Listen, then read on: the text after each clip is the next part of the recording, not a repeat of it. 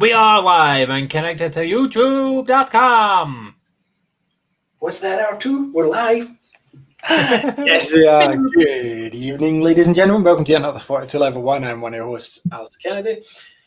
Here with me, as always, on episode 380, the Twilight Princess of all games himself. All games? YouTube. Big things. Big things. We're on the big thing now. Big things. I can't speak like that. Yes, we're live here on YouTube every week. You can't even do an Irish accent. Oh, potato. That's not really good to say either.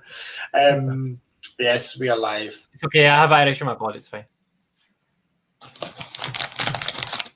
Maybe Paddy and Mick. So I'm eating Darksaber crisps. In space sweets. Space crisps. Space crisps. In space. Yeah, so as you can see, Ali's in space with R2-D2. Having just blown up the Death Star in the background. Yeah. That's the Death Star there. Yo, Tatooine, I'm streaming here live from my X-Wing. I just blew up the Death Star. I got my R2 unit in the back. Awful. Not even humorous, man. I laugh because I feel like I'm HD this week, but I've got a fucking bright ass light here, as you can see. Shh. Imagine being an actor or something, man, with that in your face all day. That would suck. I mean, that's what YouTubers do. Well, they have the big bright light. We are technically YouTubers now. I mean, yeah. We've been YouTubers for a long time already. Well, everyone's a YouTuber now. Not this kind of YouTuber. Not this kind of YouTuber. We used to do. I mean, we made videos where we were on camera like 6 years ago. We did this. Longer than that. Whenever we did our 24-hour stream, we did a video. That was like, what, 6 years ago? 7, maybe? But that was Twitch. No, but we made a YouTube video. We were Twitchers.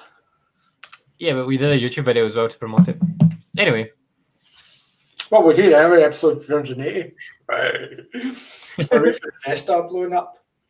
It's right Fuck there. The Death Star. Bye, bitches. Yeah, rubbish. I'm just having fun with my green screen. I quite like this background because it feels like I'm sitting in an X-Wing.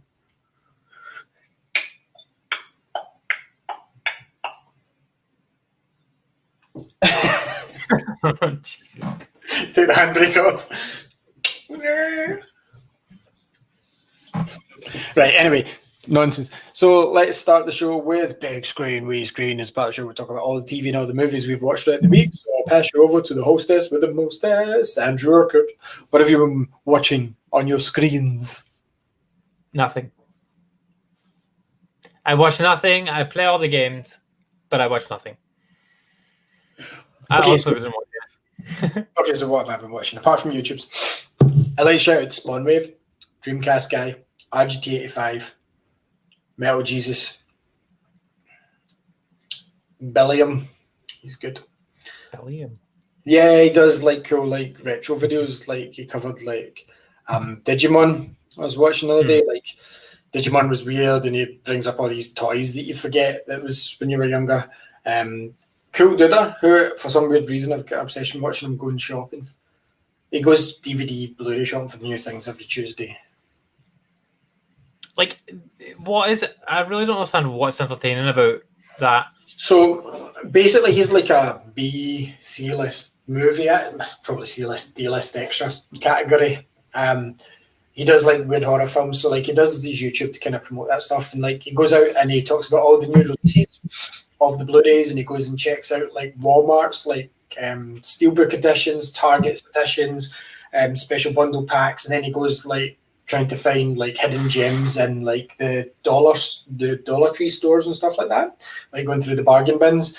And I suppose it's just kind of like a quest for the Holy Grail for some of the films he tries to find, and then like at the end of the movie he shows you what he's bought, be it a Sunday market he's been at, be it Target, Walmart, and then he reviews them all as well. So So I like the idea of doing it at like a Sunday market. That's cool because you find they're called flea markets in America, isn't it? But like I like the idea of that. Like that's cool because you find all sorts of random shit there. Just if you're just going into fucking Asda. Oh yeah, like, that's what he's doing. Look, I bought this game. No, but it's like obviously over there they've got a lot more like Target special edition, Walmart special edition. He's obviously got an audience for it. It's what he does, and it's like there's something about it that makes me want to watch it though. Like I enjoy it. And I like seeing him looking through the shelves and all the new releases, and then imagine working in Asda, right? Like over here, and there's some guy coming up, walking around and filming himself, going like, "This is Blu-ray, blah blah blah," and the security guard's gonna walk up to you and go, "What the fuck are you doing, mate? Get the fuck out!" Well, that's what I thought. Like, there's a guy in England, top hat gaming man. I don't really like him, but he tried to do exposés on CX. Absolute knobber. But like he also tried to do like in the shop filming, kind of what those guys do over there, and like over here, like you said, we don't take kindly to that sort of thing. Not just yet. Any shop that I've worked in, like you come in with a camera, it's like what? Some staff members come over to you going, "What are you fucking filming, mate?" Yeah. And they're going to go, "You can't do that in here, regardless of your excuse." They're going to go, "Nah, not in here, get out." Like, be it game, be it CX, be it O2, anywhere, you're going to be like, "Nah, you can't film in here, get out." And I don't get it, but see over there, like you get bloggers and vloggers doing it always, like walking about with cameras. Some of them have got the fucking pole with the camera at the end of it, filming themselves. You know what I mean? It's like over there, it's a done thing to do. But even here, if you're walking about, say, at Alton Towers, because you get theme park reviews on YouTube, walking about Disneyland, here's my vlog today. Disneyland World, we're going to check out this new ride. Look at the queue. See if you'd done that at Alton Towers, folk would be like, "Look at that wanker." They would. Yeah, they would. Yeah. I think part of it over here now is like because of GDPR and like because of like because of privacy rights and stuff like that. If you film somebody and like want to put it somewhere and don't blur them, then you need to get permission to do that. So they can ask for the YouTube video to be pulled. Like, say me and Andy made one out and about with 42 and we went to a game shop in Glasgow or Edinburgh. We accidentally filmed someone and we made money off it and they pulled it down. They'd be entitled to some of the money and the video would have to come down. Yeah. Like even you know the video like that you made of Thor, a drug Thor.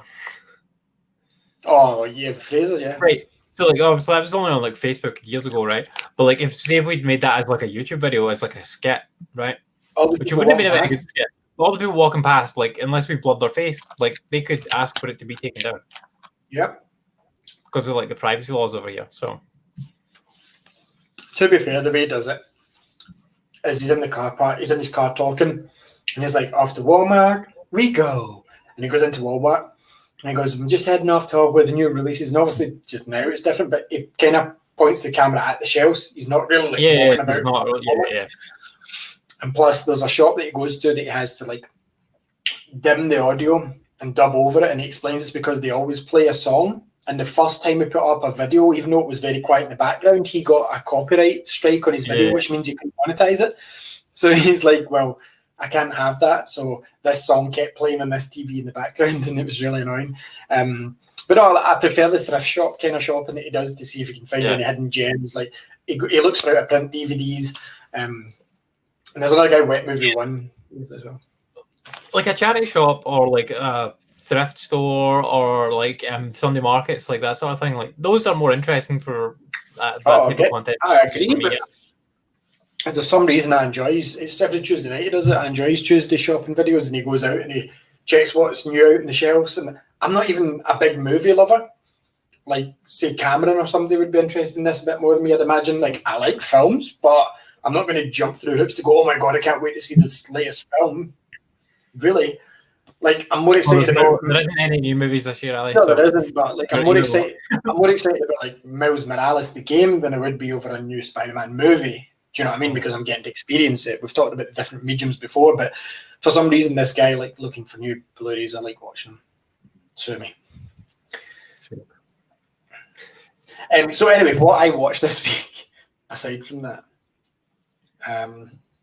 so Ted Lasso, the kind of comedy, kind of feel-good comedy on Apple TV finale. I'm gutted it's finished. Really loved the ending to it. It was really cool.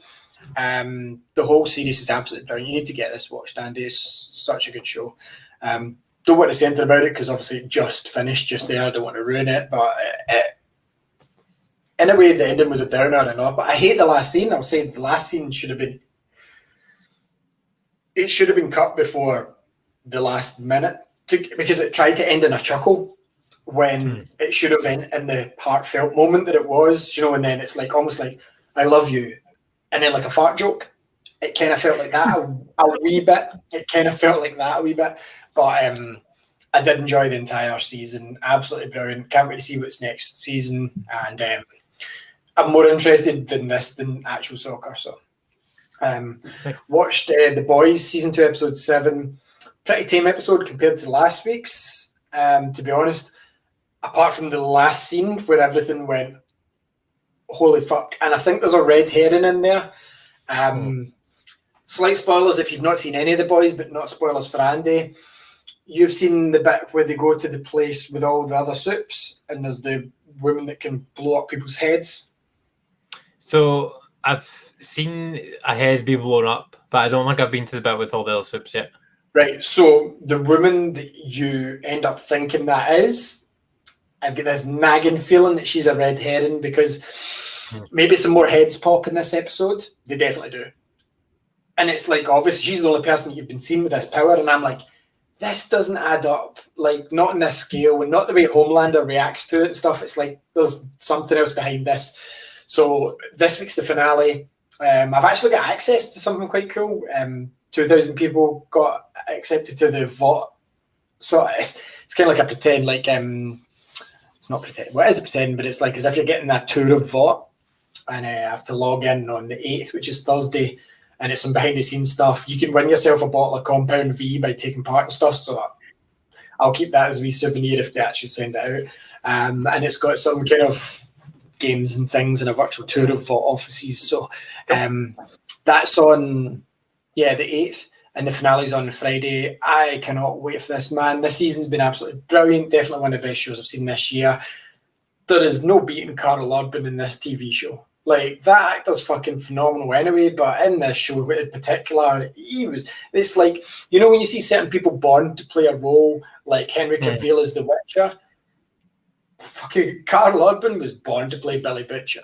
This is his. Like, absolutely his.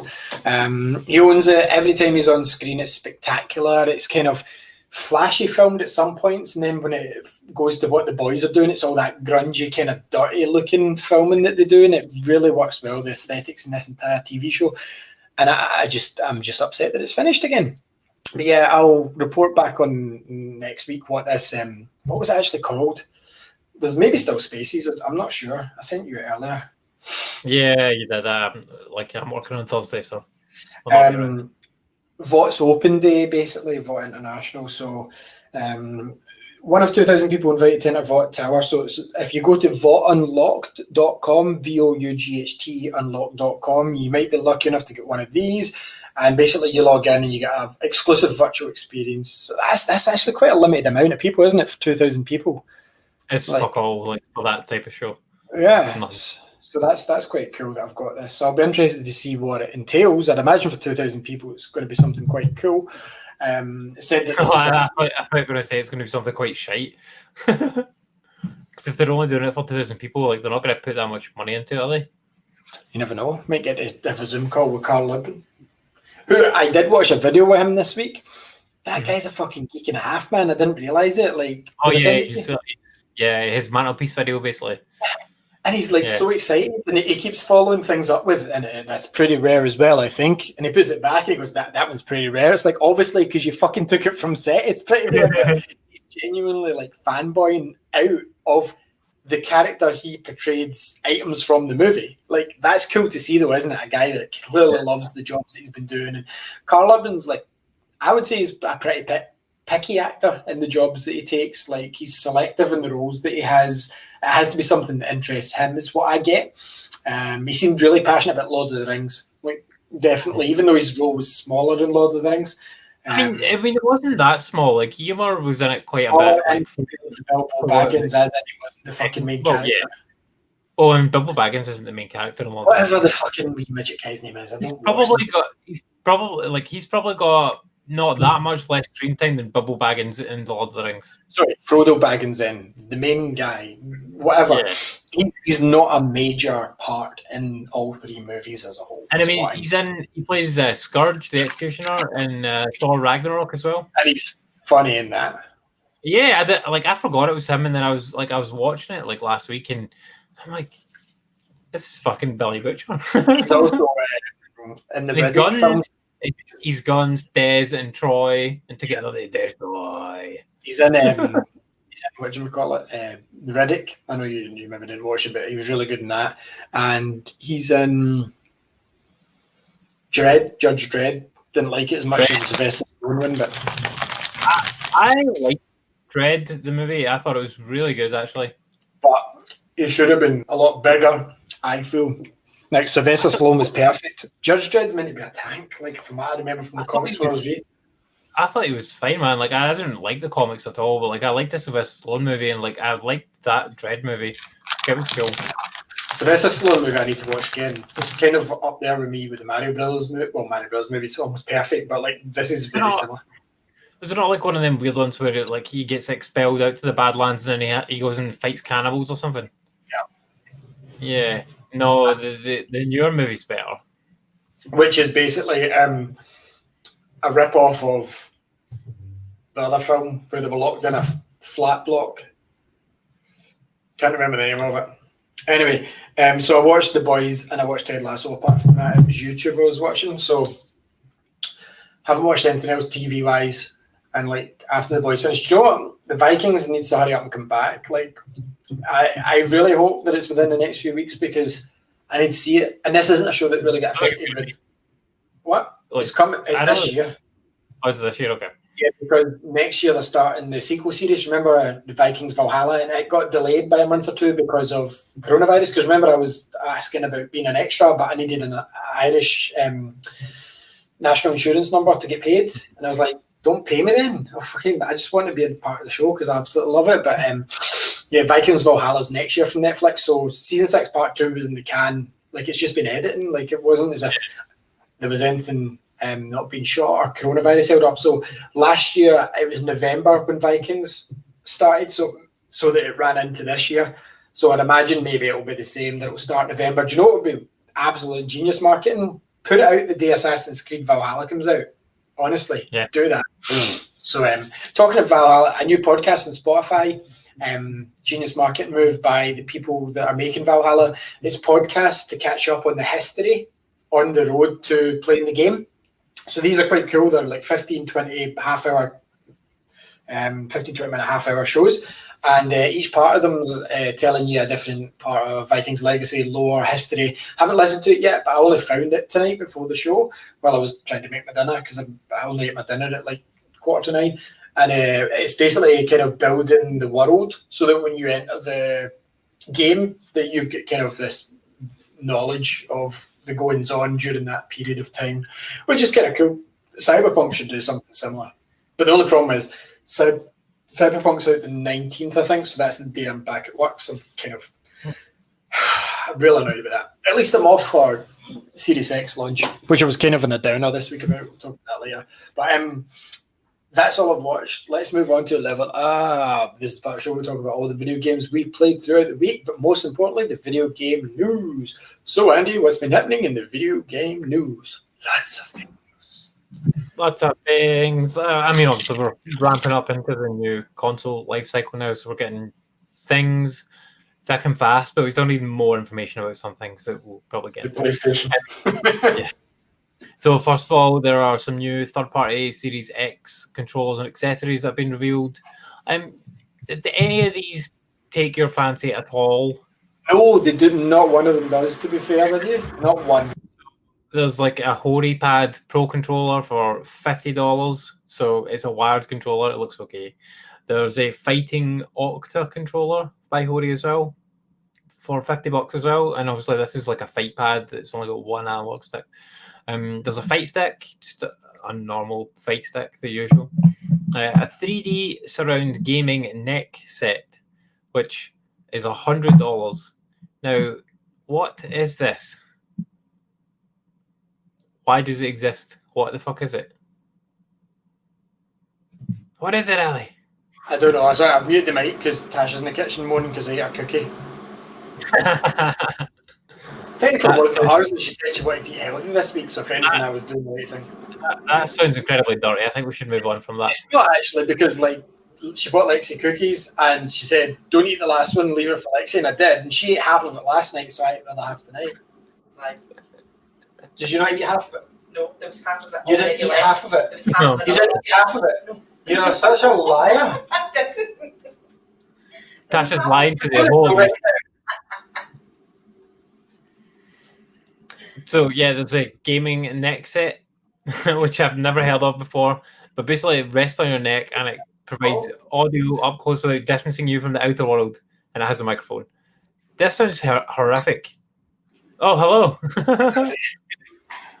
Hello. Hi, Andy. Hello, a baby. It's a baby. A baby. What was you talking about? I'm listening. It's a gaming head neck set. Ah, yeah. I won't be getting that, Andy. No. Is Leo going to get it? No. It sucks. Leo's right. Yeah, and they're doing a headset as well as a couple of different wheels, like an expensive one and a cheap one, and then a couple of charge stations. So you always expect to see these things pop up, and when the new console comes around, new charge stations, which you don't really need for the Xbox because they've got their own, like all the old controls and stuff work. So why'd you go out and buy all these new things? Like all the old wheels and things, they'll all work fine.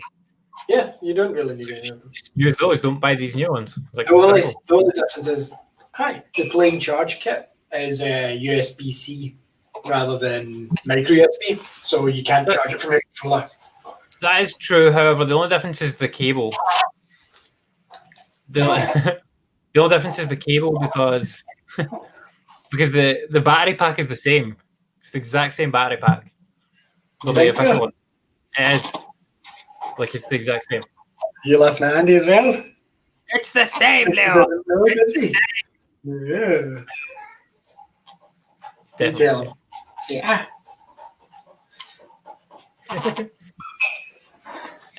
Spider-Man Miles Morales is going to let you bring your save from the PS4 over to the PS5.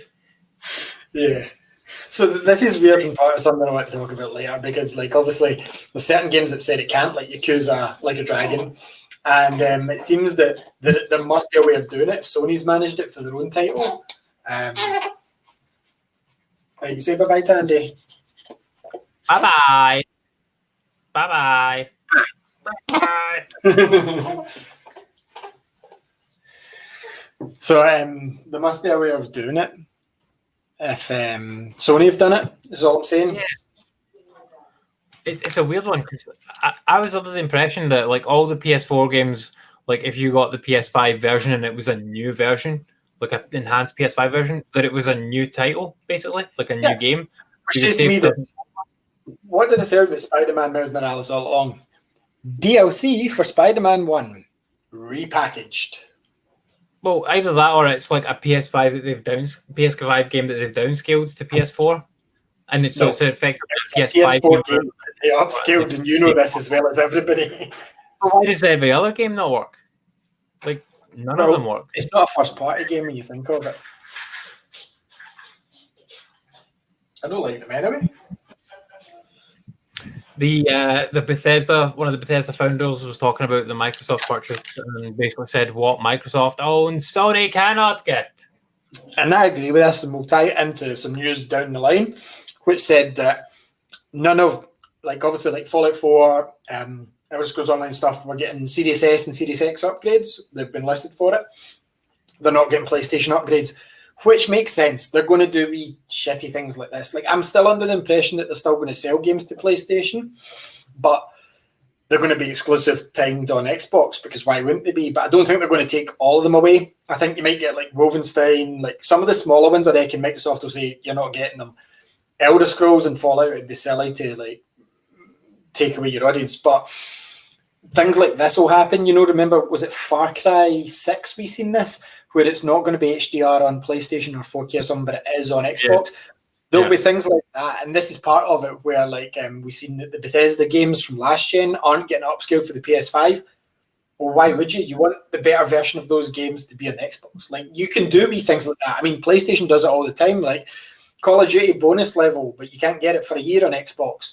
Final Fantasy 16 timed exclusive for God knows how long. Do you know what I mean? So it's like, why wouldn't Xbox do something to fire back? Like they don't want to piss off the gamers. They want to go, okay, you can buy it over there for $70, but you can get it in Game Pass for free. But see how it looks. It's going to be a lot better looking on the Xbox as well. Absolutely, that's how they're going to play it in my mind. Yep, I agree. Yeah, the Final Fantasy 16 trailer was made in game so that players wouldn't worry about the release date. What?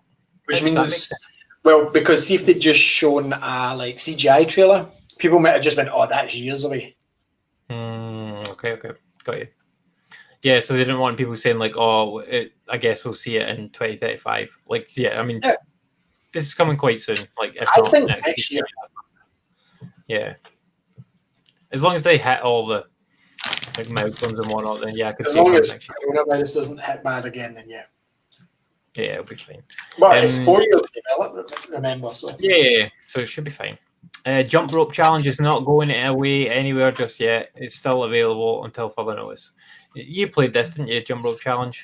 I still use this, yeah. It's exercise on a Wednesday. Like I do 1,000 skips on a Wednesday. It's absolutely fine if you don't want to go outside and skip like a little girl. 1,000 skips on this jump rope challenge. I don't believe it. Don't believe Doubt. what? Square doubt. Why don't you believe it? Because you wouldn't do it on jump rope challenge. I would believe that you would do it. Absolutely. Not on jump rope challenge.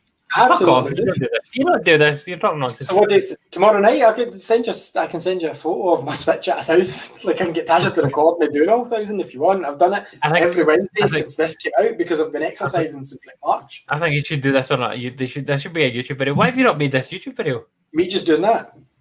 I mean, Mr. Beast got 1 million subscribers from counting to 1 million. So 1,000 jump ropes. Has failed.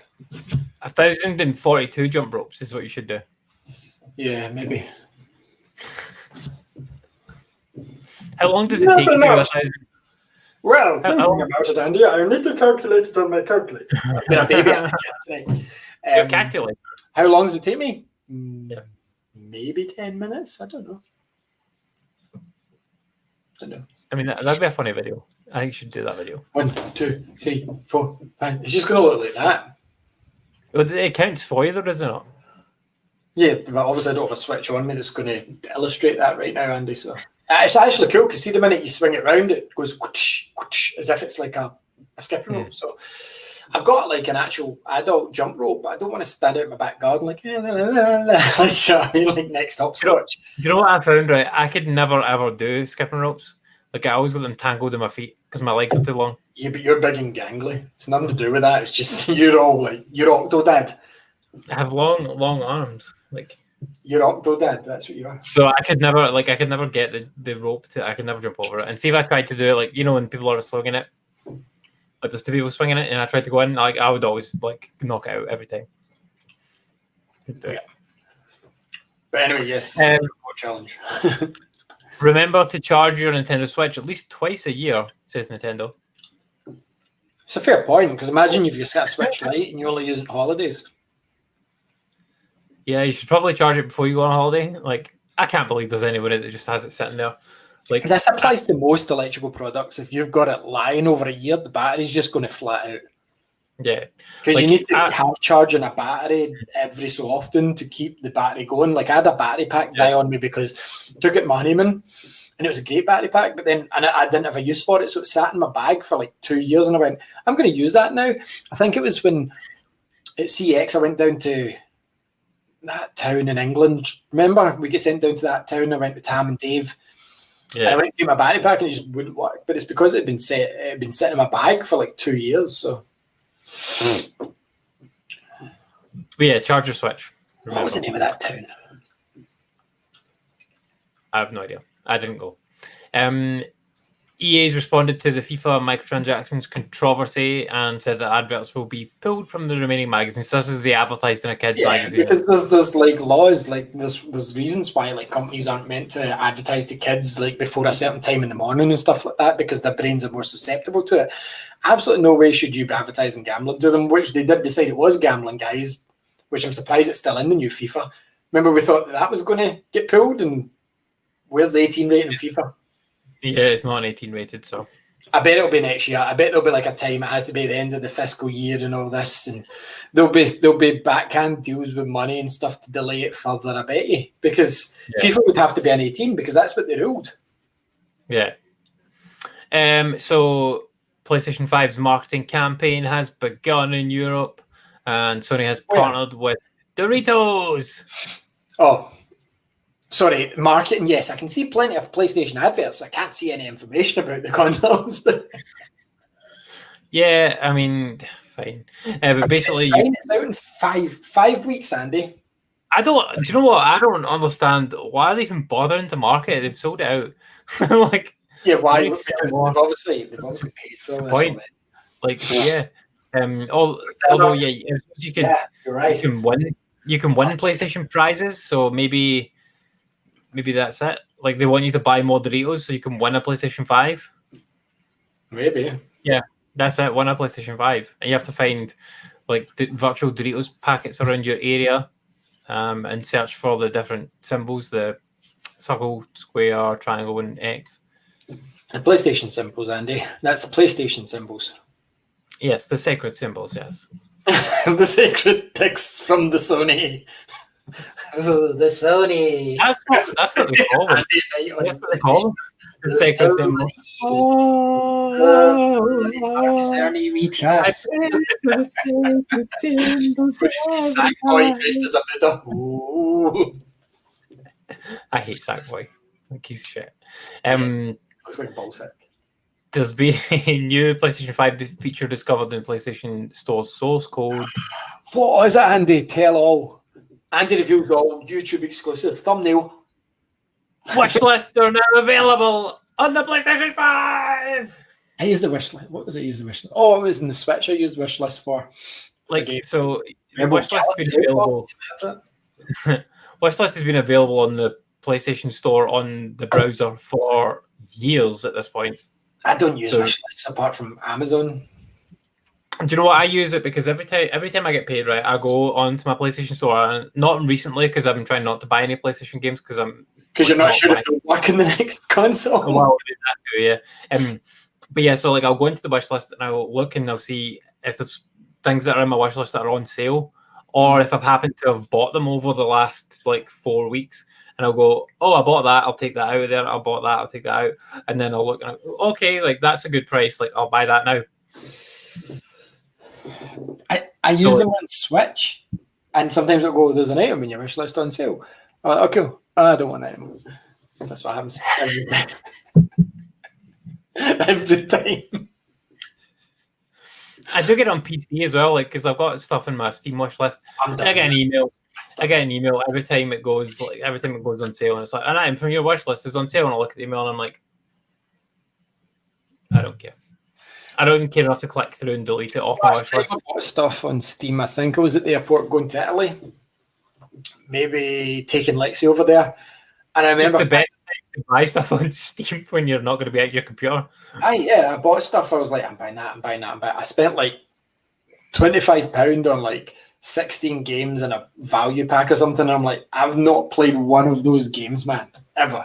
It was just like, I can't not buy it. I think it was like The Witcher 1 for 70p, which I'm now owning GOG, and like The Witcher 2, probably The Witcher 3 as well. And I'm like, I'm never going to play these on my PC or my laptop. Sorry, now that I've got it's like, they do run before Fraser makes that joke, but like, there's no way that I would play them. So I've like bought all these games. My Steam library is like that, and I'm like, I have no. The only time I came close to Steam gaming was, remember when we went to Eurogamer? And I had that. It was like the Mega Drive. What was that thing called? And it had the screen and the Mega Drive, not the Mega Drive, the Xbox style controller. Steam. Oh, it was the NVIDIA Shield thing. That was pretty cool. And then they said, yeah, but you need your PC on at the same time to stream these. And I'm like, seems kind of pointless. Would I not just sit at my PC? Yeah, so like I've got 464 games on Steam, and I reckon I've played maybe 50 of them. I don't even think 50. I would argue that you've played 40, maybe.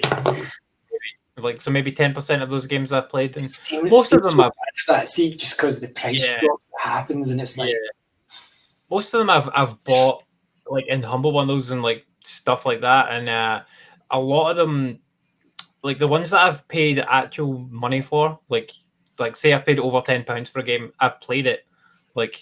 So it's the value that goes along with it. So like if I've put £10 into a game or more, then I will put more time into it, because I'll go like, yeah, I bought that game and I paid like proper money for it. Like I'm going to play it. But these games that I just pick up for like a $5 for like 20 games or something, I'm like, I'm not really in any rush to play that. I didn't put any money into it. Who cares? Happens all the time. like I buy digital games. You know, the worst thing is, like, say I've been playing my PlayStation 4 a lot this week. Like, and if there's a game that I frequently play on Xbox, I'll go, just out of laziness, like, I'll just buy it here just to play it here. And it's like, why do That's it? ridiculous. You shouldn't do that. I've done it before. I've done it. I didn't do it this week, but I have done it before, where I've been like, do you know, I'm just buying that. I'm just going to buy it just to have it here, so I don't need to get up and get the Xbox pad until it's done. In fact, it's not even getting up. I can't be bothered lifting up the Xbox controller. And sometimes I can't even be bothered using the PlayStation controller to go to the store. I'll just go in the PlayStation app. I've done that. Like I went on Steam today because Ashley was asking me about Crash Bandicoot. She's like, "Oh, it'd be cool if I could play it like on my PC." Yeah, because she's got like obviously a gaming PC, and I'm like, "Yeah, cool. I'll look and see if it's out." Didn't come out on PC. What one? Crash 4. It's not on PC. What about the trilogy? Is it there? The trilogy's on it, but like we've already got it on PlayStation, so and we don't buy games twice. Just tell her to play that.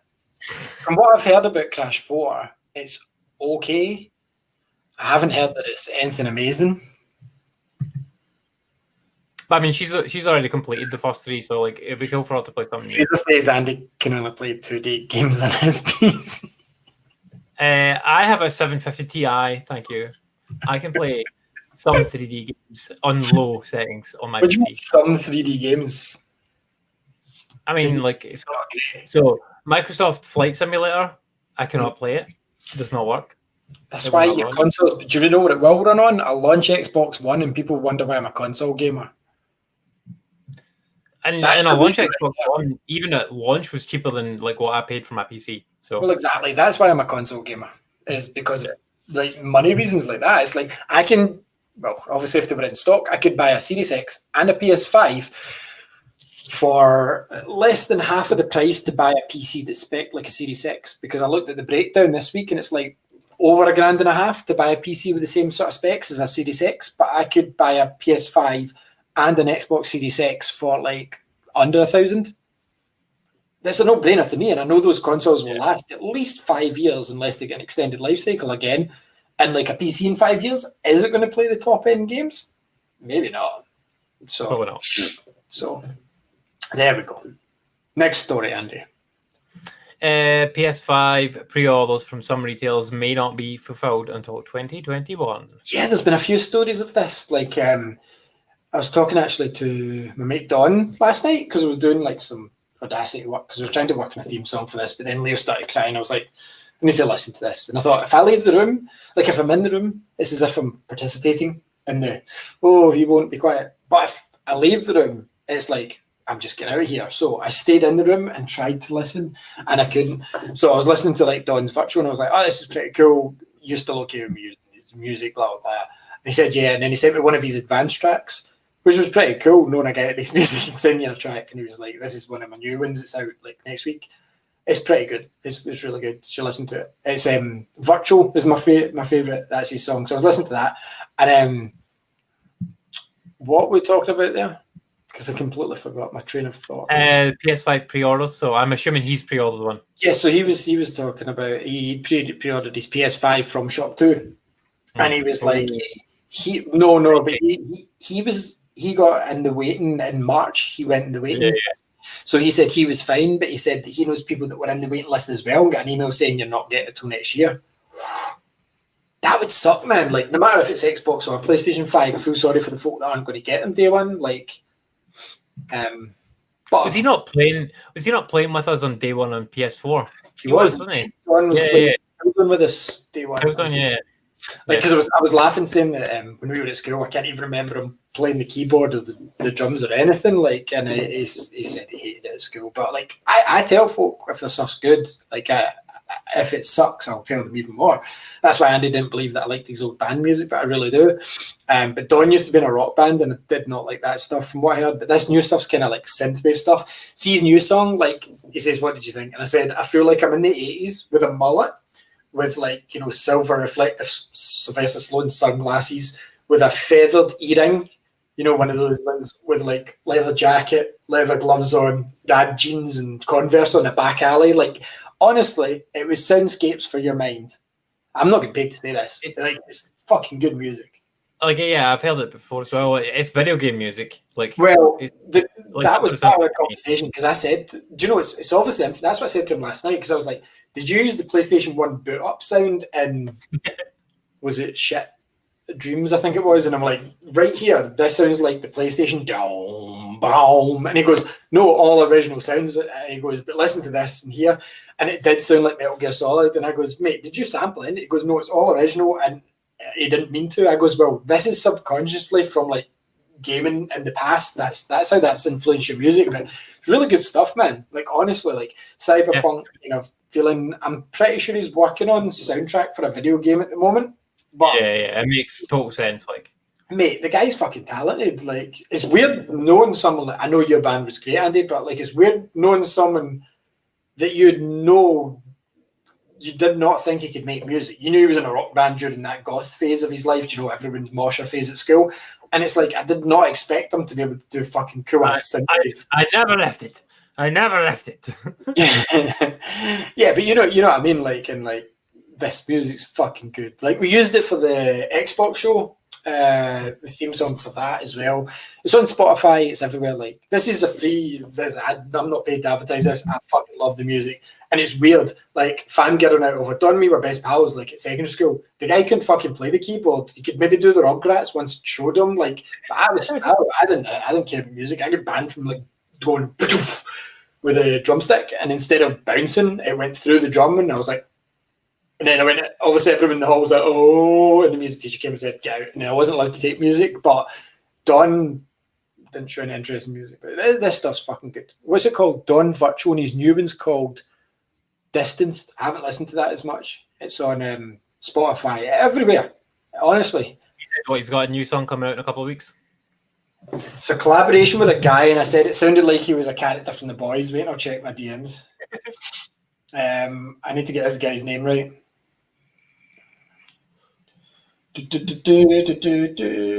Don. What was his name? Sorry. Turbo Knight. Turbo Knight, right? Yeah, I see what you mean by like a character from The Boys, yeah. He's doing a collaboration with a guy called Turbo Knight.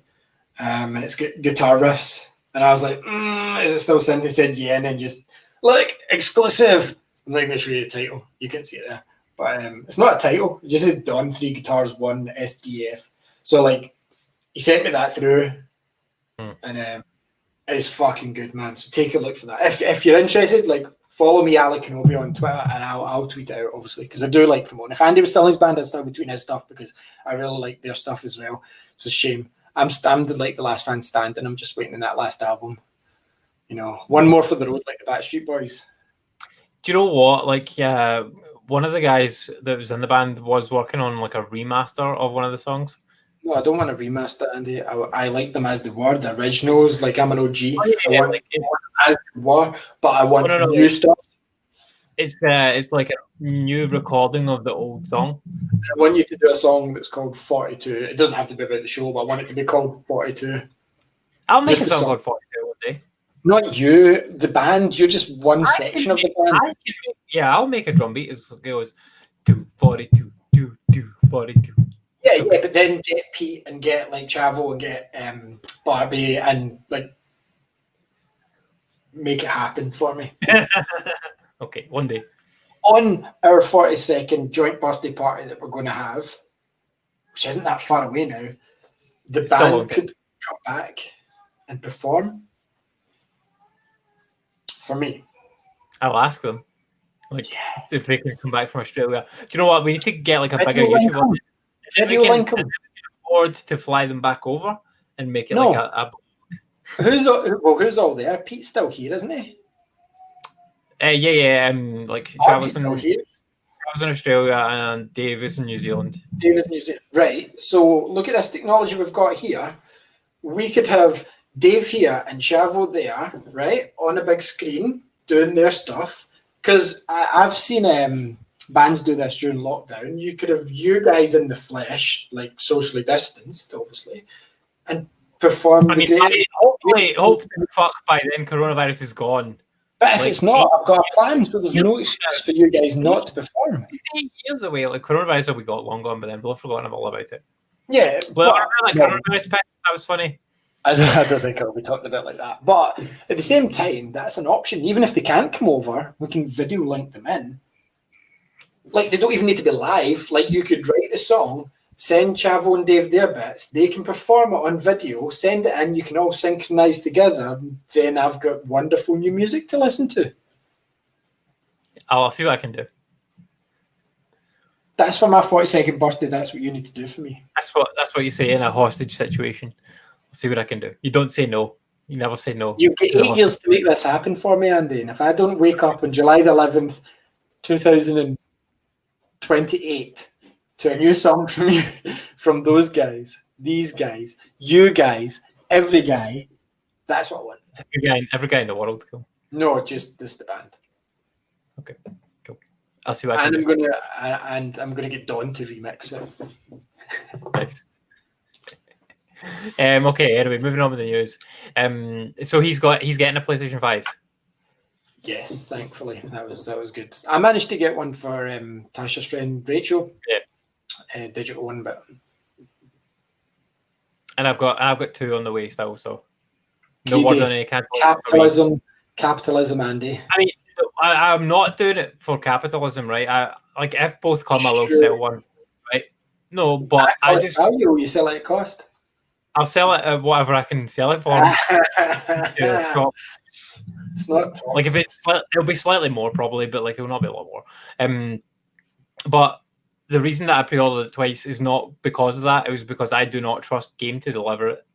Yeah, they've screwed me over so many times with this stuff. Yeah. I agree with you. And it's like me with holding my Series X. So far, so good. And it says in my, it says order taken. It says it's processed at the supplier's end now. So fingers crossed that Very get it to me. If Very make it the 10th of November instead of the 9th, fair enough. But I pre-ordered on Amazon. Worst comes to worst, I'm keeping that for the next 2-3 weeks, and then I'm just going to drop the Amazon one off back into the wild because Very I can pay it up. I'd rather just pay it up because I wanted to pay it up. Not that I can buy it outright, but it's going to leave me short for a month. So I'm like, I don't really want to. Yeah, it's better to spread the cost, especially because it's not really that much you pay towards it a month, either through Very or through Game Pass model. £100 a month for 4 months, paid off. Yeah. Like I'd rather done the Game Pass model, but like it was not available to anyone in the UK, basically. No, it clearly wasn't. So Sony is beginning advertising Spider-Man films as PlayStation 5 essentials. They are. Weird. They're good films. Well, they own them. Films. They're not essential for PlayStation 5. They might be because you can now buy them in 4K. DJ Diplo and Anthony Joshua are in FIFA 21. Why? That guy's a boxer. And Diplo's a DJ. At least one's a sportsman. I mean, like, I would understand, right, if they had somebody, say, like Usain Bolt, right, who wanted to be a footballer. He's still a big name. You put him in the game and you give him, like, 100 speed and then, like, shit everything else. Yeah, which is practically what he did. And he actually did play, like, he trained with Man United briefly, and he went and played in Australia with an Australian team. I don't think he actually played for the first team, but, like, he did play with them. So he was, like, a footballer. Put someone like that in the game. Like, that's cool. Like, fuck these people. Like, these people shouldn't be in the game. I don't like FIFA 21 by the sound of it at all. Like all of this nonsense. It's another EA release, sort of just an update. Yeah, all this nonsense with these loot boxes and stuff that's in it. Like, fuck off. Like, pay to win loot boxes can fuck right off. Hate them. Was that R2? He agrees to. Cyberpunk 2077 developer CG Projekt Red is apparently forcing 6-day weeks leading up to launch. Now, the game's gone gold. Tie it into that story. So it's went gold, but there's going to be at least a 15 gig patch day one. Yeah, bug fixes and stuff, like the usual. Not surprised.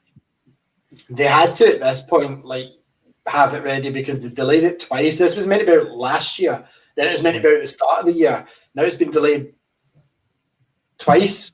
Again, twice, yeah, since then. So 4 times it's been. They couldn't delay it again. They just needed to press the disc, get it out, and then work on the bug fixes after. Yeah, I mean, I don't think they'll be able to fix all the bugs. There'll be still some, but you never fix all the bugs in an open world game. Never. But I think it'll be pretty solid at launch. Like, to be fair, I can't wait for it, man. I'm looking forward to it very much. I'm hanging fire. Like, I'll probably wait and get it at Christmas or something. But I got it for like £41 on Series X. Like, by buying the Xbox One version, so no brainer. It's not, is it? Like, the Series X version is not coming day one, is it? No, that's next year, but I'll be able to play that on my Series X because it just transfers over, and then, like, I think it's next year, so by that point I'll be like, finished it. I'll never play the Series X after this. Probably not. Be like Assassin's Creed all over again. The Xbox Series X does however support backwards compatible cross-play, which is cool. So yeah, it supports everything. You can start a game on the Xbox One and finish it on the Series X. I think the thing with this is, like, because it's just like you buy an Xbox game, you get an Xbox game, and it will just make it work. Do you know why I think the PlayStation you can't? Right? It's because the PlayStation 4 made a lot of mistakes, like between their saving, as I fell victim to with Final Fantasy and stuff. So they've revamped it clearly so that it works a lot better, but that makes it incompatible with PlayStation 4 and last gen titles because of the way that they've coded it now. Because last gen, if you remember, now that I've checked because I was having a look at my saves because I had to go and get PS Plus again. Fuck yeah, I was raging. I was raging because I needed to back up my saves because, like, not that my PlayStation 4 there's anything wrong with it, but I don't want to take that chance that I lose saves ever again. And I'm like, these need backed up. But see, when I went to check back up, it's like there is an option now to save frequently, but it doesn't say it saves as it happens. Like, the cool thing about Xbox is while you're playing a game, if it says saving, it's saving on the cloud as well, and it's unlimited storage, right? Yeah. PlayStation's limited. Don't get me wrong, you get a big, huge amount of PlayStation Plus storage, but it's still limited. But it doesn't happen automatically. Mine's almost full. Yeah, but you still get a big chunk. You could go out and clear that out. Being honest, there's probably at least 100 games in that you're not ever going to play again, right? But like, there's at least 6 Pro Evos in there you're never going back to. There's 100%. So, like, the PlayStation 5, what I reckon's happened, Andy, is they've made it a lot more optimized than it was previously on the PlayStation 4. And because of that, they can't go back. So even I understand that because the PlayStation 4 wasn't great. And everyone knows the PlayStation 3 infrastructure was even worse. But the PlayStation 4, plenty of people have lost saves. It's not just me that lost entire Final Fantasy 15. It's because they tied everything to your like gamer tag, essentially. Kind of pulled back from that now. Yeah, they fixed that issue now, like, going forward. But, like, your old stuff, so like PlayStation 4 was built on the PlayStation 3 architecture, which was everything tied to that username, which is why none of the save files and all that shit, like, that's why it confuses all that. So, like, going forward, it's going to be fine. Like, from PS5 onwards, like, you're not going to have any extra. But they're going to get these weird sort of slight compatibility issues here and there because of that. So, like, I changed my username. Finally, I just bit the bullet and changed it because, like, Ali Kenobi, it said, when was it, 2007 or 8 or something? I chose Ali Kenobi, and that's when PS3 I started playing online. And it's like, I haven't used Almeister since, like, I was in my 20s. Everything's been Ali Kenobi. Like, my Twitter's Ali Kenobi, my username for Xbox is Ali Kenobi, my Switch is Ali Kenobi. And some guy from Germany that's not used his console in 4 years has got Ali Kenobi, right, all one word. So I put a dash in the middle, and I got it for free. It's not affected one of my games. Not one. Not one of my games. However, what I was thinking tonight is... You are playing new games, though. So Yeah, new but I went games back are and I played Tony Hawk's 5, which I thought would have been all messed up. Tony Hawk's 5 works fine with it, and that worked fine with nothing, according to the internet. So Tony Hawk's 5 worked with it, and Beyond Two Souls, every one of my games that I've got on my PlayStation 4, I've loaded up, and it's either got my save file or it says welcome because I've not played it. However, my thoughts were my PSP's kind of on its way. It's a PSP Go. It's been old faithful. It's done me years. It's not broken, but it's like I get maybe an hour playtime, and it's like battery's almost fine. Yeah. And I'm like, come on. Don't get me wrong, see the PSP, I'll stand by it.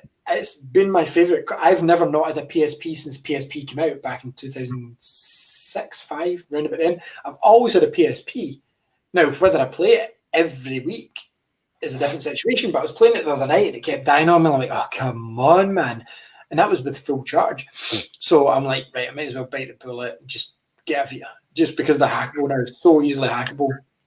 And don't get me wrong, I've had Vita. You're going to buy another Vita. Surely because the lifespan of them's got to be expected to be longer than a PSP at this point. So yes, but you hate the Vita. I hated the Vita while it wasn't hackable. Now that I can, because my PSP, half the stuff I'm playing that's definitely legal. But like my PS Vita, like I could easily not log into it, get that one hacked, and play quite fine. But my only issue with that would be is if I did decide to log in, would that work with my download games? Like, because I've changed my gamer tag, because that's based in PS3 architecture. Some of them won't work, some of them will. So that would piss me off. Like, it really would. But if you're hacking it, like, to get the hack games, it doesn't really matter, does it? Because you're not going to log into it anyway. No. So, it's irrelevant. Just buy the Vita and hack it. Yeah, but it was a question I had in my mind. Like, if I did sign in that console, would I be able to download the games I'd purchased digitally before? And the answer's maybe not. Yeah, some of them, yes, some of them, no. I think from what I read up, it's if they are tied on to like specific online features with leaderboards and things like that, then the title will automatically not work. So say I'd bought like Call of Duty on the and I played it. Although Call of Duty loaded up for me. Call of Duty works fine because those kind of popular games they went back and fixed the internals of them essentially. There will be some games that I'll load up. If it had an online leaderboard or something where I had to sign in with my username for PlayStation, it might say no. Like Final Fantasy 14 worked fine, even though I don't have a sub for it just now. But for the most part, I would say like 80% of the games will work from what I gathered because I played. Tony Hawk's 5 was the one I was like, oh my god, what if this doesn't work? I'll be absolutely raging. I suppose I'll buy a physical copy of that. But I changed my username, so I'm synced up on all my consoles finally, Andy. Apart from some of them, it's all one. Some's got a dash in between Alan Kenobi because of that one guy in Germany that's not played his PlayStation 4 since 2016. Maybe he's already got a PlayStation 5. He doesn't. We know he does. He hasn't logged in on it then because maybe he moved to Xbox.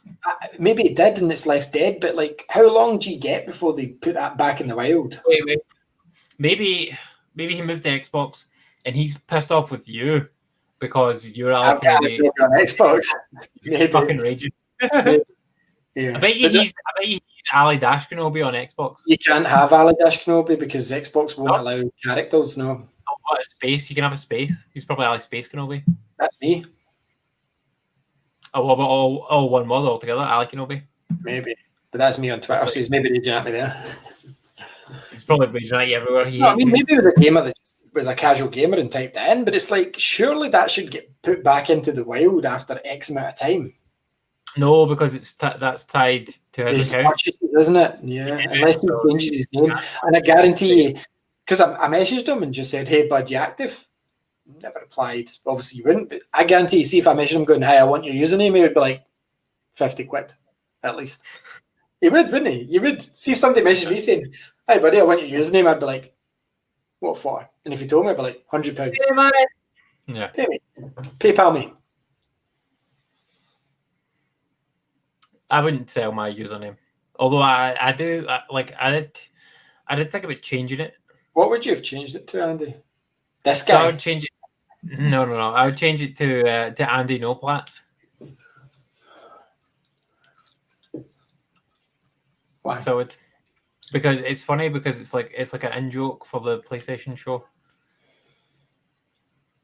You won't get it unless you listen to that. I wouldn't get it even if I did listen to it. I'm sure. It was funny. But yeah, that's why I would change to. And that's why I made my name on Fortnite, because I had to make a new name on Fortnite because Bethany uses the Damien 14273 thing. So I had to make a new name. So it's Sandy No Plats on Fortnite. Although it's funny because like if I play Fortnite on the Xbox and she plays on PlayStation and like we play together, they both come up as Damien 14273. Because that's both the gamer tags. Which is very confusing. Do you know what I do want to play? Because of a trailer. I was watching a video about something, and it was a trailer of like a hooded girl putting a flower down at 3 like carbonite guys or like 3 dust guys. I'm like, this looks fucking cool because it's going back telling her stories. And then the guy had like the horny head. I'm like, this game looks like Warframe. And then Davis confirmed it was Warframe, and I'm like, I haven't played this game. I downloaded it when it was like free because it came to PlayStation first, and I think I walked about a spaceship or something for like half an hour and went, I don't want to play it, but this trailer makes me want to try this. So I played Warframe. Warframe was the first game I played on PlayStation 4. At Eurogamer, yeah. And it was cool. Eurogamer it was fine as like an introduction to the console, and I did play it very, very slightly when at launch. And then me and Fraser did play it a little bit, not a lot. Like for a few hours, we played it, maybe one time. It tends to be like we'll get a new game and try it like one time and then never go back to it, like especially if it's a free game. But not just that, to go all of us. Division 2, yeah. Like you play once now. We're not playing again. Avengers, we played it like one time. Avengers though is different because that's one for next gen. Yeah. Next gen. Because Avengers, I absolutely will play that, and once they've added like your Hawkeyes and Ant-Man for you and stuff like that, then absolutely I want to play that game. Yeah, like Warframe, like that. It was a couple of years after the PS4 came out, maybe even 3 or 4, and like they did big updates and stuff to it, and like it was pretty cool. It was too much for me to get into, but it was pretty cool. It was better than Phantasy Star Online, I'll say that. Is it an MMO? I'm not really sure what kind of game it is. It's Destiny, basically. It's like Destiny. Is it not third-person hack and slash though? It's third-person shooting, and there is hack and slash elements, but it's Destiny. I don't know, just something about that trailer and that video I was watching. It was playing in the background, looked fucking cool. It's better than Destiny, I will say that, like a lot better. Destiny 1 was awesome. I'm not taking anything away from Destiny 1, but Destiny 2 is balls. Okay, right, moving on with the news. Speaking of PlayStation Plus, the free games have been revealed for October. And it's Days Gone again? No, not Days Gone. Days Gone's in PlayStation Now. But it was Plus, remember? No. Days Gone's going to be in PlayStation Plus on the PlayStation 5 when the PlayStation Plus collection comes to PS5. And I'm going to play that day one because I want to play that without the load times. Mad. Fuck off. But yeah, so the games for this month are going to be Vampire, which is the game by Don't Nod. It's like an action RPG. Cool. So it was kind of cool, but the combat was terrible. However, you can kind of turn the combat off a bit more now because they patched it to get rid of some of the combat. So you might even be able to turn it off almost completely. Did I buy this game? Try that. I'm not sure if you did. Like I played it. I'm sure it would have been on Game Pass at one point. And then the other game's Need for Speed Payback from 2017. I've definitely played Vampire. Definitely. Yeah, like I played it as well, and like Payback obviously was in stuff, and then you could go. Yeah. It was like you had to go and, you had to go and speak to people, and like you could choose to, you could choose to bite them or not bite them, and like depending on who you bit was like how the story played out essentially. Yeah, I think I might have bought this digitally somewhere. Probably. Amazon Prime's free games for October got revealed as well. This one's actually more interesting. I played some Layers of Fear, Silver Chains, Dead Age, Surf World Series. I'm not interested in any of those, but Jane Silent Bob Mall Brawl is going on to this. Yeah. So if you have Amazon Prime, then you get Jane Silent Bob Mall Brawl. What's it like? I was just talking to it. Oh, okay. But Jane Silent Bob Mall Brawl, would you play that on PC? Absolutely not, sir. But it's free. I'd play it on Switch. But it's not free on Switch. You have to buy it. I would rather pay for it and play it on Switch than. I don't like playing at PCs. Don't like doing it. There's nothing wrong with that. I'm not a PC gamer. Don't see them as gaming machines. I see them as a way to make games or edit videos. I mean, I take your point, but like, give it a try. I know exactly what you mean though. With because I was playing a game this week that I'll get into, and like when I'm playing it, I'm like, I wish I was playing this on a different platform, and I'll talk about that. For me, it's Switch. It's like, this would be better in Switch. This would be better in Switch. I wish this was in Switch. Spider-Man Remastered got detailed, and they showed a new trailer. So do you want to tell us about the new trailer? Because I know you were mad about it. Mad's a bit harsh, right? Here's the problem. I loved Spider-Man. Like, I didn't set out to platinum this game, but as you know, I like Spider-Man. I really thought the game was good. Don't think it was as good as Amazing Spider-Man personally, because I preferred that. If I wanted this new, were you moving stuff? Huh? Were you moving stuff? I was just spinning my knife. Stop it, because if it's a 9 for me, it's a 9 for any listener. Right. So now he knows how it feels when he eats crisps. I was eating what's that dissolve in your tongue, Nobber. So like, this is why I don't play multiplayer with you. It's alright you can fat face, but when I do it, it's like, oh, what are you doing? And use with your vape sound like Darth Vader. Shut up, everybody. So like I chew once and it's like, what are you doing? And use it all like so like so yeah, Spider-Man with the trailer, yeah. All fine. Looks cool. They've added reflections. They've added ray tracing, obviously. Don't quite believe it's a full rebuild. And there's something about it, right, that doesn't quite add up. So they've changed the actor for Miles Morales. No, it's Peter Parker. Okay. So it's like, okay, fine. But then the reason behind it didn't add up. It's like, it synchronized with the voice actor's performance. What? So why haven't you changed all the other voice actors' mouths that were off, like MJ and Doc Ock, and why isn't everybody changed in? Here's what I think. I think there's a few reasons behind this, and I'm sure I sent them in a text, but I can't be bothered to open my phone. I think the new actor looks far too young. This is my opinion. He looks too young for a Peter Parker that's meant to be 8 years in the job, right? Which the last actor looked perfect for. His voice suited the face and everything. The voice with this face doesn't quite go. I don't think it's a bad face. And I know it's a person's face, so sorry, Mr. Face, whoever you are. But like, it looks good. It looks like an older Tom Holland, which I think's been done on purpose. And as I was saying before, I think there's maybe a few reasons behind this. I think either Marvel stepped in after the sales and went, he needs to fucking look like Tom Holland, sharpish, and they've done that. I think the original voice actor, the original mocap actor turned around and went, well, look at the sales you made last time. If you're going to use me again, I want more money. And they went, nope. Or that's probably more likely. Yeah, I think that is likely because it sold like shit. So he probably went, but I want paid more. And they went, well, no, we're giving you a wee bit more, as was in your contract. And he went, well, I'm not doing it. And they went, fine, you're recast. But it's just convenient that they've got this guy that looks really like Tom Holland. So what I think is another potential reason, obviously Spider-Man's coming to the Avengers game next year sometime. Who knows when? It could be start of the year, could be the end of the year. Spider-Man's coming to the Avengers game. What if, and we discussed it before and said it wouldn't be, but why couldn't it be this one? Why couldn't it be this one? It's Sony's exclusive deal with Square, and it's Sony's studio with the Spider-Man design. So why wouldn't they want it to be the same design? As if the game was canon to the Avengers game? Yes.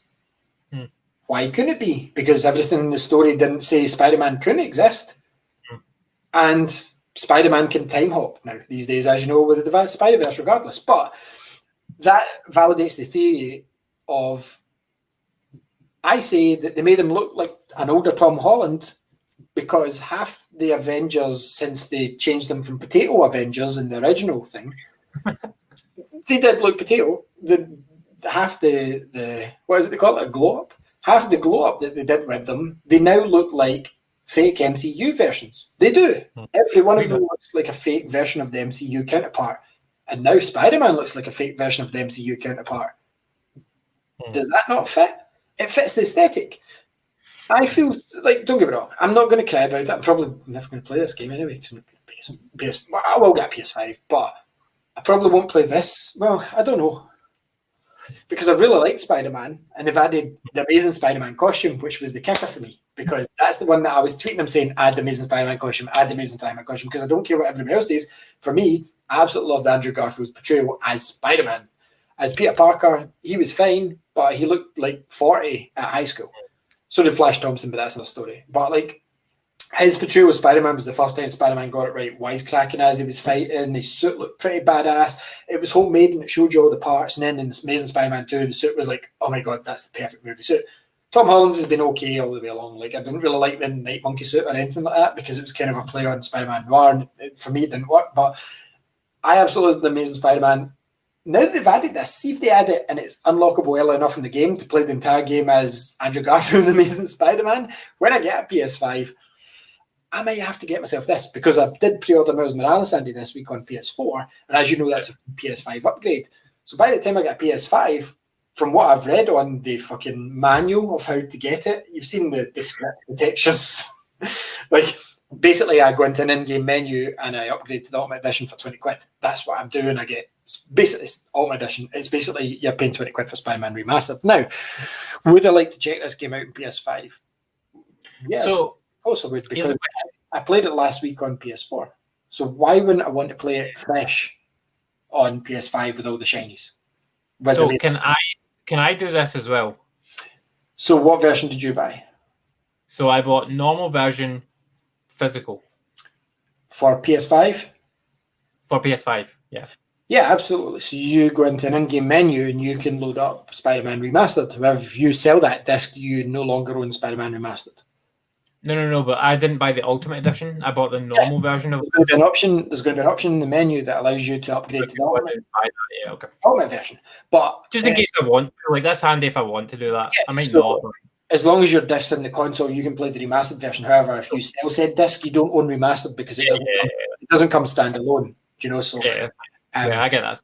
But like, back to the case in hand, I don't mind the new face of Spider-Man, right? Yeah, it's fine. I think it looks like an older Tom Holland. It fucking does, right? Perfect. I think it would be cool in the Avengers if they use this model. What I don't like is that he's meant to be 8 years older, and there's a photo that I sent you, Andy, of Miles from the new game, yeah, and Peter Parker, and fucking Miles looks older than Peter Parker now. Whereas if you look at the older model of Peter, he's Peter that's got a job. Like, this is almost Big Time Peter, if you will. Do you know what I mean? Because he's Spider-Man 8 years in, and Spider-Man 8 years in the comics, he was... People always get this wrong, right? They say, well, Spider-Man spent more time at school.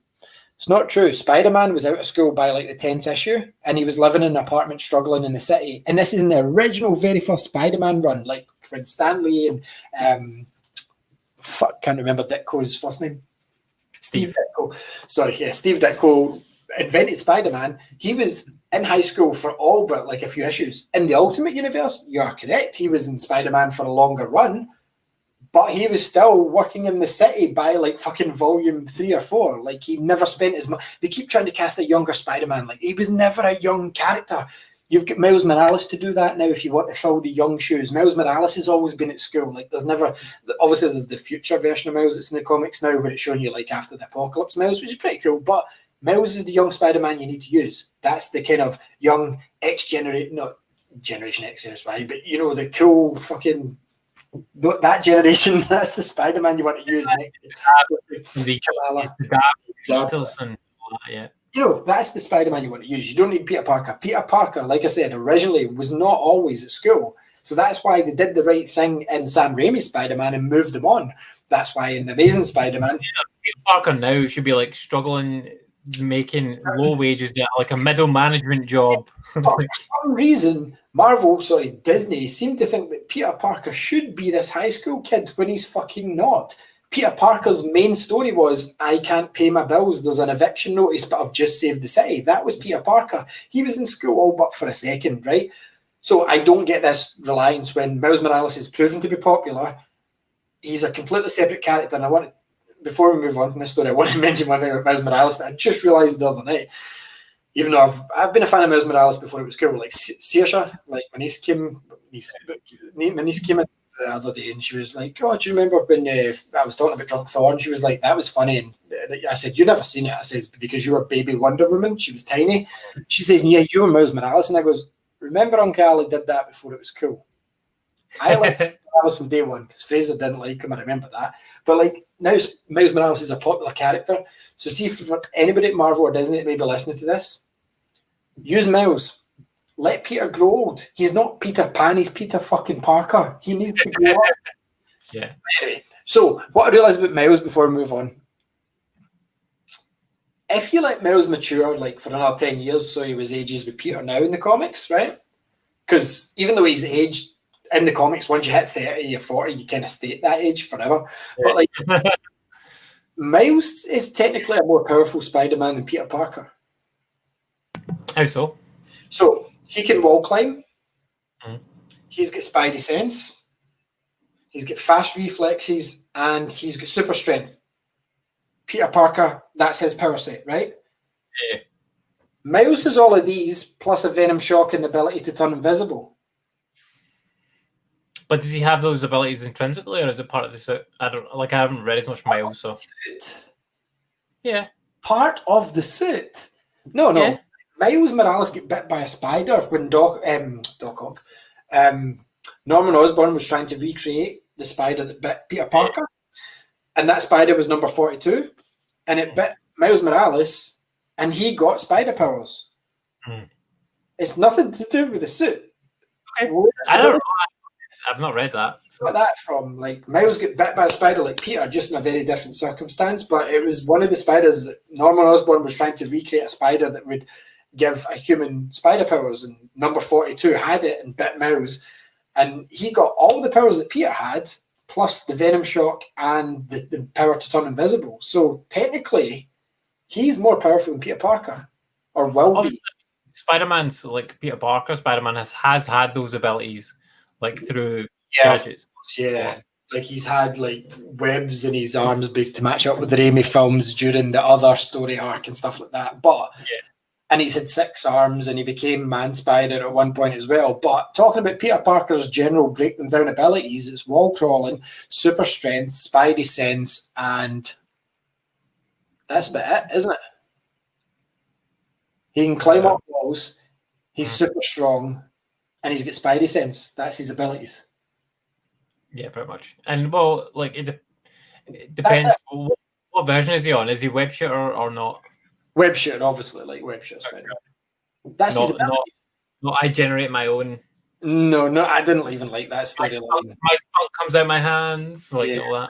I never liked that. I didn't like that. But then, no, though, in general, that's his abilities. Now, Miles Morales, like I said, has these, but he can also shock you, which is like a taser ability built in, and he can go invisible. So that, to me, says he could eventually become more powerful than Peter Parker. So he's the invisible man, essentially. No, he can go invisible. It's like a fight or flight sort of reflex he gets. Okay. I don't think I've ever seen him do that in the comics. He absolutely has done it, and it's called the venom shock. I get that, but like any of the comics that I've read him in, like I've got Miles Morales' first appearance, bear in mind, and I've got his very first action figure that got released. So, like, huge fan, uber fan. Yeah, it's true. I was there day one. No one can say I wasn't. No one can say I was there. Now everyone loves Miles, and I'm like, this is what. Like, so anyway, based on those facts, do you not see that Miles could end up more powerful than Peter? Not that they'll ever get rid of the original Spider-Man. But, of course. But now they're going to keep Miles, obviously, as the high school kid who goes out with Kamala. So, bet you didn't know that one. Oh, they probably tie that into the Avengers game as well. That Miles dates her. Maybe that could be cool. That would be cool. I love them as a couple. I think they're a good couple. Yeah, maybe it's not Peter Parker Spider-Man. Maybe it's Miles that comes into it. It's a very good point, Andrew. I could have made. Like, fuck Peter, just put Miles in. I would. Miles is the hot property. Like, Peter's like Superman now. Like, it's like Peter Parker, right? Put Miles in, the kids are interested. Do you know what I mean? Like, you're into the Spider-Verse, which was all styled for the kids. I watched that again, like, last week because it was on sale. It's fucking amazing. Yeah, I got it for $7.99 in 4K, and that comes with It's good. So like it comes with like the superhero vision version, which is pretty cool because it comes with like all these like cutting room floor scenes. So like the movie starts different, so it's got like a Spider-Ham like Looney Tunes style cartoon that's pretty cool, and it shows it like Spider-Ham in his universe, and I'm like, I would watch this. Like, I don't like Spider-Ham, but like the way they made him quite funny, and I'm like, I hate when he shows up in the comics, but this is pretty fucking cool. But yeah, anyway, sorry. Spider-Man Remastered, you will be able to pay the 20 quid and get that. Cool. That's good. I don't know if I will, but like it's good to stay if I want to. Next, Fighter got 12th of November. So my Xbox is getting 2 days of attention, and then off you go. Do you know what's funny? Sony changed some of the release dates of some of the PS5 games. Yeah, this is a new story for later, but I want to talk about it now. So, like we talked about last week when I get Black Flag, remember I was sitting with it for a week, like, I can't play this. It's on one of the videos below somewhere. Don't recommend watching it. This has been a lot more hair, a lot less wrinkles, and no kids. But I had the Black Flag Ship Edition, and I was sitting with it, and I went out, and I think it's because that arrived, Andy, that I was like, I need to play this, and I went out and bought the PS3 version that I promised I wouldn't buy, and I ended up finishing it within the week. To think about back then, how much fucking time I had that I could finish an Assassin's Creed game in a week. Technically, I did do that. Technically, I finished Unity and Syndicate the same week. Yeah. It's doable. But anyway, yeah. I mean, the games are definitely longer now, but yeah. So like Sony's pushed up some of the release dates for the PS5 games over here. For some reason. Yeah, stupid. You get them the week before the console's out. So if you go on Amazon right now, you can get like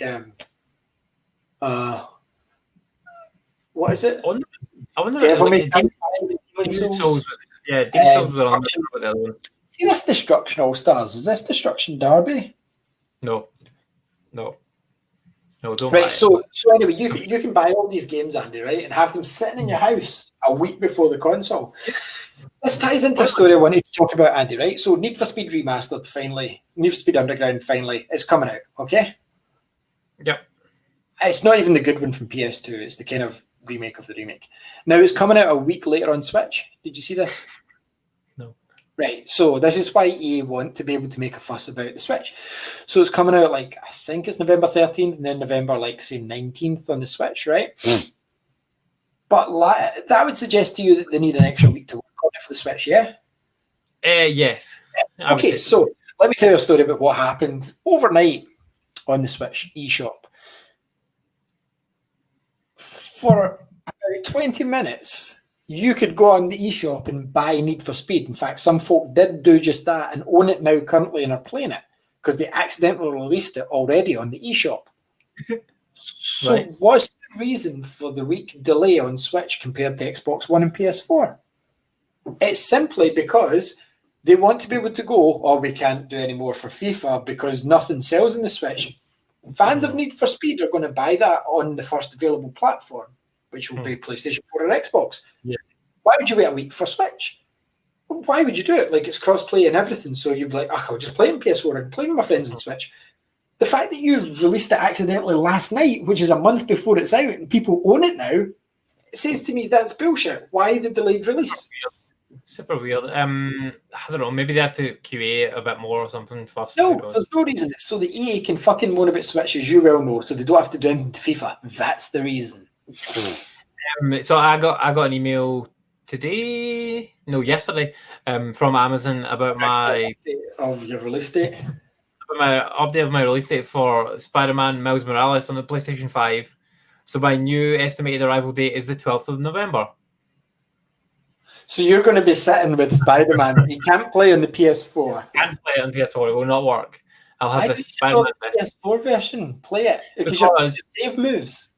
Because the PS5 version is negotiable. Because it's going to be less for it later on. But you're paying less for it on the PS4. So you're going to get less trade-in. You're paying more for it in the PS5, so you would expect more trade-in. It makes no sense. Your reasoning behind this. Fine. It makes no sense. I mean, it's going to work out be the same. And I want to have a PlayStation. I want to have PlayStation 5 like boxes day one. I don't want to have PlayStation You want 4. them to play in the PlayStation 5 day one. I want to have PlayStation 5 games. PlayStation 4 is dead to me. Don't need it anymore. 5 boxes look horrible, man. With that white fucking. I want to see them in person before I judge them. What do you mean see them in person? It's the exact same. Well, I haven't felt it yet. It might feel nice in my hands. Like it might look lovely. It's horrible. It might look nice. No. That's the only one that I got about the. What games are you pre-ordering day one for the PS5? Let's talk about it right now. Miles Morales. Miles Morales and Assassin's Creed. That's it. Don't need anything else. Nothing else tickle your pickle. What about your Squid Strawberry game? Oh, it's Bug Snacks. I don't think that's coming day one. I remember your quote saying that it was Game of the Year. Yeah, I'll buy it when it comes out, but it's not coming day one. It's supposed to still come out this year. But that'll be a digital. At the end of the game show, so that I can see when that is your Game of the Year. I really can't wait for that. I don't think it will be my game. I heard a rumor today that Ratchet and Clank's coming out for Christmas. By the way, maybe I can see it because it looks pretty done. Because that's basically what the video was saying, that Ratchet and Clank's done. They said it's the most looking done game. You've seen more of that gameplay than basically any other PlayStation game. Yeah. And they said launch window, so they said it would make sense to stagger it and bring it out end of November, December. Yep. Yeah, I think it's going to come out early December. That might get that when it comes out, but I haven't played the other one yet, like the one that came out PS4. No, not Nexus. The one for see storyline wise, the only one I've not played Into the Nexus and the spin-offs. Like all the story ones I've played up to then, like Tools. Quest for Booty was the last proper one before Into the Nexus, but Into the Nexus, as you remember, came out a year into PS4 life cycle, so I've never played it. But the one in PS4, you don't need to play, Andy, because it's just a remake of the original. It's not any new story. If you've seen the movie, haven't you? Yeah, that's the entire. That's all the extra stuff. Apart from if you've played the first game, which you have, you're good because the movie is all the extra cutscenes, more or less. There's no extra worlds. The only difference is they've remastered it and they've added the movie as the cutscenes. That's literal. Yeah. So I would say jump into this because it's not a sequel to that game anyway. It's a sequel to Into the Nexus, which I've not played. So I did not get any other emails about updated release dates. So Assassin's Creed must still be the 19th. For now. I would guess. Yeah, for now. But Demon's Souls as well was the 12th. So Demon's Souls is the 12th. You get Demon's Souls? No, I'm not. I'm not going to buy it. But it is coming out on the 12th. It's not really that good. Bloodborne, you'd have bought that. I think you like Bloodborne a lot. I'd have bought Bloodborne too. Yeah, if it was a sequel to Bloodborne. But Demon's Souls, I played Demon's Souls on PS3, didn't like it. So I don't see any why it would change. I'm not just even difficult. I just didn't enjoy the movement, the aesthetic, the story. I didn't get any of it. No. And I understand the concept more now, but nothing about the trailer that it showed off made me go, oh, I really want to play that. Fair enough, it looks a lot better than the PS3 game, but that doesn't make me want to play it at all. Whereas Spider-Man and Assassin's Creed, I'm fucking pumped for those games. I loved the previous games and better graphics. Yeah, I'm excited to play them. I think I've pre-ordered Valhalla. So this is what I mean. This is why I like paying for things in advance, Andy, because I'm like, oh, Squadrons paid for. Oh, Mafia 1 paid for. Oh, there's Valhalla paid for. Oh, there's Cyberpunk paid for. Do you know what I mean? I like that feeling more so than queuing up at midnight buying a game, walking home, and then have to wait an hour to install it. Yeah. One cool feature about the Xbox, I don't know if it's in this week's news, but you can go in the Xbox and download any game you want and to your console. Just won't unlock unless you have a disc or you pay for it digitally. And everyone's why would you need that? Think about if a game's out tomorrow and you're waiting on Amazon coming with the disc. Pre-install it at midnight or even the week before is pre-install sometimes. Yeah. You've got that sitting waiting, so day one you're good to go, like everybody that paid digital. So that's a fucking cool you get patched, ready to go. There's just no waiting anymore. It's really good. I like that. That's really good. So the next Smash Bros. Fighter. Even say a year or two down the line, Andy, you're like, I'm going to go and buy Valhalla. So you missed Valhalla and you missed, Cyberpunk. I'm going to go out and buy them tomorrow because they're pretty cheap.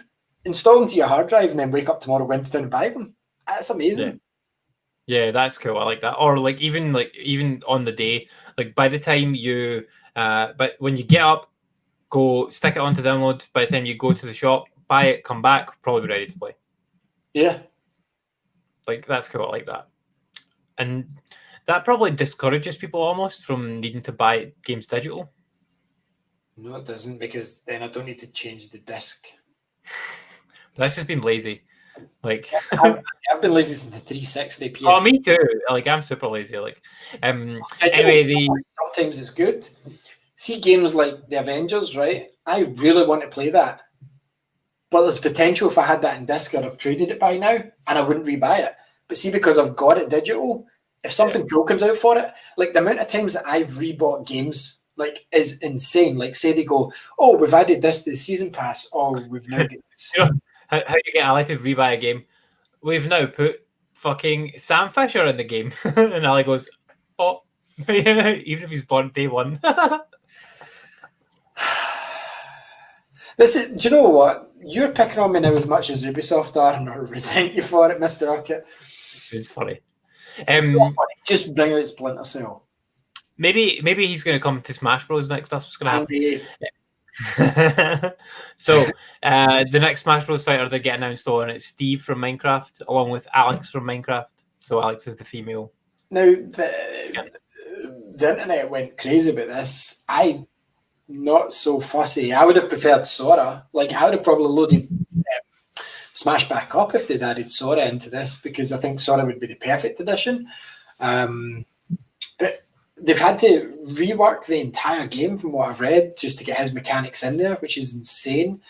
But from what I've read is that they might not ever make another Smash. I know that was the talk when this game came out, but there's literally no need to make another Smash Bros. Game ever again now, because it seems like they can just continually add these characters forever. Well, it's like Smash Bros. Ultimate. Yeah, that's what you said. Where the ultimate game. So it's infinite. Add more stages. Like, why not? Why not make a game as a service? Do you know what I mean? So yeah, definitely, and like that's the model they're going for now. They're just adding passes to it, and they will 100% just do that for the Switch's life cycle. There won't be another Smash Bros. On the Switch. So there never is on a Nintendo platform. It's always the one. Let's tie this into a Nintendo story in a second. Amiibo coming to accompany this, which would be pretty cool. But the cool news, well, we'll tie into Nintendo. They're doing a Banjo-Kazooie Amiibo. I need that one. That's cool. It's cool. Mm-hmm. Yeah. But what I didn't read until yesterday, at the bottom of the advert, it said fall 2021. So this is an advert a year in advance. Don't do that, Nintendo. So the story that I want to talk about, and I kind of hinted on it when I said to you that they should keep the Switch form factor and name, right? Because we talked about them keeping the form factor a few weeks ago. Yeah. I said, keep the name. It's a brand name now. Everyone knows the Switch. So why would you change it? Your form factor next should be handheld and on console. Someone pointed out this week, why don't Switch use it like, why don't Nintendo use it like the iPhone going forward? That this is your console. Like, the Nintendo is the Switch. It just depends when you buy it and what version you get.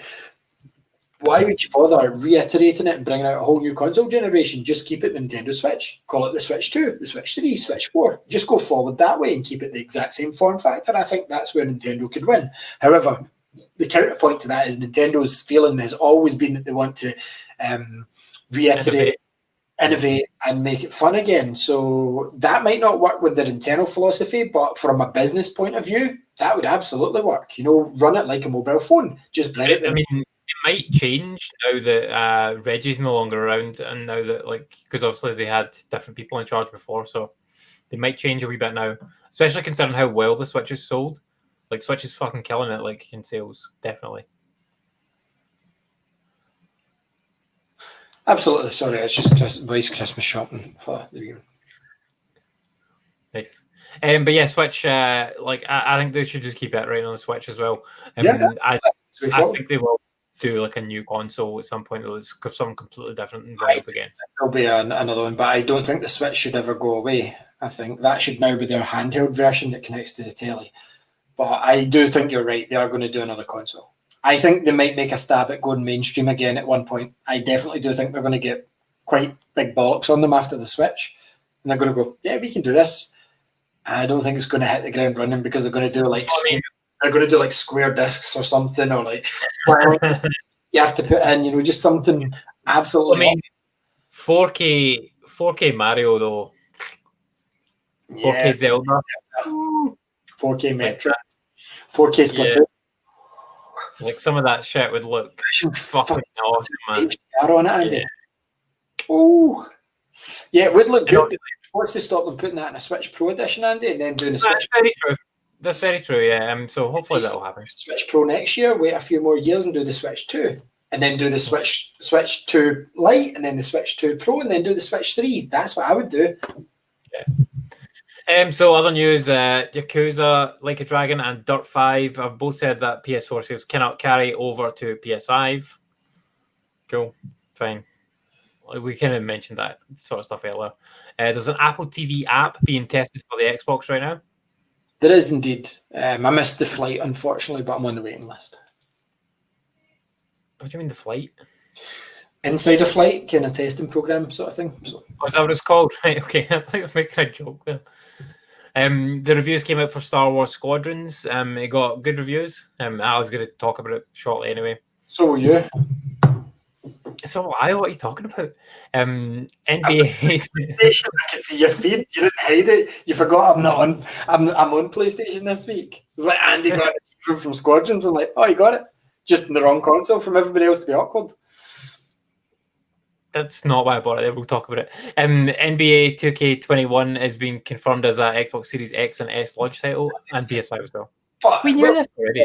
No, we didn't know this already. Actually, to be honest with you, we didn't. They didn't reveal it. Talking shit. However, today, like Nelson messaged me back and said, "How more real can it get?" And I go, "See, until I can push the button and make Kyle Lowry take a dive, then it's not real enough." That looks like, see, when they said it was built from the ground up, it looks at Andy like the one that I've been playing on the Xbox One at the moment just looks like last year's. To be fair, this one it's the step up. You know how the console, the new sports games always look. This is the one. This is the one. Infinity Ward has banned over 200,000 total Modern Warfare and Warzone players. That's why I don't play Call of Duty. That's the one. Do not cheat, you wankers. What's the point? It's for fun. Like, see if you're playing competitively and you're cheating, you're not competitive anyway. You're not good enough. No. And like, if you're just playing for fun and cheating, then you're ruining the fun for yourself. Like, yeah, you're not good at the game. You've got an aimbot that's moving your controller, and all you do is push and fire. It's stupid. I can't imagine the fun in it. Can you? Like, as a tracker, all you do is push fire. It's like you're playing the kids' version. It sounds horrendous. It's like playing Mario Kart 8 with the steering assist on. Yes, that's exactly what it's like. And that is, it feels horrendous. It's like horrible. playing that game with that on, like it feels disgusting. Like in a shooting game where you don't need the right analog because it just tracks players. All you do is move forward and push fire. No, ridiculous. Like me and you suck at the game. We suck at most games, so it's like it's fine. Like we make our own fun in these games, and like I had more fun in Black Ops 4 than probably any other shooter this generation. And like we managed to still win the odd time, like through sheer luck and like. We knew one day, like 3 in the afternoon. I'm pretty sure by ourselves. Yeah, we won the odd game and that, and like, and I've won games on Fortnite and stuff. So like, anyone can win. Well, yeah, anyone. I've never won PUBG. Anyone can win any of these games, like just through sheer luck. You can. Ours was definitely luck because we play house tours and just hid for most of it. We probably had like 2 kills, and that was the last 2 guys who didn't know where we were because we were hiding in the most obscure places. So the charts for last week are in, and Nintendo these are shocking charts. Something happened that hasn't happened from my knowledge in the past few years. Do you know, like, so that's the one of these charts, like, is the September chart for the whole of September, but then there's a weekly chart as well. Nintendo's sold a lot of different games, and their games are really fucking well in September anyway. They're number 1 in the September overall with Mario 3D All Stars. But the weekly chart, hold on, because I want to get that as well. May as well talk about it. Shock thumbnail. Where is the weekly chart gone? Do a thumbnail. Do a thumbnail. I don't know what you want me to do. This is why you've got that YouTube thing. You're like, you always do that, and that's why you've got the wee picture that made you. There it is. Right, so the sales chart for this week is as follows. At number 10, Mafia Trilogy. Number 9, Mafia Definitive. Then Minecraft Switch, Minecraft Dungeons, Mario Kart 8, Avengers, Animal Crossing, Mario 3D All Stars, Star Wars Squadrons at number 2, and then Crash 4 at number 1. So where was Something's GTA? Where was Something's missing from that list. Yeah. GTA? GTA 5 is not in that list. The charts. Not in the charts. It That- finally fell out of the chart. What I the bet fuck? Would bet it's at number 11. Yeah, I would imagine it's probably number 11. But For anyway, it not to be in the charts, that's huge. yeah. But both Crash and Star Wars are down 80% on the physical boxed copies from the previous games in their cycle. So Crash, Insane Trilogy, and Jedi Fallen Order. Now, Obviously, because that's unfair comparison. For yeah, I was going to say that as well. Yeah, I don't think like Squadron's a completely different style of game from Jedi Fallen Order. For Crash Like- 4, that's quite something. Yeah, it is, but I would say that part of it is next gen coming. Part of it's that like for the original 3 games, right? And part of it is next gen coming, and And the they price haven't. point of 4 was 60 quid, which a lot of people, Oh, and I'm not it's saying the right. 50. It's 50. $59.99. Let's be honest. The It's RRP, 50. the RRP is $59.99, right? I That's mean, the I was in recommended retail price, and doesn't mean they have to sell it at the RRP. Doesn't mean they have to sell it at the RRP, right? It's £50. Yes, but the recommended retail price is $59.99, right? So anyway, £50. I honestly don't think that's the problem, right? Although it ties It's into what the because people problem is. view that as being too expensive for what it is these days, because folk expect more for their money. I agree with you there, right? Because I think that the problem with this game is that they have not announced what they're doing with the next gen versions yet. So if it's £50 and there's a free upgrade, fine. If it's £50 and then you have to pay for the upgrade, then it's not a good deal. And that's pretty much, I would say, why people have not bought it, because they don't know. They're unsure whether there's a PlayStation 5 version coming, if it's going to be separate, like if there's an upgrade path, like how's it going to work? They don't know. There was also news this week that it might be a separate version because there was a re-registering for a trademark with the ratings board. So if they bring this out again and you have to buy it again, people are going to be pissed. Yeah, so like I think that's part of the reason why people have not bought it, and they're just going to wait and get it on PS5. I would argue Ghost of Tsushima. People are going to be pissed as well if that happens, because 100%, yeah.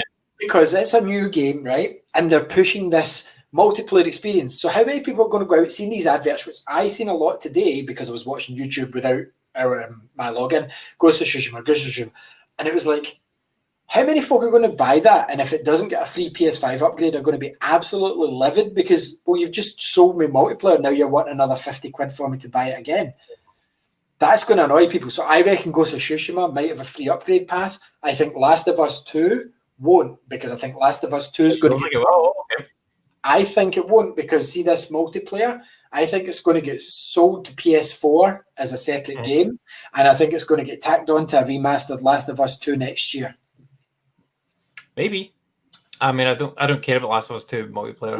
Watch this space, but I think that's I what already beat Last of Us 2. I'm not talking about you, but I'm just talking about in general. I'm not trying to sell you Last of Us 2. You calm down. See, next year, I think PlayStation 5 is going to get Last of Us 2 remastered, and it may or may not get that on. But I think Ghost of Tsushima, they should just do a patch for people. So Pokemon Go has taken away its stay-at-home safety features in the middle of the pandemic. Which makes no sense, because there's a lot of folk that still can't go out. Most people can go out in some way, shape, or form now. In this country, Andy. Yeah. I mean, I don't know what the situation is of the pandemic in every country in the world, but a lot of countries, everything's kind of opening back up. Like, look at America. Trump says COVID doesn't matter.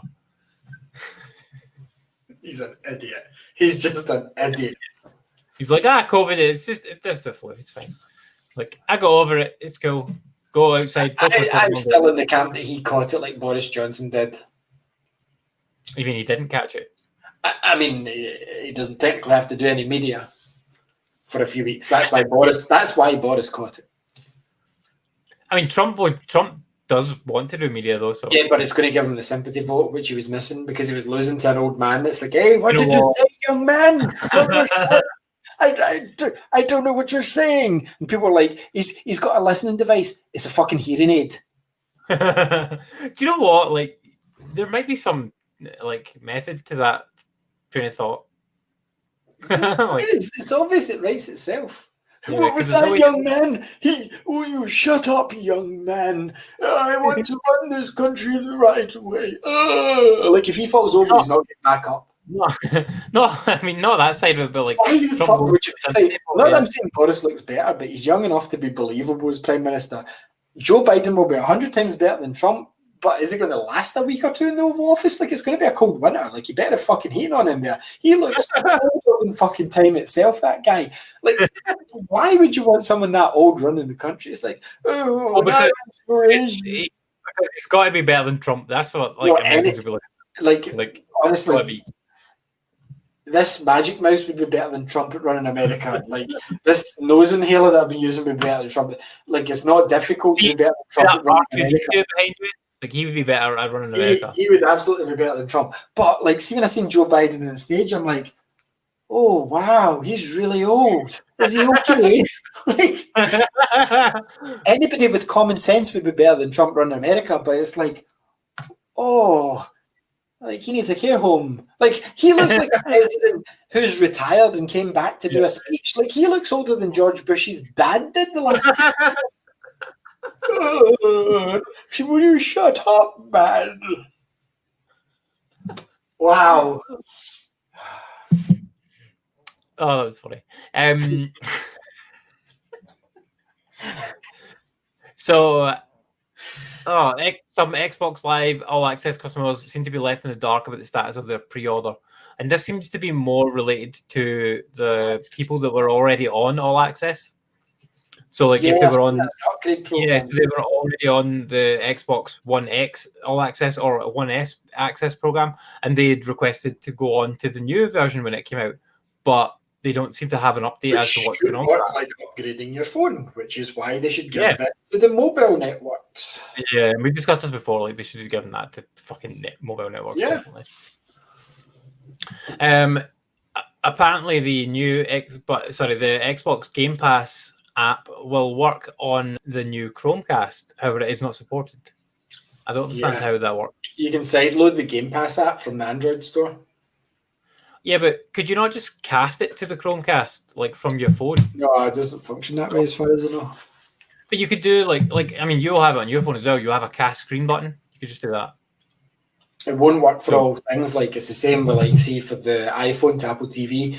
If I'm trying to cast something that Apple TV doesn't want me playing, it will say cannot play this content, and it's the exact same for Chromecast and Fire Sticks, because I've got a Fire Stick in here. I mean, I've got a Chromecast, and like I can just cast my phone screen, and whatever I'm playing on, it will show up. Game Pass. No, but even if I'm playing, like, not with Game Pass specifically, but like if I'm try playing it and then report back instead of making up false information, Donald Trump. But for example, if I'm playing, what did you say? I'm playing a pirated video on my phone, right? So like through an illegitimate website, then I can cast that to my Chromecast. Yeah, because Android allows it, but Game Pass might not work. And if it does, I guarantee it's laggier than it should be. Oh yeah, it is definitely laggier if you do it that way. So you should not. You might not know this, Ali, but you should not do this. I don't know a lot, but I know more than him over there. You shall not lick your Xbox Series X or controller. Do not do it. You cannot do it. It's so fucking old. Why? Why do you not lick it? Like, this reminds me of the Switch when it came out. And I'm gonna lie. I was a douchebag and I tweeted it to what's her face that licked the PSP to become famous, and I just said in case. And I said in case you haven't seen the news. I don't care what it said. Like, I was like, that's how she became famous. Like, she licked the PSP in an advert. That's what happened, and she was in all the chat shows going, "Can you lick the PSP again?" I mean, to be fair, she's done all right. Like, she's good now, but that's how she got her foot in the door. Yeah. Apple, hire me.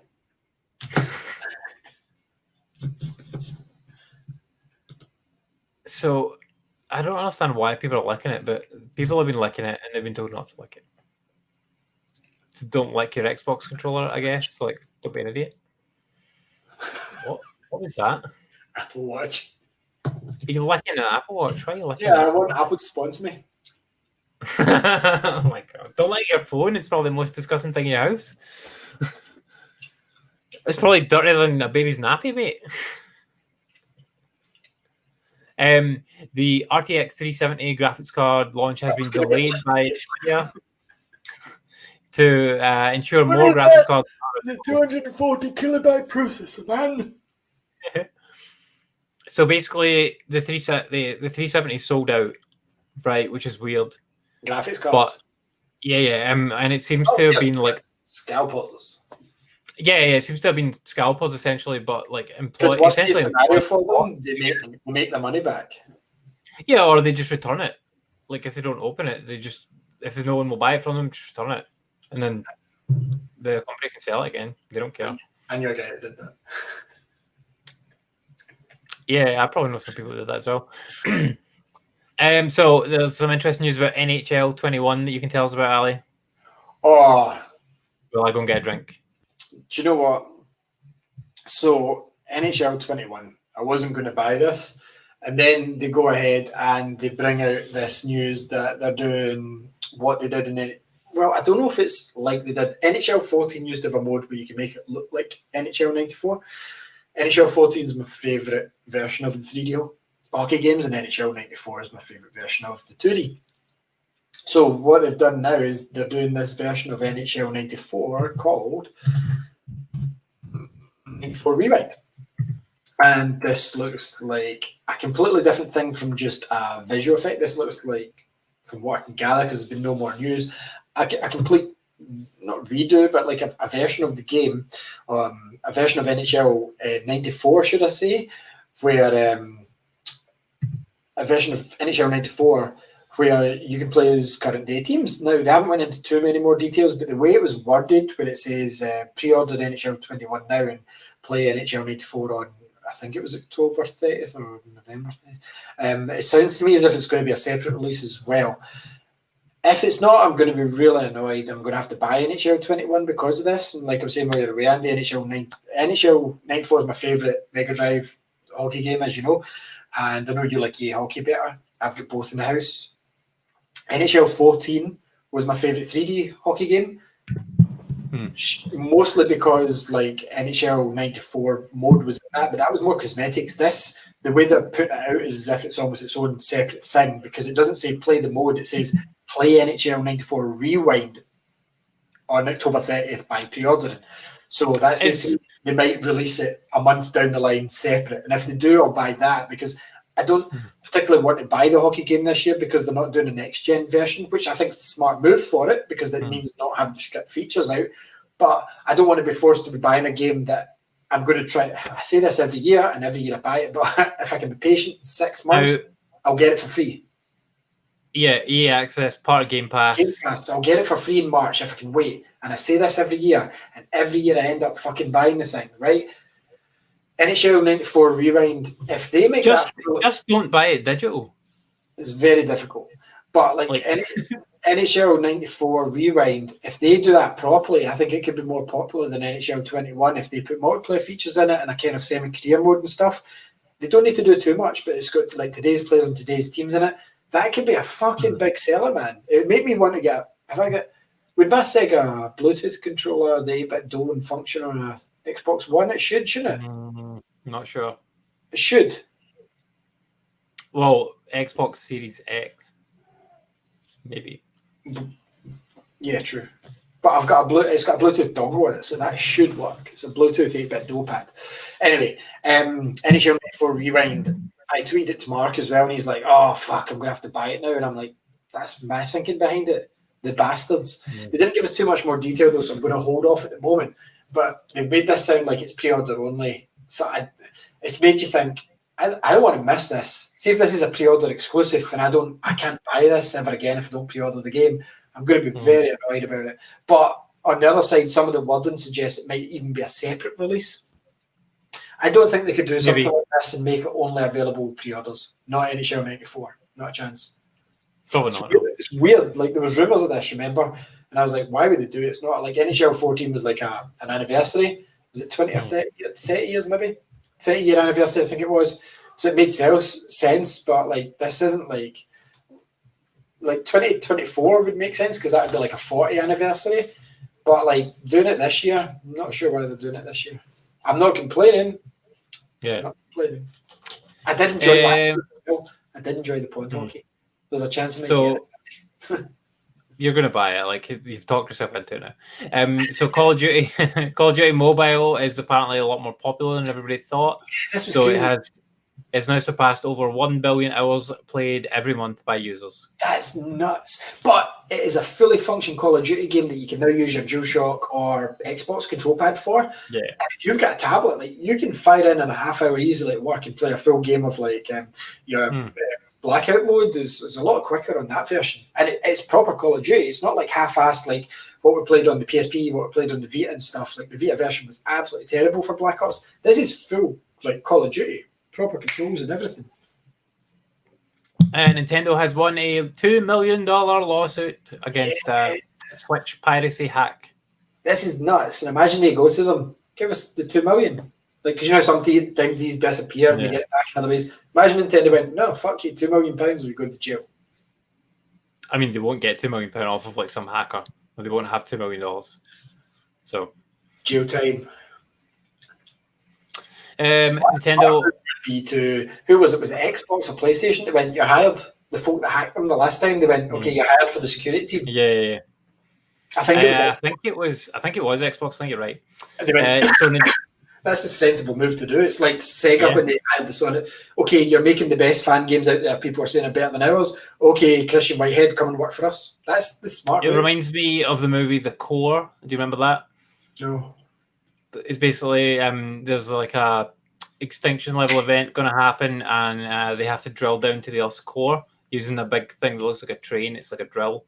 Aaron Eckhart is the main guy in it. Drill train down to the core. But DJ Quails, you know, I know DJ him. He's in Breaking Bad as the undercover cop, and he's in Road Trip. Yeah. So like he plays a hacker in that, and like that's what basically he hacks the like FBI database or something, and then the FBI hires him to keep this thing a secret, like the extinction level event, to keep it secret from the public.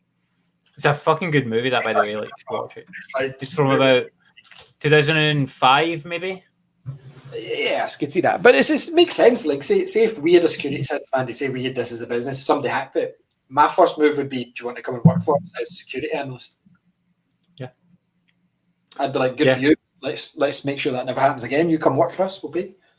Yeah, why would you? Definitely. If I was a tech company, like that's who I would hire as well. Like, okay, they might be a bit unscrupulous, but if you're going to pay them enough money that they don't ever hack you again, it's and very much worth it. Your system so it's unhackable. Yeah, keep the hackers out. That's your job.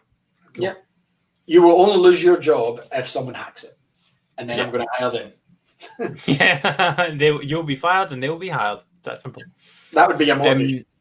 Yeah. Nintendo is apparently arguing that Switch Joy-Con drift is not a real problem, which is fucking bullshit. And there was another lawsuit, Andy, this week given to them by a kid. Some kid's taking them to court now for Joy-Cons. Yeah, I mean, 100%. What sort of society do we fucking live in, though? How many times did your Mega Drive joypad get stuck and you didn't go, I'm going to sue Sega? That's not your first move, people. No. Well, to be fair, when your Mega Drive controller got stuck, it was because you spilled a fucking like juice box on it. Sometimes, but they weren't always perfect, and you know fine well they weren't perfect either, right? So, like, I had zero issues with any of my Mega Drive iPhone controllers. is not working properly. I'm going to sue Apple. Yeah, go for it. Like, just try it. See what happens. Well, to be fair though, like the Joy-Con drift, right? Nintendo saying that it's not a real problem is fucking nonsense because it is a big problem. They should have fixed it. They did not fix it, even on the revisions. Is it? And they still, yes, I can tell you for a fact it's a big problem. You're looking at about 1 in 10 original model Switches have Joy-Con drift. How has that 1 in 10. affected you? I have Joy-Con drift on my left Joy-Con. How has that affected you? It means that I don't use my Joy-Con. Yeah, so how has it affected you? Well, it affects me at work as well because I see these at work like all the fucking time. How has it affected your gaming life? What is it? Is it? So it means that I'm unable to use my Joy-Con, my left Joy-Con specifically. Is there alternatives out there? I mean, my Joy-Cons lie in a drawer. For people complaining. Say that again, sorry? Did Nintendo offer to fix them for people complaining if you sent them back? They did, but only within warranty. No, they did. And quite right, within warranty. Why would you fix something outside of warranty? You should know that very well with your type of things. So, how did it affect you? Gaming-wise? I mean, I just bought another Joy-Con. In fact, it probably affected me positively because I bought the Hori Joy-Cons. It was a good thing. So it didn't affect the majority of people unless you want to look for the problem and moan about it. Well, I shouldn't have had to do that. You didn't. You could have still played absolutely fine. I guarantee it wouldn't have affected your life because you're not a competitive gamer that would have noticed that much lag anyway. So I noticed it, and where I noticed it in the game the most was in Phoenix fucking right? Phoenix Wright. When I'm moving the wee cursor across the screen, and I'd stop moving it would just keep going.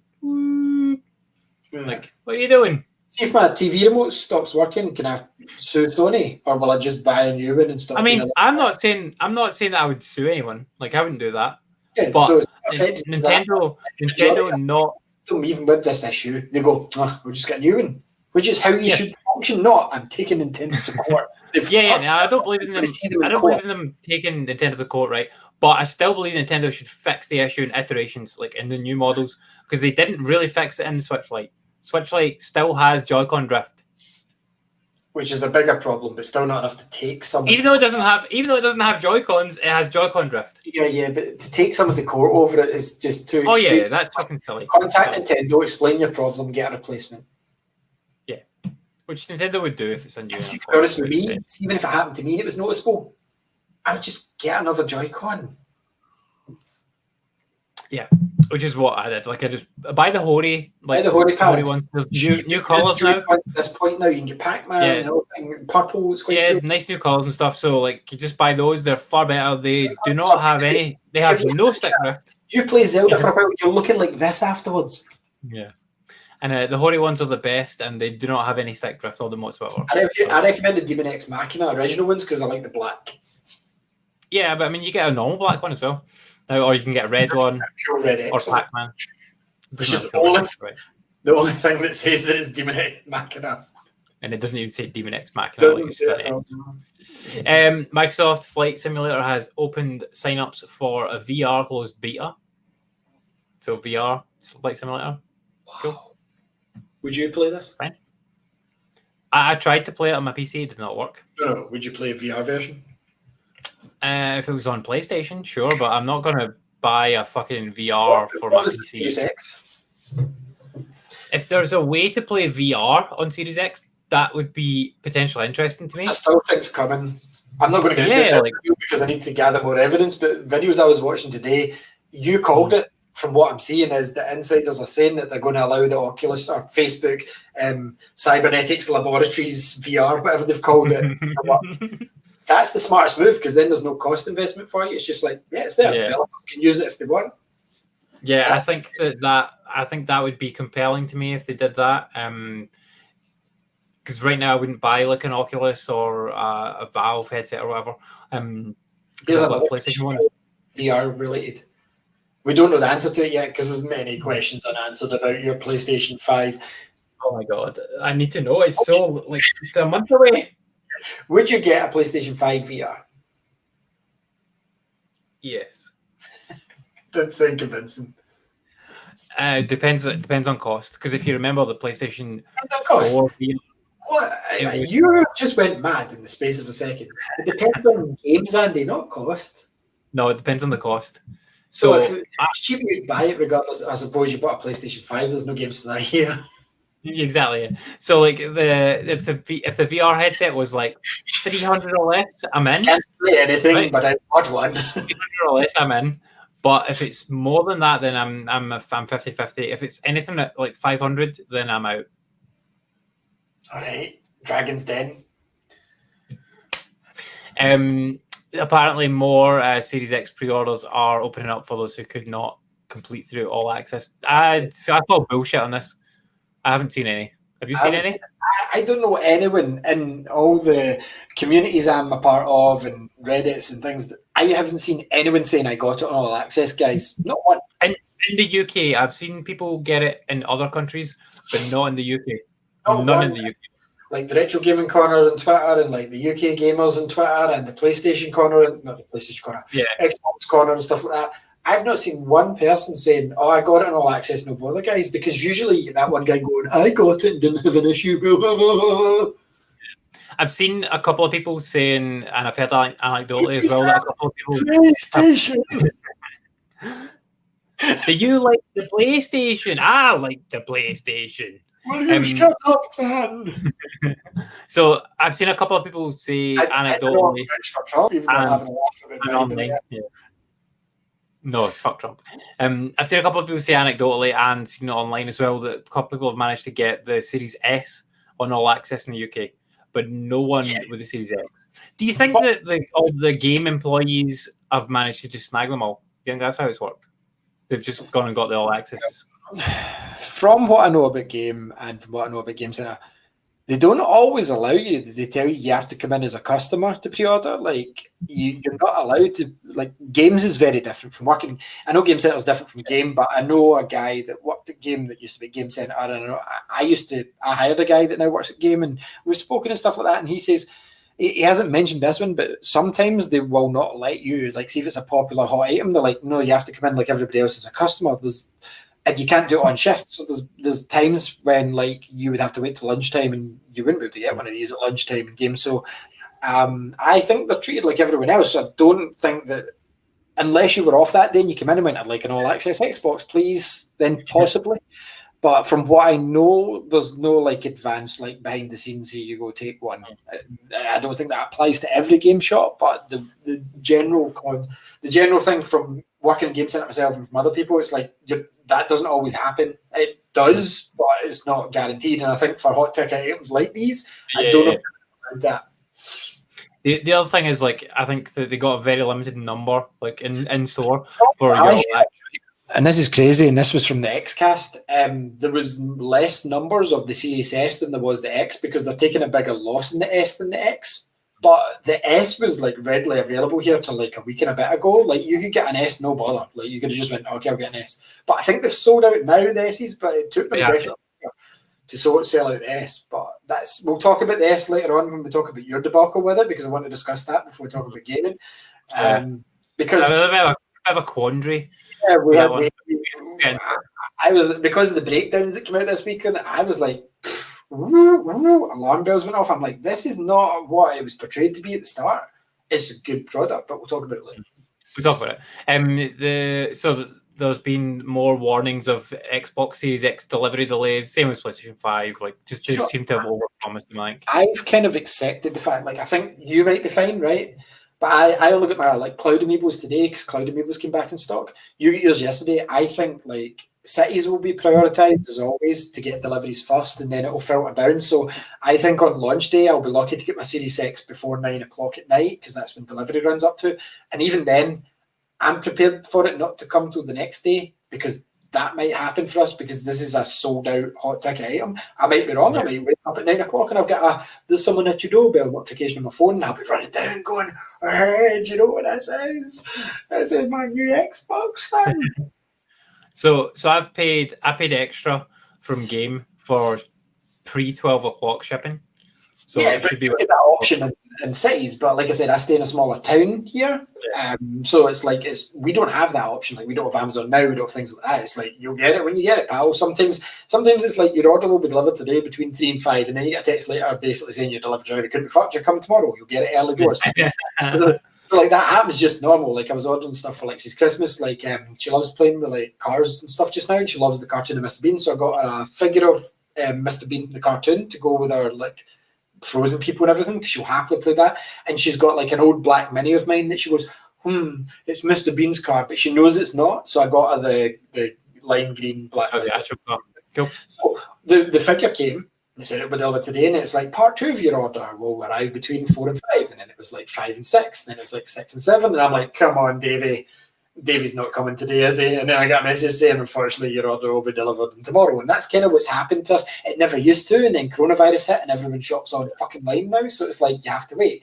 So, yeah, I'm prepared on launch day. I'm not that bothered because I'm off to the 19th. That's when I return to work, right? Which sucks for Cyberpunk. But it better not get delivered any further. And this is what I'm kind of still worried about because I've never ordered a console from them.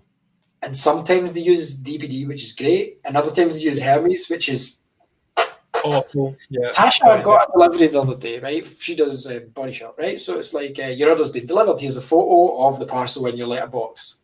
It wasn't our door. It was like it wasn't even our street. I don't even think it was an air, and it was just like, here it is. And Tasha had to mail them and going, guys, that's not. Well, you know what? It was Hermes that delivered the McLeod amiibos yesterday. It was Hermes that delivered mine today, and I got the message yesterday saying that Jamie will not be able to reach you, and it's like, come on, Jamie, put the foot down, son. No, he delivered mine, but not yours. Like, I don't have them anymore anyway. Mine are gone already, so. I kept mine because I sold mine, can't remember what for, and then I regretted selling them. I'm like, do you know what? I wish I had those Cloud amiibo because yeah, they were back in normal price, so that's perfect. It was like 20 quid for 2 or £22 with delivery or whatever. But it's like, do you know what? These amiibo are cool as fuck. They don't collect stock a lot, right? And I like the Advent Children and the old version of Cloud. So like, I wanted these to have them, and like, it's like these. The Sonic one, I think, is the one that's never really came back out again. They never brought back out. I've got 2 of those. You get to a Sonic. I would buy a Sonic, but they're stupid price now. I'm not paying like I'm not doing that with amiibos anymore. Like, I've got my full Metroid and my full Star Fox collection at the moment because there's that many amiibos you can't collect them all. So like I've got Cloud. I don't expect anyone else to come, but I was really disappointed once I'd sold these because like, why did I sell them? I wish I still had these, and I didn't even take them out of the box. I just see, for collectors, sometimes it's the knowledge that you own it. You don't even have to see it in the same room. Just the fact that you've got that, it just ticks a mental box in your head that you own that item. Yeah, like I've got the purple one. Like, I bought it when it came out, so I've got 3 versions of the Mandalorian. One of them's coming. Like, I don't need 3 versions, but it's the knowledge that I've got the basic Black Series, carbonized Black Series, and then I've got the one with the Beskar armor. Right, so it's different because it's all silver, you know, the cool looking one. But I've also got the original 2, and one of them, as you know, is carbonized, which is a cool thing they're doing. I don't need to have them. The most disappointing one, that what I don't really need anything. No, the most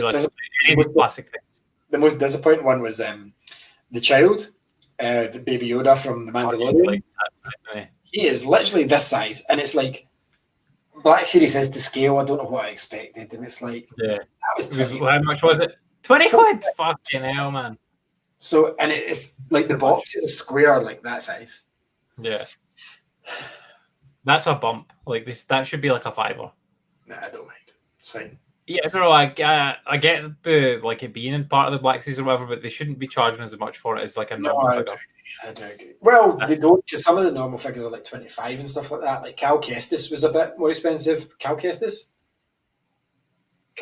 from Fallen Order. Yeah. Yeah. I was trying to think what the name was from. Yeah. The coolest one I got was the carbonized Red Stormtrooper from Sith Trooper. Sorry, from that's cool, man. That's a cool figure. And I've also got Gamerverse Jango Fett coming, because Jango Fett Black Series got discontinued, and I've got the new Boba Fett Black Series coming as well. So that I've got the Mandalorians, and they can go with Sabine Wren as well once I've got a games room of some sort.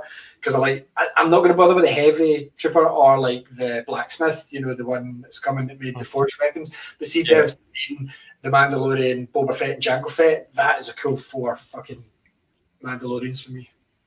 Nice. So you can uninstall different parts of some games on the Xbox Series X and S, which is cool. You've kind of been able to do this for a while, though, with single player multiplayer and Crackdown 3. But the fact that they're going to offer it out, more games are going to do it. Can you imagine, like, say, like the next, I don't know, like, say Star Wars had a campaign, you could just go, right, delete the campaign off because you're never going to play that again, really. That was no offense to Star Wars. I obviously love Star Wars, but like, imagine like Squadrons. I can't see me playing this campaign because it's more a tutorial rather than a campaign. And like, I would delete that straight away and save myself the gigabytes. This is a great idea to have. And like we said, we've seen it before in Call of Duty recently, which is needed because like you can't even install that now in a 250 gigabyte hard drive. That's insane. That's insane, Andy. So 1 in 4 Ubisoft employees have seen or witnessed misconduct at work. 1 in 4, Andy. It's a lot. I mean, imagine if you surveyed a lot of workplaces, they would have some sort of thing like this, though. Not as high as that, maybe. Probably not as high as that. Like especially like when you consider like what Ubisoft it stands for, it's supposed to be like a family-run company and like it's all nice values and stuff, and like it's an independent company as well. Yeah. And yeah, like it should be better than that. Like to be honest, like in the way that Yves Gilmore behaves, like he's like an old man like Joe Biden. You would have thought like his company would be nice and wholesome. Yeah, you think Ubisoft, you think Rabbids, you think SingStar.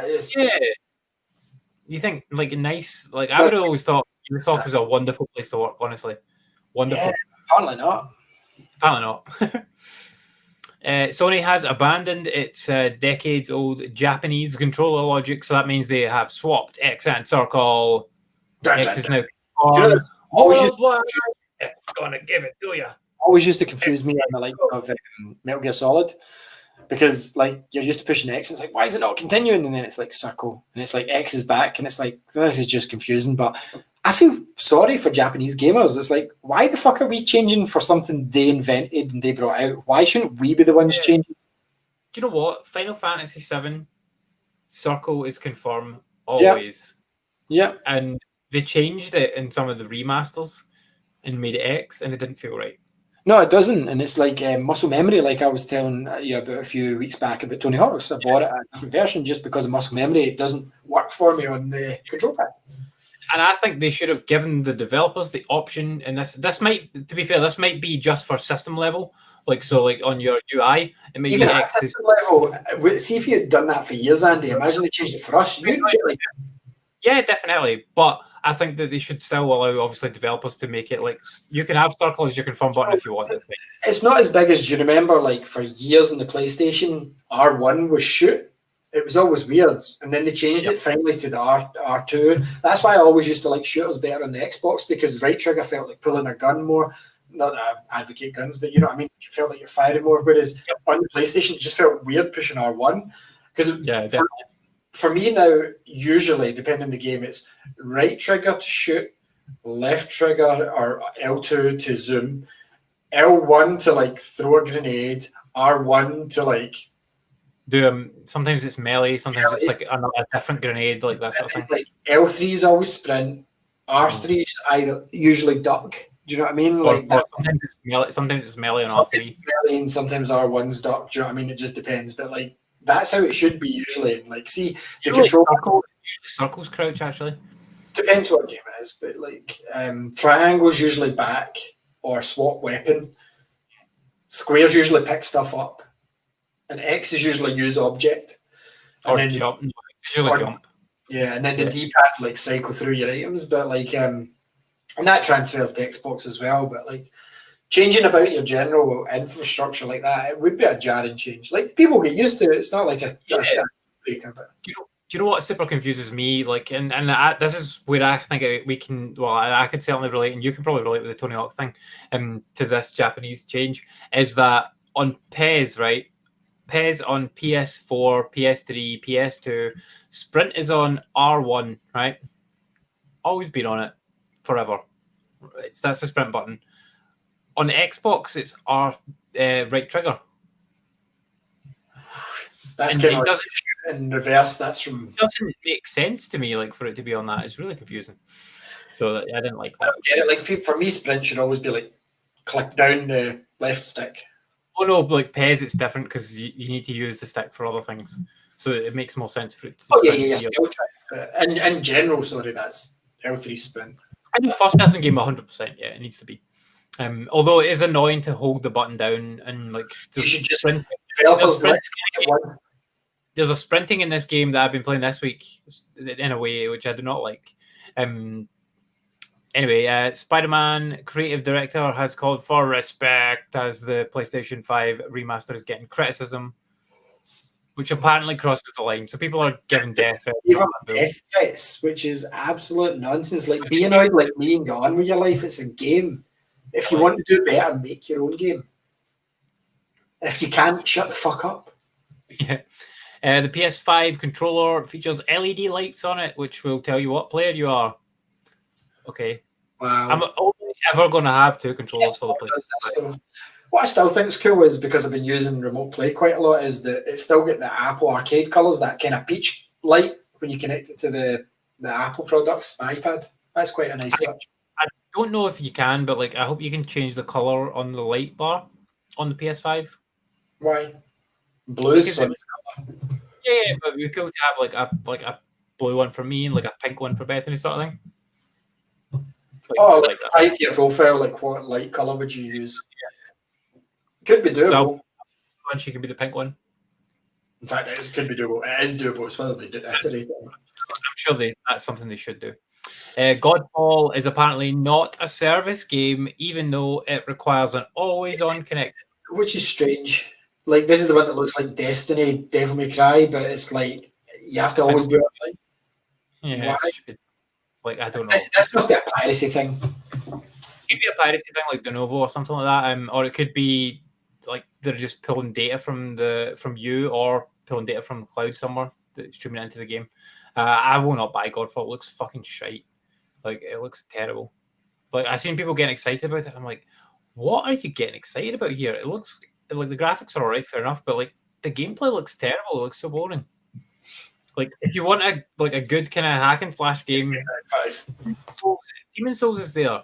Devil May Cry 5, like, it's got far better options there. Do not play Godfall. Payday 3 is still on the way. Just I love how these guys did that. However, is this not 505 games? Starbreeze is. Oh, well, that's okay then. I don't like 505 games or Remedy at the moment. No. There's a third season of The Witcher coming. Right, so can I just say about The Witcher, like, these guys get really excited, right? Prequel series confirmed, 6 episodes, it's coming, it's about how The Witchers came to be. Anime series coming, don't you worry, guys. Now, season 3 confirmed. Guys, can we just get season 2 to watch first? Like, yeah, they obviously, like, The Witcher season 1 did really well, so they've obviously went, this is a property we can milk the fuck out of. I'm happy for that. Like, let them milk it. Oh, yum, that straight out the teeth. Like, give me all the Witcher stuff. Like, and see even the new picture from season 2, it looks like the Viper School armor set, which I'm currently trying to get in the Xbox One. It's cool. Like, it's cool. Just give me all the Witcher stuff. That's great that you're doing it all. Just shut up and make it. Just do it. Because I thought the animated series was meant to be, or the animated movie was meant to be this year. I think it still is. I don't think they're going to date for it yet. When? At some point. Surely they yeah. PS5's had a hands-on event in Japan, and it is confirmed that the cooling fans will remain silent even after extended use. Now, the PS3 was silent when I first got it. PS4 Pro. And to be fair to the PS2 was never noisy. I'll give it that. And PS2, PS2 the original one I had, it was not noisy. Like, it was fine until the day it died and it just stopped working. I had a Slim. It never was too noisy at all. No, doesn't really need a fan for some reason. That's a magic piece of equipment. Yeah. PS3 was fine day one. Over time, the original PS3 model got very loud, and then someone stole mine before it died. I don't know what ever happened to it, and then I got a Slim, which was silent compared to the original model, and then gradually over time it was fucking loud as fuck. Not the Super Slim. It's Super Slim. Super Slim's the one I'm thinking of that was really quiet. Yeah, Super Slim, the top load of this was very quiet. Horrible model. But the Slim one, it got very, very, very loud over time. And then the PS4 original model was fine. Day one it was completely silent, and then over time, after a couple of years, very loud. Yeah, and then PS4 Pro is probably the loudest of them all now. It's like a Michael Bay. Yeah, when it's in a fucking menu for Days Gone, is the loudest I've ever heard it. Like, louder than any game. Like, it doesn't matter how many zombies are on the screen, even in Days Gone, like, or playing Last of Us, the most intense cutscenes, like even the most intense gameplay moments in that game. I'll give you my PS4 Slim credit. Held it. Can I just say PS4 Slim to give it credit? Not overly noisy with the fan. And I've been running the big games in that, as you know, like the Ghost. I've been running but the Pro, Xbox One launch model, noisy. One S, I don't remember it being overly noisy. One X, depends what you're running on it. With the One X, I'm not going to lie, Call of Duty, that takes a beating. But see, for like Avengers and stuff, didn't really hear much from it. But like you said, PlayStations are known to be noisy. So PlayStation 5, see after a year, see if that fan's still going. I will fucking give it a round of applause. Yeah. I'll buy it. I'll buy it a present. Another game because they're coming out about a year after. But Yeah. the Series I will X had buy it news. a hard drive. That's all do. The Series X had news. Here's the latest news from the I BBC. didn't say Siri. So this. Go away. So the Series X has been a report that it heats up, right? But the quote was taken out of context, right? Basically, what the guy said is it's like any gaming PC, hours of gaming on it will heat up a room. Standard, because you're basically with the Series X and the PS5, you're buying PCs in a box. Yep. It's not saying it heats up, it overheats. It's saying it heats up. This laptop's hot just now. I'm not worried that it's not working. Do you know what I mean? My phone, after an hour of use, will heat up. Yeah. So Especially technology if you're- heats up. Yeah, especially if you're watching videos on your phone, especially in 4K. Oh, yeah. And Absolutely. if you're playing a game on your phone, games are really bad on phones. Phones get hot. Like my tablet's not bad. Don't get me wrong. My tablet's absolutely fine doing that. See my phone. Yeah, the tablets have much better heat distribution than what the phones have because they're so small. Yeah, but even if you're thinking the Xbox Series X, all these, do you know what I'm hating just now? Like, I know, like, I poke fun and, like, you don't really poke fun back, but I like annoying you about PlayStation and stuff like that because you're such a fanboy. But, like, I hate the people that take it so seriously. Like, you don't know what it was like to live with Sega and Nintendo. That's when it was proper, right? This is not. This is like a fabricated console war made by the fan. It really is. The people that latched onto this saying, oh, your Xbox Series X is overheating. It's not overheating. The quote was, it heats up. If you think your PS5 is going to be ice cold when you touch it after a couple of hours, it's not going to be. It's going to be hot as well. And the big thing is, we don't really. Everybody in this room that's watching this just now, if this is on a 4K TV, put your hand behind your telly right now. It's hot. It's going to be hot. Yeah. The thing is, we're not even going to know the answer to, like, is it hot or not for a year or two. Yeah, once it's been put into practice. But I'll tell you this right now, Microsoft put their consoles into an industrial oven. They can adjust the temperatures to test out these things. So does Sony. They've got to test these things out industrially to make sure it can handle X amounts of heat in such a situation. But like Andy said, once the full exclusive games start coming for both systems 2 years down the line, that's when these launch models are going to get their proving grounds, right? Because then they're going to be stretched out. Because the slim versions of both 2 years down the line will be in the horizon or rumoured, at least by that point. And that's when the games are going to be full-on exclusives. And it's going to be like, is my console struggling or is it not? No one's going to know for the first year these consoles are. Both of them are going to run smooth as anything. Yeah. 100%. Which is fine, and I'll be happy with that, so I don't have a fucking vacuum cleaner running every time I want to play a game. I was weighing up my Xbox Series X. I'm like, this is £450. In 3 years, I'm going to want the slim version of this that's going to come. Yeah. And then in 2 years after that, I'm going to want the mid-gen jump. That's just the way of this. Yeah, whatever it ends up being, yeah. That's what's going to happen. And say with the PS5, 2 years, I might fancy the slim at that point and buy the slim. That's just what's going to happen because technology, they're always working on it. They find ways to make it smaller. Like I watched a video with Spawnwave where he broke down the PS3 and showed you how they managed to get that chipset. And it's because the chips they used, actually, the manufacturer got them smaller and cooler by the time the PS3 Slim came out. So they could fit it in a much smaller board. And that's how technology evolves. And that's what's going to happen. That's what's going to happen with them. Do you know? So I'm fully aware of that, but I'm an early adopter. Andy's an early adopter, so I know the hit I'm going to take just now, and I know in 2 years I'm going to trade in my Series X. These consoles are just, I need them day one. Yeah. That's what. Well, you need the Xbox, and I need the PlayStation. Because you have issues with Xbox just now, and everybody knows PlayStation. I don't really have issues with Xbox, but we'll get into it. So Ghost of Tsushima Legends is coming on the 16th of October. It's update 1.1, and this adds the co-op gameplay. I'm just throwing a mouse for my cat because she's going to pull my green screen down. No, it's like me, Thomas. So yeah, Ghost of Tsushima, which is how it's pronounced. You can tell I've been playing it a lot because I didn't know how to pronounce it before. So it's like Tsushima. So like Tsushima, I am the Ghost of Tsushima. You've seen a couple of my gameplay videos. One was very lucky. Like you could. So at one point, like I was following one of the golden birds, which leads you to for like special things like secrets. And he went down a hill, and I'm like, okay. And I went, oh, okay, not that way. Okay, it must be this way. I could see the branch. You could see my jump. You could see the point me as a game. I went, ugh, I've messed this one up. And for some reason, I slid down the hill to the bottom and survived. I was like, oh, I did it. And then the next one, I was just really beasting it because I was infiltrating a village trying to take it back. And I ended up seeing a guy who was going to go and kill a hostage, and I sprinted after him, took him out and everyone else about him, and I just went, ah. Afterwards, I legitimately felt like Neo. I was like, I am the one. So Ghost of Tsushima's update, really into it. And now that I'm right into it, I can actually see how multiplayer is going to work. I'm really intrigued in what they add story-wise to this game because of the point of history that we're at with the samurai in the game. And I'm interested to see like the new charms and costumes and updates. This game's hype, man. This game's good. This is good game. Ignore every previous thing I have said about this game. This is a damn good game. But what I realised today, right?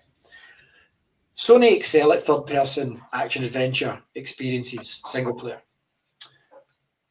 They've never hit the nail on the head with a Sony Studios shooter game. They've never hit the nail on the head like Microsoft have with Halo and such. They've never pulled out a good one.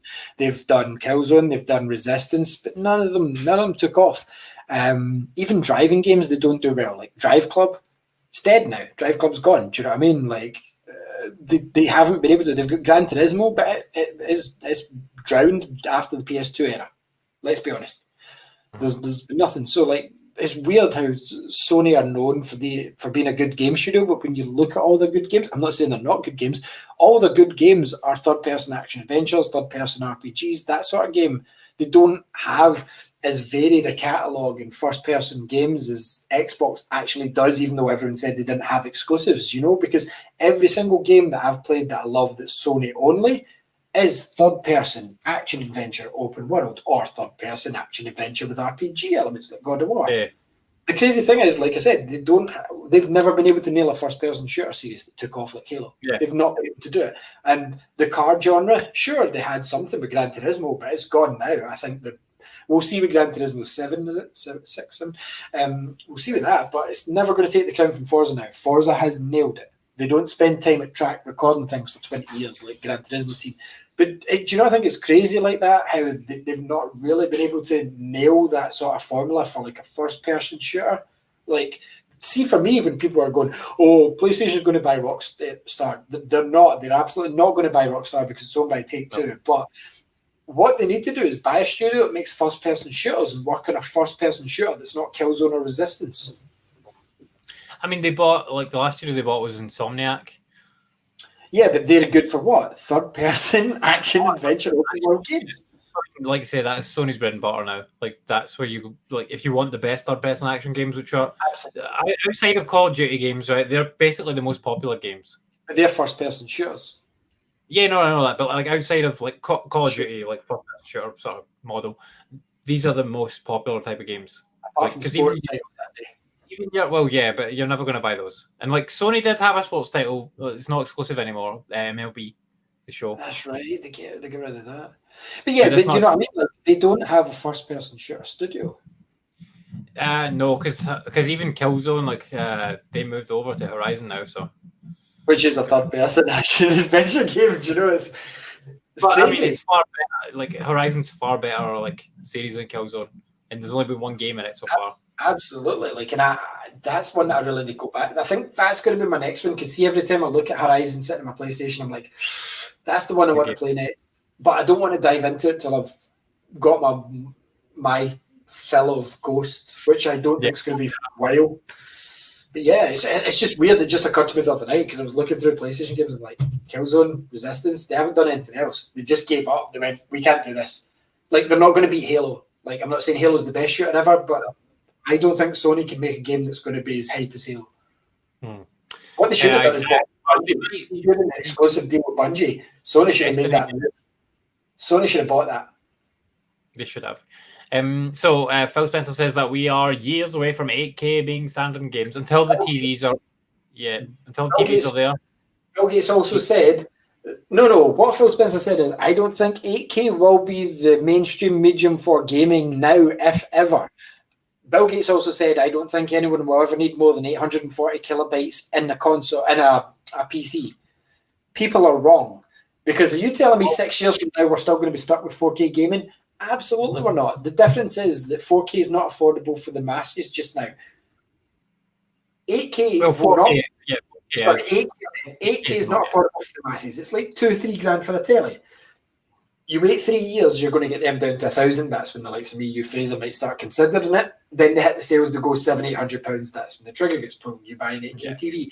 That's when they start making 8K games. And then going on to the PS6 and the Xbox Series 2, right?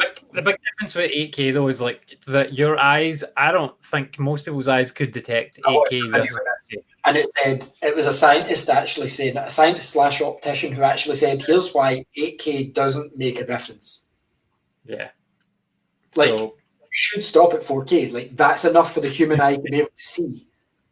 The only time 8K would really come into play is for like resolution in VR, which would then be broken down to 4K anyway in your eye. Yeah, that makes sense. Yeah, absolutely. And you don't need a TV for that. You just need a VR headset that has 4K in each eye, and you're fine. So, like, if it's humanly not possible to see more than 4K, then why the fuck are they making 8K? Yeah. Well, for VR, like that's the only reason. I get that, but why they make that in like? I'm sure the Falconeer's in 8K. Day one, I'm sure that game on the Xbox is the first. But why they're not pushing it as the first 8K game? It's a buzzword. People will buy it. But like, see, for me, I'm like, do you know what? I said it was good with HD, but see now that it's not scientifically possible for my eyes to view 8K, like, why would I want 8K? I remember they pushed Mantis Burn Racing on the PS4 Pro as being the first 4K game on PS4. And like that game probably sold more because of that. I remember we got a review code for it. Yeah, that's right. But that's what I meant. Why doesn't the Falconeer come out and say the first 8K game this generation? Yeah. Weird. The CEO of Gearbox says that this next gen leap will be the biggest in history. I agree, it's the biggest leap. But what I don't agree is when he said it was. What I don't agree is that when he said it's bigger than the leap from 2D to 3D, because it absolutely is not. That was an evolution. This is just a move up in tech. Oh no, I mean I think that was more of a revolution. This is an evolution. Sorry, that's the way I meant. Yeah, like which is a very similar word. So, the Xbox Series X will be region free. I mean, I didn't think that was in question, but okay, cool. I would imagine PS5 is as well, although I don't think they've said that, although they've not said many things. Who knows? So you spend like £500 on a console that you don't know a lot about. And doesn't have any games coming out for it. We spoke about that. Xbox Series X pre-orders broke records within seconds. Sold out fast, basically. Obviously, the most impressive thing for me is they sold out in Japan. Yeah. Like, regardless of how many units that they had, selling out in Japan is a big thing for Microsoft. They've been gunning towards it, like getting the Yakuza games and stuff. Getting that exclusive in Yakuza was probably a big boost for them. But yeah, like, good for them. They need to get that Japan foothold to try and take on Sony a bit more. Yeah, I mean they've got they've got us lock, stock, and smoke. They've got everything. The Game Pass, everything. We're sold in the West. It's over there in the East that they need to start marketing it more. Like, and I think I read a review of a guy that's like a gaming journalist that said the problem with the Xbox over here is it doesn't seem like it's geared towards the Eastern market. It seems a very Western console, and to them, they need to see that you're tweaking your console for them. Like, get the Yakuza game. Like, how many PlayStation 4 games are exclusive to Japan only? I guarantee you hundreds that we'll never see over here. What one's next? Do you know what? It's probably not near as much as it used to be. PS3, there were hundreds. PS4 has something, because I've seen like game hunting videos over in Japan. There's like shmups and RPGs that will never see it over here, right? So at least they've still got that, right? The advent of digital gaming has changed that a lot, though, because it's out digital in PS4 in Japan. It comes out in Europe as well. Not every time. Not quite every time, but most games do. My point was they've still got their stuff that you can only get in Japan for the PS.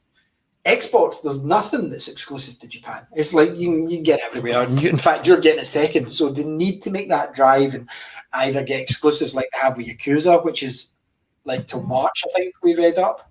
Is it November? It comes out.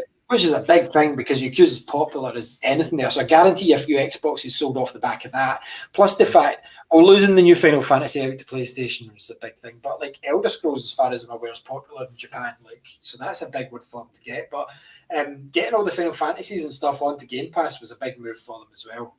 Yeah, definitely. Getting all those games in one place for one cost is cool for people that are just coming into the Xbox. Like, oh, absolutely. More details about the Xbox Series X and S launch titles are coming soon, and we've seen a couple of these filter out now, like Yakuza Like a Dragon's day one, and it's Game Pass as well. So don't buy it. We knew that it was day one. We knew this. Oh yeah, but there's going to be more over the next wee while. Sony apparently expects the PS5 to outsell the PS4's first fiscal year, so make more money than it. Depends how many units you've got ready, pal. And to be honest, you're hitting the market at the wrong time when people don't have money because of COVID. Well, some people do have money. See, like in America, some people compared it to when the PS4 came out, when there was no such worries as COVID. So I can't agree. But there was a financial crash and stuff just before the PS4 came out, like all that sort of stuff. So not when businesses were closing as badly as just now, though. Well, no, that's true. But like some people still do have the money around to buy these things. How many units have you got ready? That's the bigger question, though. Do you have enough units to do it? And like, if they're expecting to do it, they must have some amount fucking pushing out, like after Christmas. The factories will be running right now to make these because yeah, like they've sold out. Yeah, like the PS5 is done at this point, and like they'll be patching games and stuff right up to the last minute, but like they're putting them in boxes right now. Like the PS5s that I'm getting are probably already in the box, sitting in a warehouse. Sitting in a warehouse, and they're probably already like just about ready to be shipped to the UK, like within the next week or two, because they'll get shipped over in a shipping container. They'll already be here. I don't think they'll already be in the UK. Yeah, they will. I don't think so because we would have seen. I think we'd have seen them already. I think they're still like locked in the Sony factory. Something would have leaked one by now, like at the factory, and when one leaked by now. If they were anywhere that's not inside the Sony factory. Sony holding factory. The holding pen.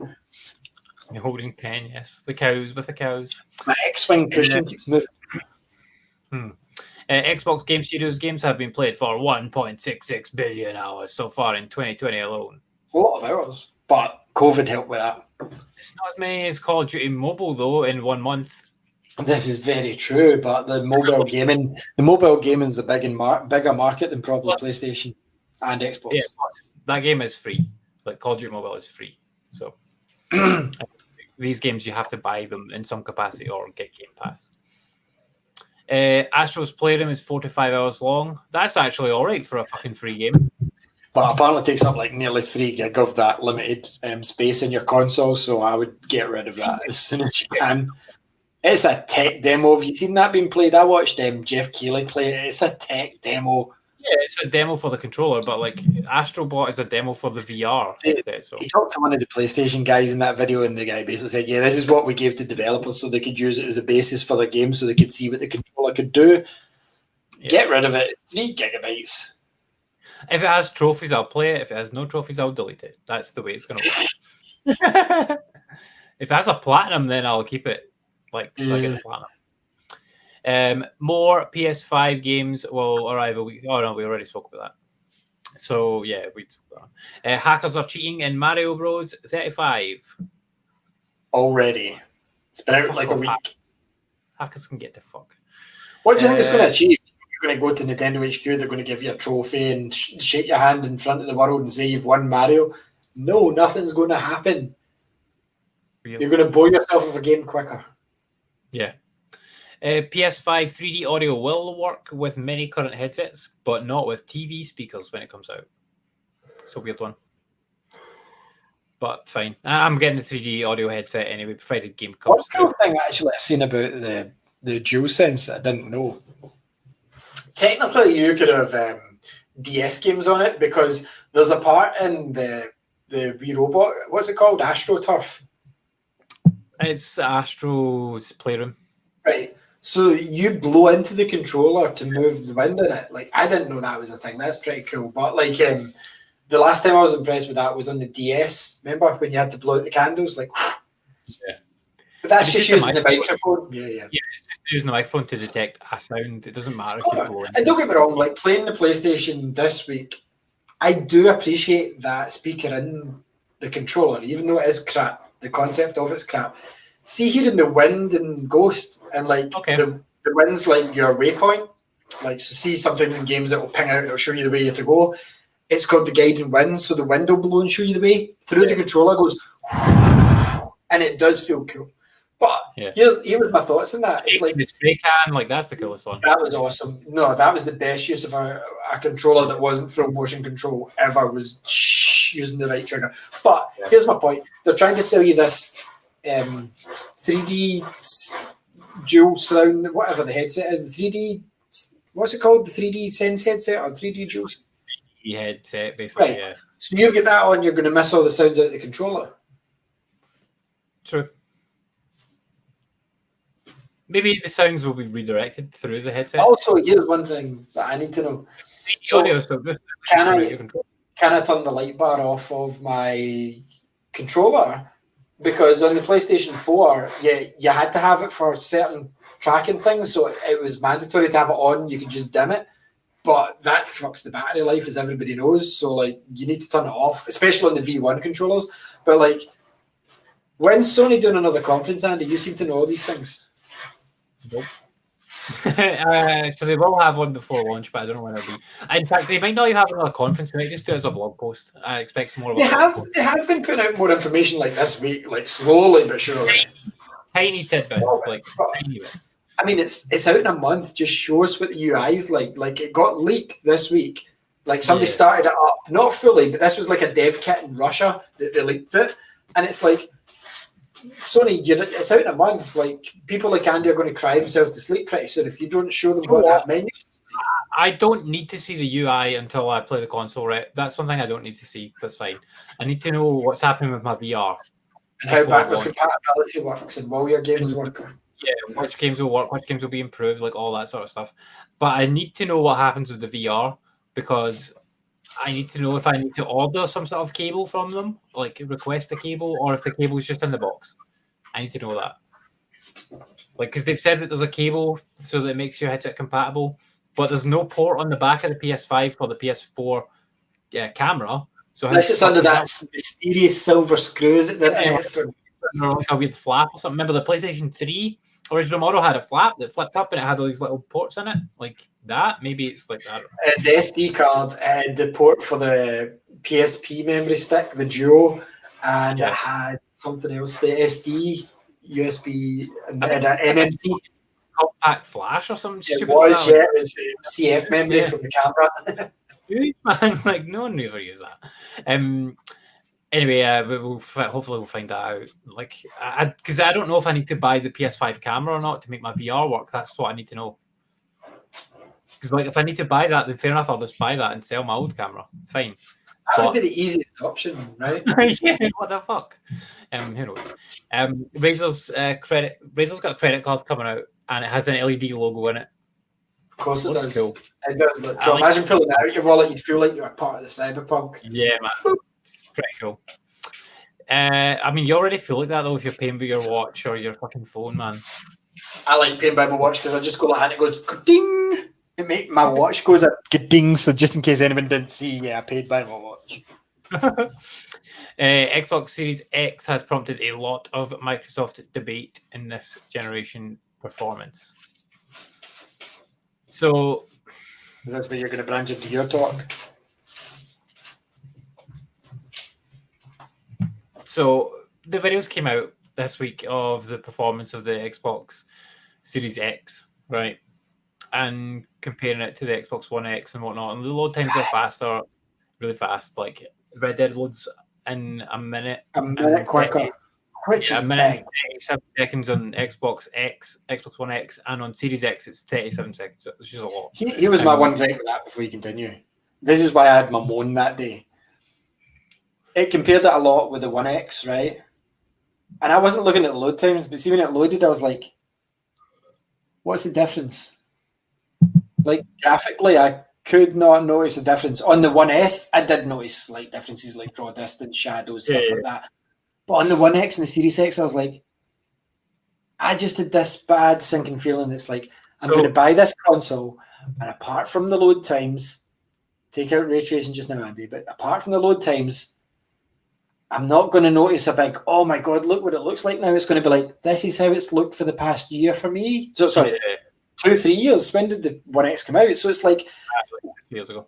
launch One X, like, because I got Project Scorpio when it came into the shop within the first month. So like, I had this quite quick. But the One S and the One, you're going to notice a difference. But see with my One X, because it's the mid-gen console, my biggest issue was take away loading times, which were impressive, right? You can talk about them more in a second when I give the reins back. But like, for me personally, like, I was looking at your picture there and my picture there. I was like, I don't notice much of a difference.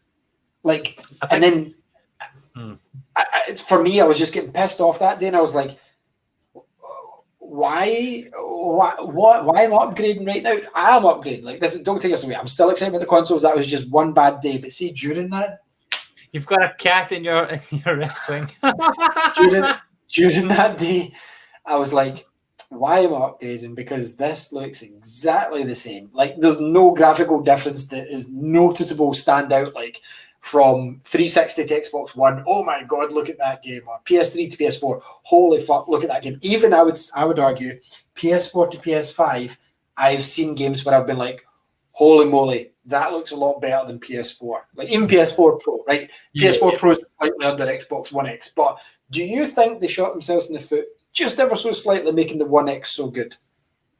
No, I think what the problem is right now is that the footage that they've showed off was comparing games that don't have Xbox Series X versions. So because they're not allowed to show it just now because of the NDA. Because if you watch any of these guys, they've been told they can only show backwards compatible One X versions, which is fine. But why not show the Series X version during these? Why not let them show what it does? Why am I seeing? I don't get it. I think they're doing it in stages, right? So right now they're focusing on load times. Like load times are great, and then the next thing will be like, look at the graphics on whatever. So during next week, the preview units, they'll be told, okay, so now please show the Series X in your latest video. Yeah, so like they'll show the Series X versions of games versus the Xbox One X versions, and that's where you're going to see the bump up going. And obviously, some of the patches for the games are probably not ready yet. That's the problem. So, like, we know Red Dead is not getting a patch there. They're not day one anyway. Yeah. And we also know that day one.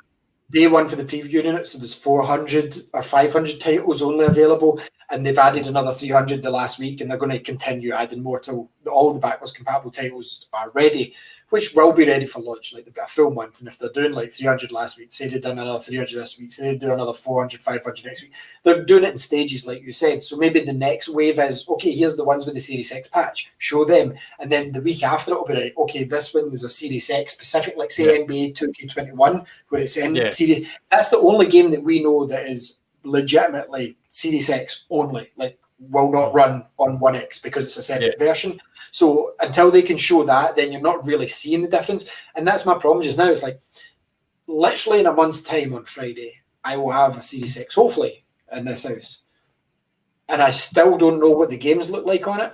Remember when the PS4 came out and we were seeing those graphics fucking months and weeks? I don't get why both sides are playing it like this at this stage. We've seen the videos, obviously, of trailers and stuff like running on the consoles, but we've not seen it like from your digital foundries or from even GameSpot or anything like that. And that's what you need to see. That's what really. But the thing is, it's not the factory made Microsoft ones. That's the thing, though. They don't need to do that because both consoles are sold out completely. They don't need to, but they should for the consumers. Do you know they should build the hype? Show me next week. You don't need to build any more hype. Like they built the hype up enough to sell it out. You could buy this and the games look like a PS3 and you've still bought it. But like for me, it's like I get what you're saying. They probably are doing it in stages like that. But for me, I was a little bit deflated the other day, going, "This is nothing new." I don't think you need to worry. I think you'll be all right. But anyway, like so the problem that I'm seeing now, right, is the version differences between the Xbox Series S and the Xbox One S seem to be very slight, right? Yeah, not even the One X, Andy. You're talking about the mid version, the One S.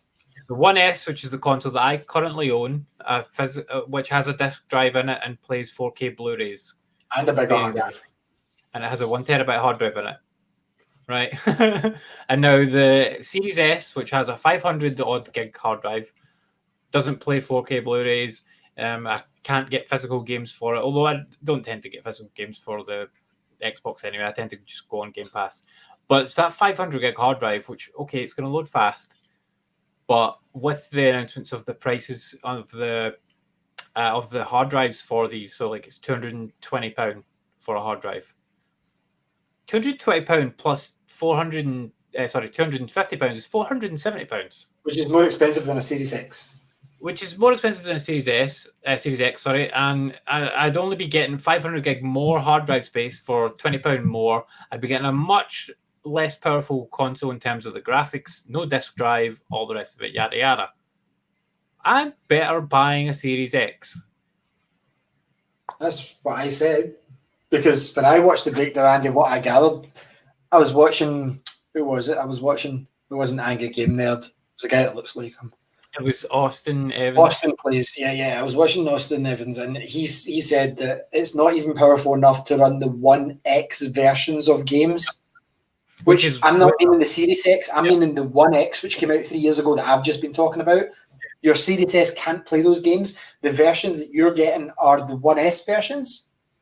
Which is the red flag for me, because I can already play those versions. I don't need to buy anything to play those. Yeah. But I just continue as I have been and play those versions of the game. And then added in the fact that the memory upgrade is going to take you £20 over the Series X, which is a far more powerful machine. Yeah. So the way I looked at this is the only people that should buy the Series S are PlayStation 4 owners or PS5 owners that want Game Pass. If you've got an Xbox One in any shape or form, don't get the Series S. Don't get it. Or if you're coming into the new generation, want the cheapest console that plays Fortnite. Like, that's what this console is for. But what I would say is, if you're an Xbox One, Xbox One S, or Xbox One X owner, do not buy a Series S. Stick with what you've got, because all the games for the next year will still play in your current console. And if you've got a One X, they're going to play better on the One X. Yeah. The only difference is, basically, this is an Xbox One S with an SSD hard drive. That's what this is. Actually, it loads faster, yeah, but the hard drive is not even as big as in most S's. Even the old digital, the SAD version has a bigger hard drive. 1 terabyte, yeah. And so and all this is, like I said, is a fast loading Xbox One S. Yeah, and if you start putting like Call of Duty and stuff on it, then like your hard drive is going to be gone in 10 minutes. Yeah, it's going to be full with like 5 games. And you're not getting the full 4K as far as I'm aware with it. It's not. No, it's not full.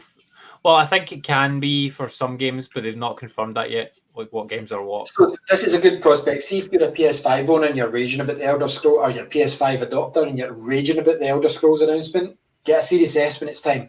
That'll do you. Yeah. That'll do you for Xbox exclusives. Yeah. Because you'll delete them when you finish them and you'll not play it for anything else. Like I said, like you said though, for like kids and stuff like that, or people short of cash, Series S is a brilliant version. Like, see if you're like, Mum, I want the next gen. This is the version you're going to get at Christmas, kids, by the way. Your mum's not going to get that Series X. She's going to see this. Guy in the shop's going to say, this is the best way for you to go next gen. That's the one you're getting. Fine. But see, for guys, like, I'd say 20s, 30s, 40s, 50s, anything up that's buying your own console, that stays at home, has the money, don't buy the Series S, because I've seen a lot of folk going, I'm getting a Series S, I'm just going to buy the memory stick. You're going to pay more than the Series X for an inferior console for 500 gig extra memory. Why would you do that? Like, say you don't buy games. What if you've seen a 4K disc you want, and this is your only option? Like, if you want to watch a 4K movie on disc, like, because you can buy them pretty cheap at some of your local trade-in stores, you couldn't play it on the Series S. You can only play it on the Series S. Or here's an example of something that happened to me today, actually. Like, I was in Asda today, and I saw a very cheap Xbox One game on the disc, obviously, and I was like, oh, that's a great fucking price for that game. I will just buy that, because then I could play it on my console. Yep. Turns out, because it's Asda, they never actually had the game, even though they had 20 copies of it on the shelf. But like, I would not have even had that option if I had the Series S. It's not even an option to me, because there's no disc drive in it, which, like, that's probably the first time that I would have bought an Xbox One game in like 2 years. Yeah. But it happened. So see, for like me, where I'm mostly digital, right, there will be the odd time where I'm browsing like CX or one of my game stores nearby, and I will see something, I'm like, oh my God, they've got that in for like, say, £5. I'm like, that's more expensive digital. That's never even dropping to that price in a sale. I'll pick it up and just play it for a bit, see what it's like. It's not coming to Game Pass. This is the way I'm going to buy it. You buy a Series S, you don't have that choice. See, I will be honest though, see if they brought a Series X out all digital, I would have considered it. Say they brought out one of those at 400, I would have probably took the £50 price cut and went, do you know what? I'll do it, because if you look at Valhalla digital, Cyberpunk digital, Star Wars digital, mostly digital, there is a rare occasion, but I would give up that personally for a Series X. But see, with the Series S, I looked at it and I'm like, this is a 1S. This is a 1S with an SSD in it. And no one in Microsoft will tell you that. None of the PR will tell you that. But see, if you look into it, like we said, with the it does have the faster processor as well. We've got to give it that too. Yeah, but it can't be utilised as well when you just can't utilise it as well as the Series X. There's no way. So I mean, it's what, 4 teraflops against 12? Yeah, and the Xbox One X is 8. No, Xbox One X is 12. PlayStation 5 is 8. You're talking about the Series X. I'm talking about the One X. Sorry. The Xbox One X is 8, right? The Series X is 12. This one has 4. That's 4, yeah. That is not next gen to me. All it is a faster loading hard drive. Yeah, which is fine if that's what you want. But for me, in my use case, right, like, and I wasn't that bothered about getting the Series X. Your Series S was going to be temporary anyway, because you said I'll get a Series X once it comes to all access or whatever next year. Yeah, once I'm able to get that, like once it's actually readily available, because that was my preferred option to do through all access. And when that option wasn't available to me, because there weren't any, I was like, okay, well, I'll just order the 1S and the Series S, and I'll make do with that for just now. But this whole thing coming out like totally changes my mind on that and makes me want to get the Series X instead. But now I cannot get that because it's sold out everywhere, and I'm not going to pay totally over the odds. But I have worked out a way to be able to probably get it, and I'll probably end up cancelling my Series S at pre-order and just do it through that way instead. Yeah, it makes sense. Series S to me is a good value price. See, if you've, like I said, my ideal way of doing it would be not my ideal, because I needed the Series X. If you're not an Xbox gamer and you were interested, or you, like I said, the Bethesda deal, buy the Series S. That's what I'd suggest, because the Series S is going to outlast the One series. Even though the One X is more powerful, they're still going to be releasing games for the Series S down the line, whereas they might cut off the One at some point. But at the moment, for it, I would say at least the next 2 to 3 years, that One X is going to be better than your Series S in my mind, and I would recommend checking your second-hand shops, because the price of them is going to come down, because everybody that has a One X is getting a Series X. Yeah. Everyone that's been at the forefront already will continue to be at the forefront, so you'll find them get traded a lot. So yeah, keep an eye out.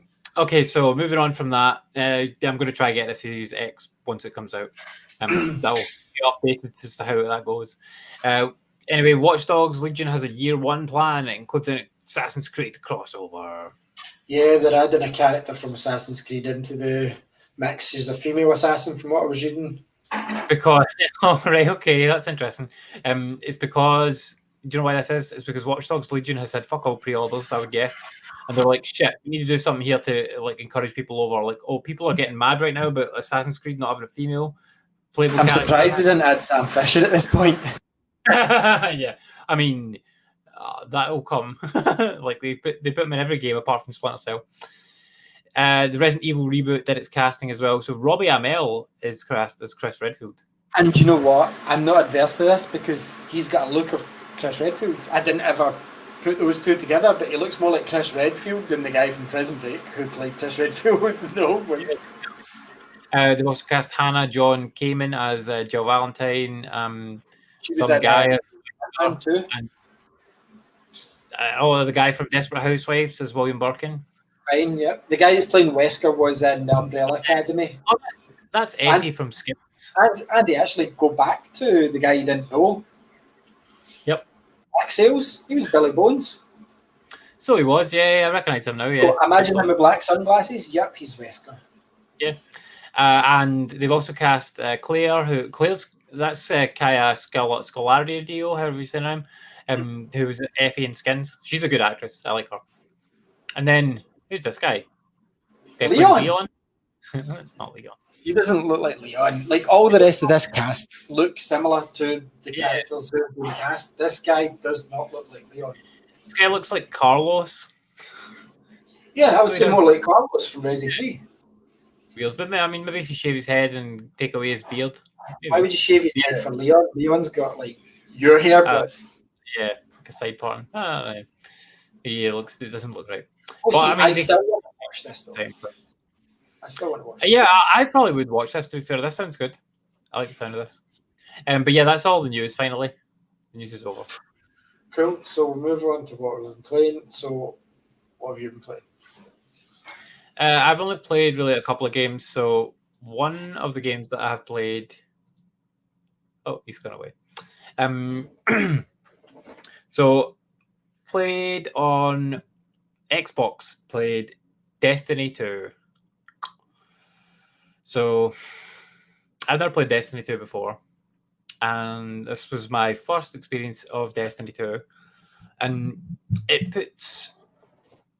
basically chucks you into the game, and it feels like you're halfway through a game that you've never played before, which is very strange. Now, obviously, Destiny 2 has been out for a few years at this point, and they've moved on a lot from where it was at launch, and there's really the story in this game is non-existent, which is not what I heard about the game at all when it came out. People talked about the story being much better than in Destiny 1. Like, you didn't have to go seeking for it and like all the wee cards and stuff.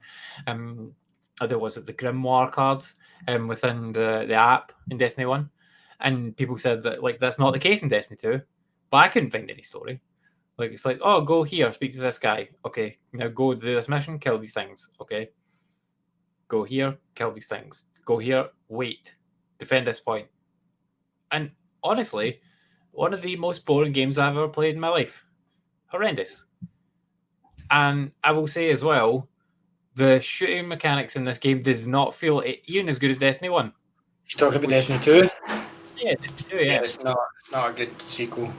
I hated it. Like, it was so boring. Like, and I was playing it with I played it with Ian the first night, and then I played it with Ian and Mark like the second night. And I won't play this again. It was horrible. No, considering the first one was so solid as well. Yeah, and I enjoyed the first one enough. Like, the shooting mechanics were good in it, like 100%. Like the grindy part near the end, where you had to like play hours and hours and hours to get anything good. I didn't like that part to it. I didn't do any of that. Like, I just did the quote unquote story to the main campaign. But like this one, like you're already seems like you're halfway through the story by the time you get into the game. And all the story's very limited. I say story. Yeah, like, and then it's telling you about all this like light level stuff, and you just need to keep upgrading your gear over and over and over. I don't give a fuck about it. Like, it's just an arbitrary number that keeps going up. Like, oh, you're at 700. Like, you start off at like 700, and then you done away with it. It would have been a kick in the teeth for anyone. Like this number just keeps getting bigger, and I don't care about it like at all. Like, I don't mind it in Avengers so much, and I see where people are saying that Avengers is like Destiny because you're getting that loot and you're upgrading your like weapons and armor and whatnot. But I don't mind it as much in Avengers because it's an Avengers game. Yeah. And like the controls are fun and like it looks cool because I'm playing as fucking flashy superhero characters. And this I'm just playing as generic Iron Man suit looking guy who just has a gun and has a jet bike for some reason. I don't care about him. Like, I have no interest in the story or the world, and the shooting mechanics are not because good. they didn't have a quote unquote real story to it, so you didn't get invested in any of the characters during this. So yeah, I didn't really like any aspect of it, honestly. The graphics are supposed to be all right, but honestly, didn't enjoy it. I did feel the shooting was off in that game as well. Yeah, it doesn't feel as good as Destiny 1. Like, Destiny 1 felt spot on with shooting, and this one doesn't feel as good. I'm not sure why, but it just doesn't. So yeah, I will not play Destiny 2 again. I'm done with that game. It wasn't your destiny. It was not my destiny to play Destiny 2. No, thank you. It is on Game Pass, and I was playing on Xbox, so I didn't pay any money for it, obviously. But and it does come with like the expansions as well. Like, I don't know if I was playing expansion content or original content or what I was playing, but whatever it chucked me into was not compelling. It's quite annoying for new players as well, because remember I told you when I jumped in, the world had something happened to it already, and it told me that in a cutscene before I'd even played the vanilla content to it. Like something like Warcraft, yeah, the world changes like as it evolves because it's an ongoing game, but it doesn't ruin that part of the story for you the minute you jump in. You jump in and you do the starting missions, then you can choose to branch off and go to the other ones. But in Destiny 2, it's just kind of like, yeah, here's the cutscene, here's what's been going on. You can still do those missions, but look at the new stuff, and it wants you to just jump to that level 30 straight away, or level 50, because it gives you that token if you jump in later on to like upgrade your character. And to me that didn't ever feel right. It's like, if I want to play this game, I should have an option. Let me just play that first, Yeah, I totally agree. And maybe I could have done that if I'd played it. I know you can't play it offline, but maybe if I'd played it without like the DLC stuff installed. No, it doesn't, because the update would then apply to it. It has to be online. Yeah, because it's all, I don't know. But anyway, I did not enjoy any aspect of it whatsoever. It was a shit game. Do not play it. Avoid. Anyway, aside from that, so I didn't play a whole lot of other things. A couple of things that I played a fair bit of, though. So played a bit of Beat Saber. It's good fun, although I'm still finding issues with the move controls, and I'm hoping that this will be rectified on the new PlayStation VR. Hopefully they bring out new controllers that sync better and don't lose the fucking controllers.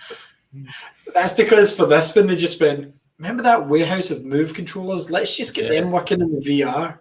Yeah, and to be fair, I'm using the PlayStation 3 versions of the move controllers, so maybe it works better with the PlayStation 4 ones, but I doubt it. I did not.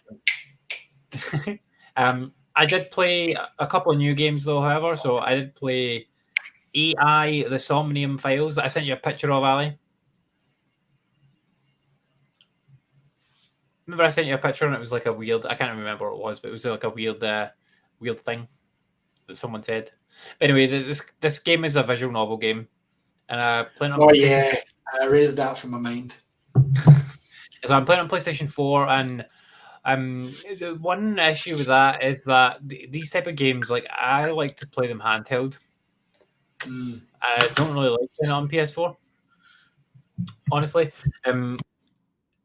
because these are games that I like to play when I'm chilling out, and like usually that's when I'm in bed. Like I'll lie and read a comic, or I'll read like a visual novel. Like I spoke many times about Phoenix Wright, and that's how I played that. I would just lie in bed playing that game and just chilling out, and then go to sleep.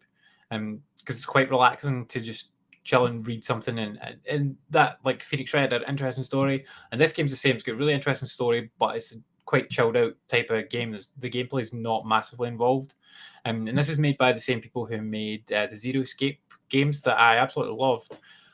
But after about 20 minutes of playing this game, like, I wasn't feeling the gameplay too much, and the story was fine. I'm like, this is a kind of cool, weird story where you're playing as a detective who's lost his memory up to 6 years ago, and he's investigating like a murder. And there's like, he's got an AI eyeball. Basically, he's got like a fake eye in his head that can pop out. That's also an AI companion for him. It's his partner. Which all of that's cool and fucked up and weird and an interesting sort of story and concept for a game. But the gameplay is limited in such a way that you're exploring like a crime scene, but you're not moving around too much. So you're just like moving a cursor around and looking at things. And I'm like, I'm not feeling this on the PlayStation 4. And it took me a minute to realize that it's because the other games in the Zero Escape series, I played them on the Vita. And this game's not available on the Vita. However, it is available on Switch. So I think I should, instead of playing this game on PS4, pick it up on Switch and play it there, because I believe I will enjoy it far more there, because it does seem like a cool concept and I want to play it. But playing it on the big screen on the TV, it looks nice and like it plays absolutely fine. This is a handheld game for me, and I will 1000% enjoy it more playing it on Switch. And I just need to go and grab it on Switch rather than PS4, I think. That's what I was saying earlier about some games just being more suited to other platforms. Like, this is a good game. It's cool, but I 100% need to get it on Switch rather than PS4. A visual novel, yeah, makes sense because it's handheld. So I've just realised, right? These cats have been bugging me, climbing up the green screen. You can click as loud as you want at them, but they will not move. So I went and got my knife and just no, I didn't. So what I forgot was seeing Lexi's room, her stairgate. The cats see that as a door, and even though they could jump it, they don't. So there's a stairgate in this room now, and in the kitchen they've got their litter tray and food and water. Yeah. So that's getting shut while I'm doing the show. And they're both looking at me. They're both sitting in the steps looking at me, even though Bond could jump something twice that height. For some reason to them, it's like, oh, what do we do here? And then this is when, like, you hear in about 5 minutes, you just clatter, and you jump over it. You better not. So yeah, played that. I'm gonna buy that game on Switch instead. I just need to find it for like a decent price because I only paid like 20 quid for it on PS4. So, and that was a physical copy, so I can just sell it, return it. Is that the one you got at Asda? No. Oh my god, I didn't get any games at Asda. In the last week, I've been to Asda twice, right? 2 times, and I found many cheap games in Asda for £5, including things like Pokemon Ultra Sun. £5, Animal Crossing New Leaf, £5, Borderlands 3, £5 on both platforms, The Crew 2 for a £5, like many games, £5, and tried to buy them, and they didn't have a single copy of any of them in the shop. Like, why the fuck have you got them out like on display? And like some of the games, like they had not the ones that I picked up before, but some of the games they have like a wee label over the price sticker and it says, "Sorry, no stock left available." Fair enough. But the ones that I picked up all had the price label fine and they had plenty of copies sitting on the shelf, but they just didn't have any. Annoying as shit. It really bugs me. As they do that quite frequently, like sometimes, because they don't see it as games, they just see it as produce on the shelf. So sometimes they'll have insane price drops and stuff, and it's like £5, £10 for a game that's only a month or two old, but because they've got X amount of units to like shift them, you go in and it's like, now we've got none through the back. It's like, take them off the shelves then. I know. If you had cheese sitting out, you wouldn't leave plastic bits saying buy your cheese at the counter and then have none. Yeah. The annoying shit, like I don't understand how that works because you would think that talking of annoying 2 minutes. When you take the game to the counter, like you would think they would just keep it off the shelf. So like you would think when they're putting the boxes out for the games, they put the number of boxes out that correlates to the number of games that they have in stock. That would make sense to me. Or they would even maybe have less and just recycle them, but they don't. That's not how it works. So very confused. But anyway, like if you're looking for cheap Asda games, it's pretty much like a wild goose chase. You're never going to get them. They didn't jump over the gate. What they did was I had hung Tasha's shirt on the gate, and they pawed at it till it fell down as a big fuck you. I think like I've only managed to successfully, in recent memory, buy one game from Asda, and it was not a discounted game. It was like a full price day one game, and that was Call of Duty Black Ops 4, like 2-3 years ago. Didn't you get Zelda from Asda or something like that as well? I bought Zelda from work. What was the game you went out at night and bought on your way home? Oh, it was Black Ops, wasn't it? It was Black Ops after I finished work, and that was from Asda, but that was like day one essentially. The big one I remember was Asda in Air. It was Grand Theft Auto 4 on the PS3, and they had a queue right outside, and it was raining. Like a midnight launch. Yeah, I've done that before. I did it for PES. They did a midnight launch for PES once, and I went to that. That was funny. Technically, if they've got it in stock, it's not advertised as a midnight launch, but you can go in at midnight at Asda or Tesco's and buy anything that they've got sitting there ready. See, and most of the time you'll find that the day guys will book it into the system, so you can walk in at midnight, and not many places near us anymore do anything midnight apart from maybe consoles, COD and FIFA. That'll be it. But say you wanted like Assassin's Creed, we've went to midnight launches for Assassin's Creed before. You could literally walk, if you're still a physical buyer and want it, go to Asda at midnight and check, or Tesco's. You will 9 times out of 10 get it because they'll be like, yeah, it's sellable now. Yeah, but I think that's what Asda has. Like they have all their newer games, like Avengers. They've probably got hundreds of copies of that and on all the platforms. But any of their discounted games, they didn't seem to have any of. I'll tell you one thing with consoles though, Asda, because the PS3, we ended up getting it from PC World because we're out that way. But I went into Asda at midnight to ask, and they said they weren't allowed to sell it till 8 o'clock in the morning. And they won't get any PS4s in, like PS5, sorry. And they're obviously they're pretty much sold out of PS4s now as well. So like they're obviously discounting all those. Like all their bundles are gone. Like Xbox Ones are the same. Like they don't seem to have any. So I highly doubt that there'll be PS5. I highly doubt there'll be PS5 or Series X on the shelf on launch day anywhere. Yeah, I don't think so. Unless you've pre-ordered it, like you're not going to get it day one at all. I wouldn't imagine. Anyway, no. Anyway, aside from that, so didn't play anything else on Xbox. Didn't really do any Game Pass stuff this week, aside from dabbling in a bit of Rocket League, which Rocket League is fantastic. Like, and it's free to play now. So not really Game Pass. That's free everywhere. That's true. Sorry, yeah, it's not Game Pass, but I was playing on Xbox anyway, and like it's a fantastic game regardless of where you play it. Like, absolutely love it. But the other game that I did play was Star Wars Squadrons, which you also did get. I did. I did buy a new game though, Ali. I pre-ordered a game, and this is going to be my last PS4 game because I didn't realize it was coming out before the PS5 came out.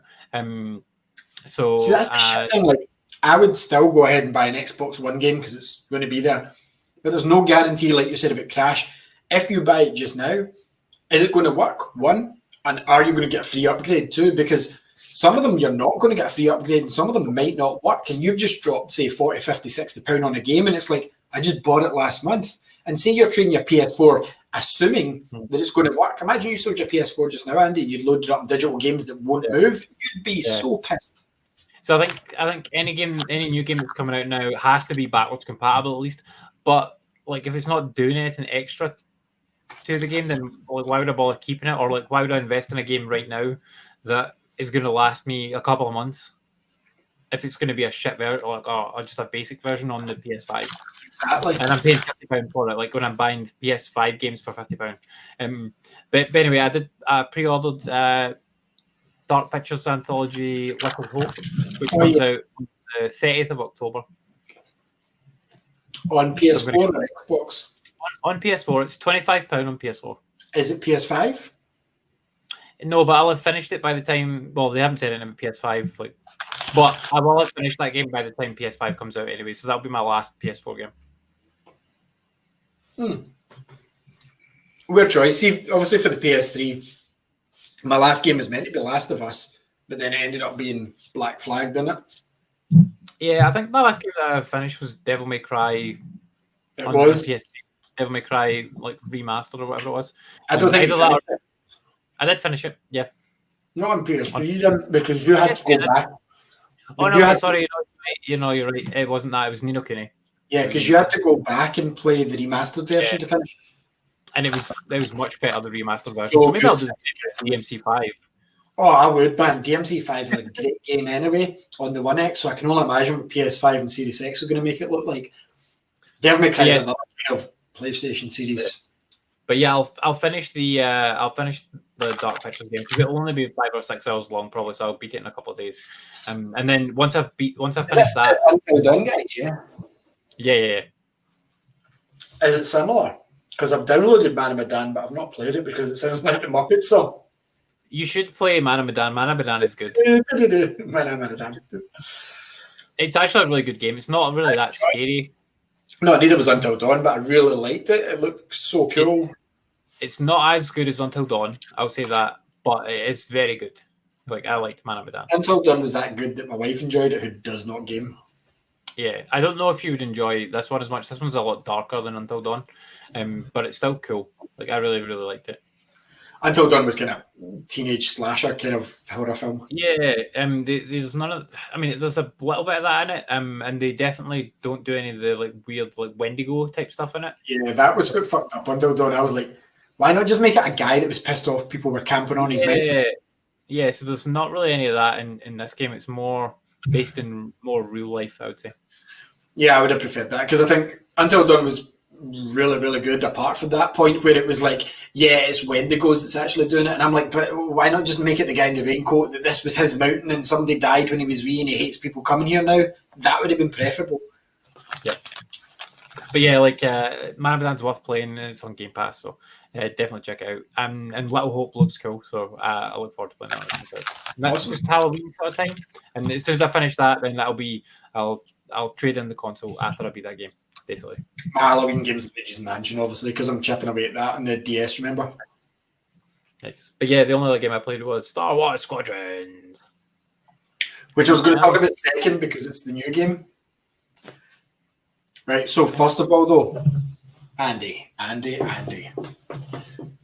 you would love Ghost of Tsushima. I don't think I would. I think it looks awful. So did I. Yeah. Right. So last week you made the comment of I would just spend so much time playing side quests and I would waste so much time in it. I said, nah, I'm just beasting through the story. And for some reason that very same day, you sprinkled your fairy magic on me. And I ended up doing side quests, and I have not done one main mission since, Andy.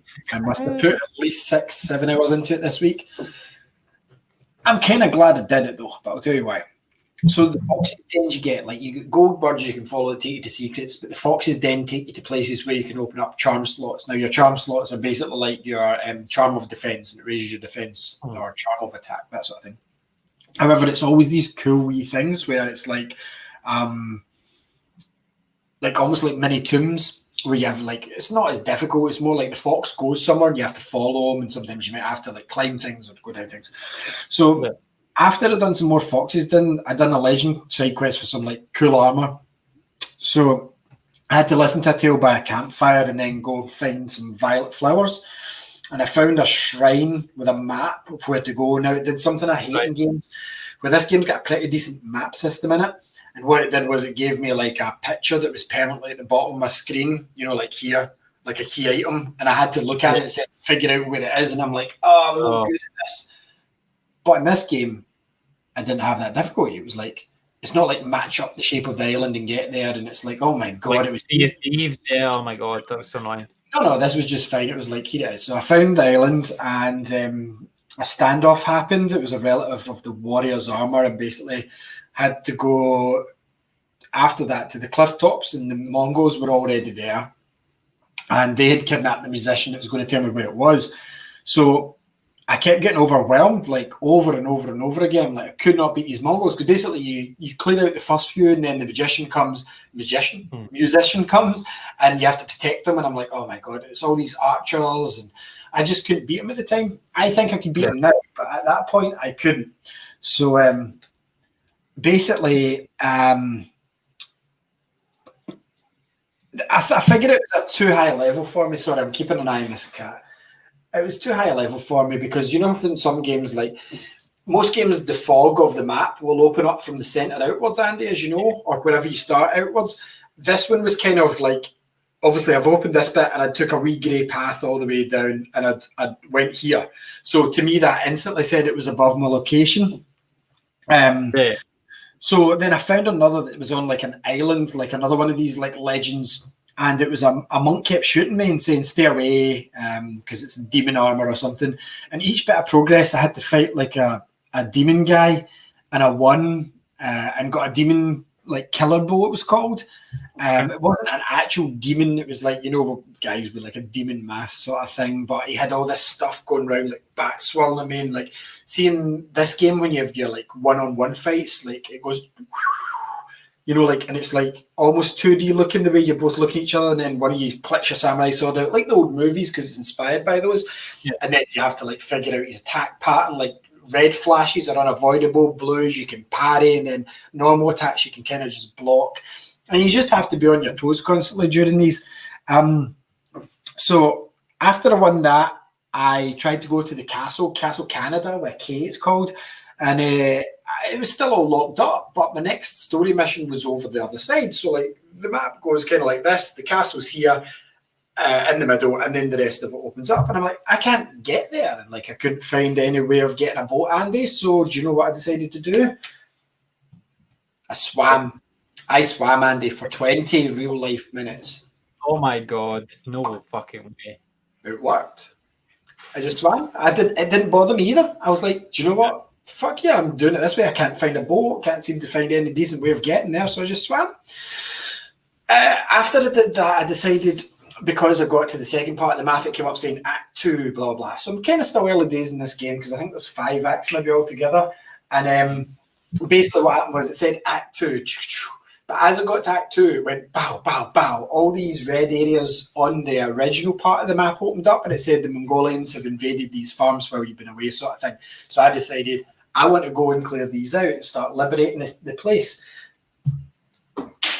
So, I hate my cats. So, basically, these things are kind of repetitive. Most of them are just kind of like kill all the Mongolians, free the hostages, and then it kind of liberates the sort of area, you know, and you've like, usual, yeah. But the good thing about this is, even though it's repetitive, I'm still having fun doing it. Like, and each one I do is building up like my sort of RPG skill tree. So I'm upgrading like my kunai skills. I'm upgrading my assassin kills. So like Assassin's Creed, I can now assassinate 2 at a time when I jump down. Then I can assassinate 3. Then my kunais do more damage. So it's that sort of thing. And like the good thing is, like each new one you go to, because you're doing this, you're unlocking these new skills, you feel even more of a badass doing it. Like you seen in my video, I had that sort of cool parry with 3 hits in it, and then I ran after the guy and I threw out my kunai. I had the sticky bombs that I threw at him that actually stick to him and explode. I've got exploding arrows and stuff. So doing the side quest is actually making me more powerful for the end game, which, as you probably know, I would have just ran through doing the campaign, got to the end game, complained about it, said this boss is unbeatable and quit. Right? So apart from doing these like liberate sort of missions for the occupation of the Mongolians, the cool thing is that I was like walking along and I heard, "Help, samurai, help, Lord," because your name's Lord Sakai, and like they all recognize you, and like you come over. Yeah. They don't know you're the ghost though, because you're kind of a ghost who's an assassin, right? But samurais aren't meant to be sneaky and assassin. They're meant to be honourable. Like, I'll fight you to your face to the death, and if I do something dishonourable, I'll stab myself. But you found the only way to save your island is to dishonour your own name and become the ghost and make this big myth. Each thing you do gives you like more myth to your tale, which makes people more scared of you and such, right? Okay. So as you do that, you build up these cool moves, and you might jump in the middle of some guys, wipe out a few of them. And during your standoff, when you're waiting, you have to like hold triangle each one, wait for the guy to actually come to you and not fake out. You slash him in half, slash the next guy in half, slash him, and you're just standing there like whoosh, as these bodies fall down, and it just feels like, oh, I am a badass. So I found a guy in a step and he was asking for help, right? Turned out he was a healer. Some of the guys about him have gotten sick. So I had to investigate, kind of like your detective mode style thing, had to look at some stuff. Turned out there was some half-eaten wild mushrooms on a log, and that's what had apparently got them sick. So we went to the river to try and find a cure for these guys, and we got it, but there was some Mongolians there already, and we thought, that's kind of weird. And it turns out it wasn't the mushrooms. They didn't help the things, but the Mongolians were poisoning the water.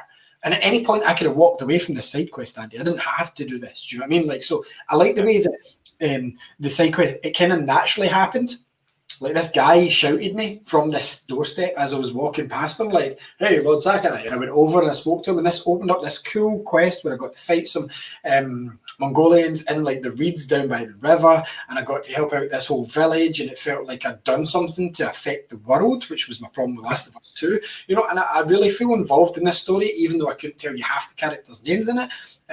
It feels Assassin's Creed without being by the books Assassin's Creed. Do you know what I mean? Like, it doesn't feel like an Assassin's Creed game, because I can't fully free run, but I can definitely go up buildings and assassinate from them. I don't have any blades in my hand though by doing it. I've got an assassination sword, and I've got my katana.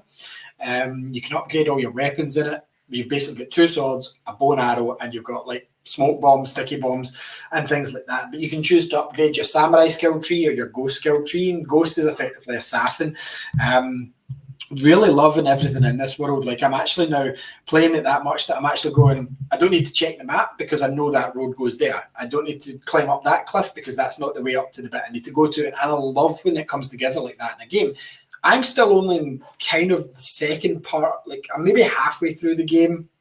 I know I said Act 2, but I think there's 4 or 5 acts. The developer said, 25 hours, Andy, but 40 with side quests. See, to me, that's brilliant. And I would definitely recommend this to you if they do like a patch for, say, a PS5 version. I would hold off now at this stage, or like do a PS5 remaster. But I reckon because it's that late a game, it'll probably be maybe even if it's a paid upgrade, do you know what I mean? Like kind of like what they did with Battlefield 4. I would be absolutely fine with that if, like, I was getting a PS5 to pay a bit extra. But again, oh, the cat just jumped over. Again, we don't know what's going on with that as such.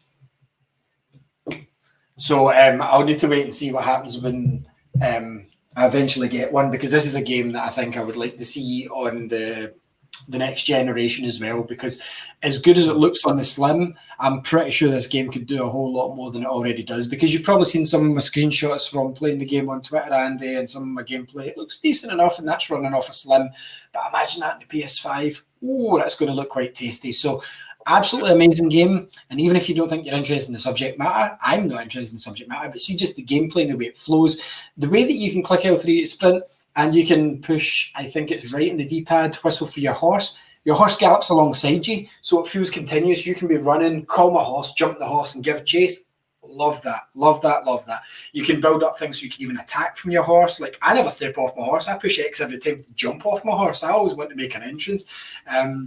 You get shrines, villages. Like, once you liberate the villages, you get extra quests during that one. Like, one was a thief. Well, they thought they were a thief, but what they were actually doing was trying to protect the place that had just liberated, because they were burying the expensive objects at the graveyard, whereas the villagers thought they were at it and they were selling it to Mongolians or whatever. The whole story is brilliant. It's basically the Mongolian occupation of this part of Japan, and you've tried to get the whole place saving fight. I think he's a relative of Genghis Khan that's here, or he's one of the Khans or something. But like I said, I'm not that in-depth in the lore, but see the way this game plays, and it makes you feel cool once you can wipe out a room. It's like, do you know the kind of feeling the last time I got this in a game was, you know, in Assassin's Creed, where the combat finally flows and you can go like bang, bang, bang, bang. Yeah. I am Batman. You feel like that, but I am Samurai. That's a good way of putting it. Don't get me wrong, I will say this. It's quite off-putting at the start, because you're playing it and you're not like a full-blown samurai. It's just during the invasion. And you definitely feel like, this is one of the games where you definitely feel building your skills. You know, that way where sometimes you always feel kind of cool. Like, even in the Batman games, you still always feel like Batman. You still always get kind of cool moves. This is one that definitely takes a good few hours to build skills and to build your skill trees to how you want to play, so that you can feel like you're doing something rather than, oh, I better run now because I can't fight these guys. Definitely a slow burner at the start, but one that I would definitely recommend everybody invest their time into. If you're looking for that last game before PS5 and you're not fussed about an upgrade, potential upgrade, because we don't know yet, get this game, because I've seen it going for like 40 in some places, like on offer just now, so definitely one to get. But yeah, Ghost of Tsushima is one that I've been playing nightly on remote play as well, which actually runs all right. You get a graphical downgrade on it as well, but I mean, it's kind of my only option at the moment, because the wife's sleeping downstairs with the wee one that featured earlier in this video, because he's still not sleeping all the way through the night, and I need to readjust because I'm back to working just after the Series X launch, and I was doing night feeds up until recently, so I was very tired. But the only other thing I played this week, Andy, was Star Wars Squadrons. So this must simply be the least marketed EA Star Wars game I have seen in my life. Like, definitely. I have not seen an advert. I've not seen a bus advert for it. I've not seen a Twitter advert for it. I've not seen anything. Nope. Like, what I seen was it reviewed well, and there's a lot of folk talking about it now, and it did well in the charts. But for a Star Wars game, especially when there's a year where there's no other Star Wars things, really, advertise it. Plus, it's a budget title. It came out at what, $34.99? It's the most expensive I've seen for it, for the deluxe. So what this, they say campaign, right? We'll start there. Right, the campaign does have a small story to it. You feel like you've got a mini hub world, but realistically, this is a multiplayer game. The campaign is there. There is story elements to it, but it's not going to be a revelation like, oh my God, I never knew this about this character. It's basically a training mode for the multiplayer, which is fine. I didn't expect too much from a £35 game. So I've only played through the prologue, Andy. I've not got much further. I didn't see any more trophies in your timeline. But like, basically, I finished the prologue. I enjoyed it. It gave you the X-Wing side of things. Then it swapped it around to the TIE Fighter side of things. Vice versa. You started as a TIE Fighter and it swapped to the X-Wing. Yeah. So basically, you can customize your character at the start, and I just went with the two custom rogue ones. I didn't really care about the names or numbers. Yep. So I think my Alliance guy is a black guy, and my Empire guy is a Chinese guy, and I'm absolutely fine with that. It must be totally random then, because one of mine is a woman, I think, and one of them's a guy. It's very difficult to tell, because, like, I had a quick look at it. You can't really tell. Yeah, because they're so strapped up in that, like, they're wearing, like, really tight flight suits. The TIE Fighter, the illusion is ruined. But yeah, basically, what's my notes say here? It's different from Battlefront flying, which is really arcadey. It was basically like a first-person shooter in space. This one, you have to kind of divert your power to different places. Like you have to choose: do I want weaker shields but faster engines? Do I want faster guns but slower engines? You know, you have to kind of work this balance out. So it's a very different game from what I was expecting.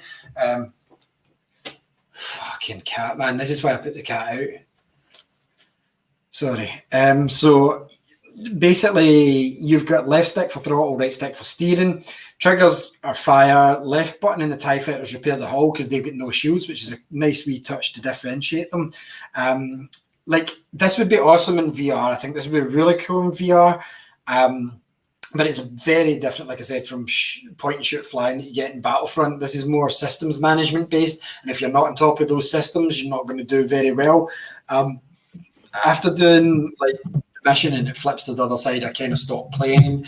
The twist wasn't like big, sorry spoilers, but the guy that was your captain in the Empire decided he didn't want to shoot at I mean, he was only your captain for about 2 minutes, so that twist should have happened mid-campaign. Like this, that would have been cool. Yeah, seeing the first mission, I was like, okay, he's not with us anymore. I do not care about him. No. So I haven't played any online. I didn't find myself brilliant at flying at first because it's like I said, it's a lot more involving than a first-person shooter in space, which Battlefront is. This was a lot more like, okay, let's stick, twist, turn. I found myself difficult to try and use the boost mechanic in the X-Wing mission to go over the Star Destroyer when it was shooting at you. I died quite a few times in that, and I thought, I'm doing something wrong here. I eventually got it randomly, but like it says, ready kid, boost. And I kept doing it when they said it. And it just so happened I tried it at different angles that one time it managed it. One time it said you're off course and it restarted me, but every other time I died. And I'm just playing this normal. So like I put it down and eventually I got over it. The flying, it's something I'm going to have to get used to. In Battlefront, I can play it. It's just like playing a first-person shooter. Vroom, everywhere. I've seen this one. I'm sometimes like finding turns very slow. Like tracking enemies, I'm not really very good at either. Even with the left trigger or L2 that actually locks on them. I find it easier on X-Wing just to jet about and wait for your homing missile to go and then just wait till it to go green and fire it. I think it's small scale feeling. Each of the maps or areas, even though you could fly outside to the galaxy, but I'd imagine there's an invisible wall. I've not tried it, but they all feel kind of as if it's kind of keeping you in this one sort of room. Like when we done the bit at the side of the space station, it was just kind of in this one area. It didn't feel like as free flying as it should have been in my mind anyway. Not that I expect to fly anywhere in the galaxy in Star Wars, but a wee bit of that more open feel would. And I don't mean on-planet missions like they fucking had in Battlefront that I did not like at all. I don't like on-planet missions with a ship because you feel stuck unless you can fly off that planet, like in the original Battlefronts. However, see, for the price of this game, I think it's about worth the price that it is. I'm enjoying the atmosphere. I think graphically looks cool. I think just sheerly because since Battlefront 1, I've been used to flying these ships as if they are first-person shooters, that because this is a dedicated quote-unquote flyer game, I'm going to have to get used to the systems management a lot more and the way the ship handles. But for me, it feels cool. I think the X-Wing shooting feels a wee bit underpowered, like the cannons. When I didn't feel like I was shooting a powerful spaceship. I know they're not really, but you can power them up. You know what I mean? In general, pulling the trigger felt like I was using the pistol instead of machine gun and COD. If you power them up, they feel better and they last longer as well, I find. For me, for the price of the game, the fact it's a Series X game that's coming as well, I'm absolutely happy with the price of it. Actually, now I'm thinking about it, you obviously played it in VR, so what was your experiences of it? What did you feel about Star Wars? So the reason that I bought this game is because I saw it on Hot UK Deals on Xbox for £28 digital. And I was like, oh, that's a pretty good deal. And I went to buy it. And I was like, actually, wait a minute. Like, I was only interested in this game to play it in VR, right? And I'm like, let me see how much it is on PlayStation. It's probably 40 quid and I'll not buy it.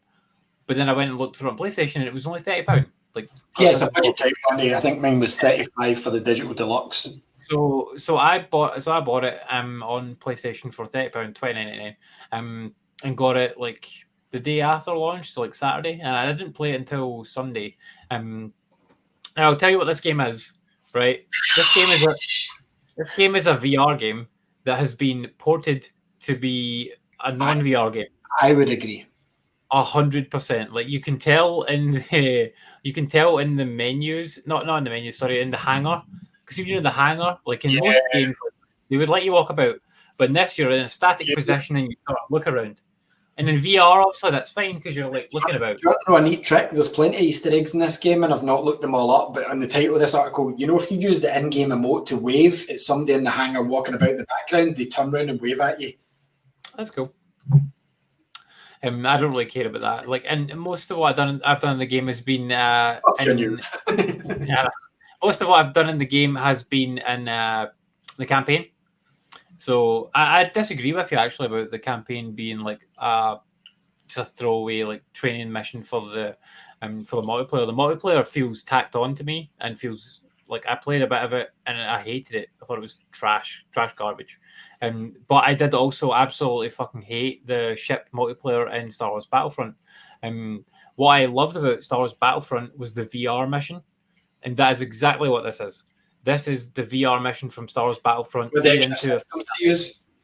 With the extra system to use, yeah, which does make a difference, and that's actually a cool mechanic that they've added to make it more fun. And like they kind of go a bit further with it as well, because like obviously you've got your balancing of like your engines, your guns, and your shields, and they go a bit further with that in like subsequent missions where you divert the power all to your shields, and then you can choose like what shields you've got on. You can have balanced shields, or you can have like the power diverted to your front shields or your back shields, depending on what's going on at any given time.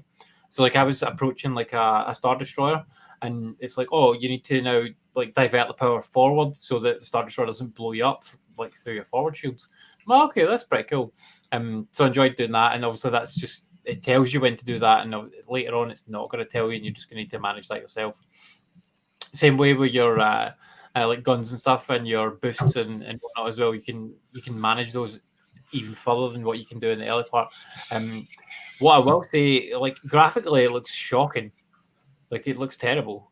The graphics. I didn't think it was bad. No, it's like you can tell it's a VR game, like because compared to some of the other games that I've played, like it looks shit, like really shit. And I'm playing on Pro, and I did try it both in VR and out with VR. And out with VR, it's just pointless. Like honestly, it's not even. It's a game that I would never play again. And out with VR, I hated it out with VR. And I played the multiplayer mode, out with VR to see what it was like, and I absolutely hated it. It was horrendous. Didn't enjoy it. Couldn't move the ship around at all properly. But playing it in VR, holy fuck, this is a good VR game.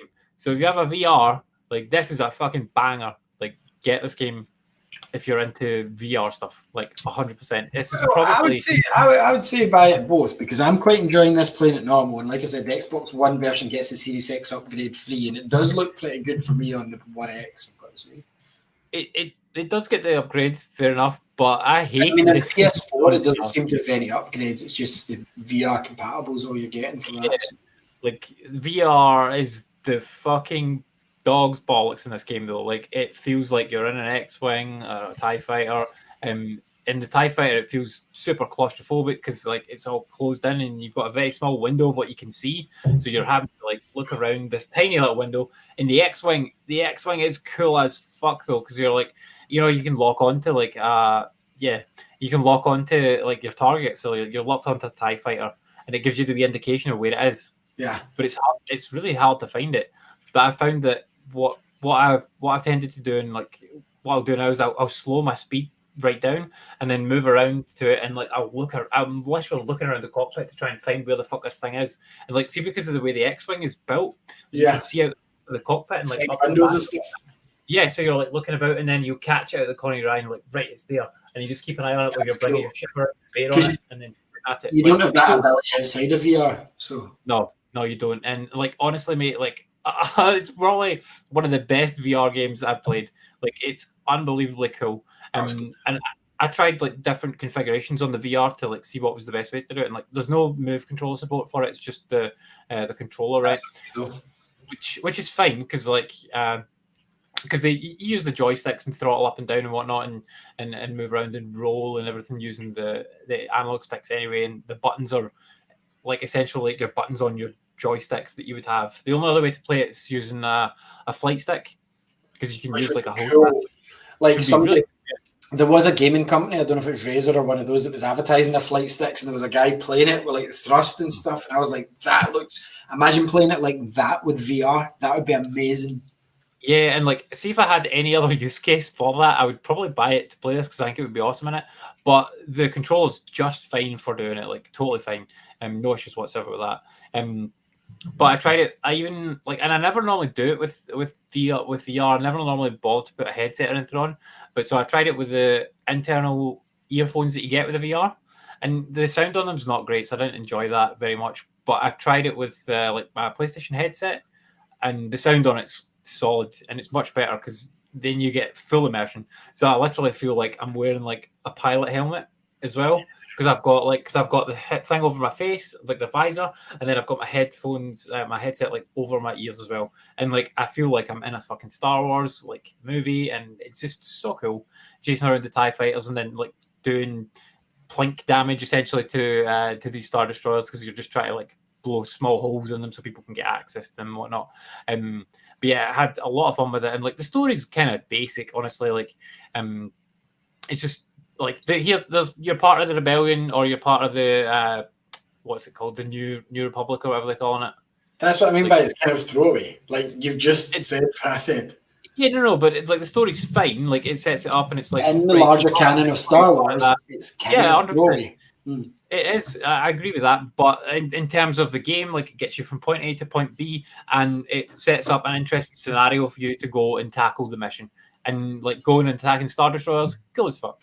Like really enjoying that, and like just killing TIE fighters, great, brilliant fun. Playing it in the multiplayer mode where you're just like, just go fight them TIE fighters. I suppose like the other guys they're fighting against you, they're trying to kill you. Did not enjoy that. Like there's no objective to it aside from just like kill a bunch of people, I suppose. Do you want like I didn't like the layouts of the levels either that I played on because it's just like you're in an asteroid field, great.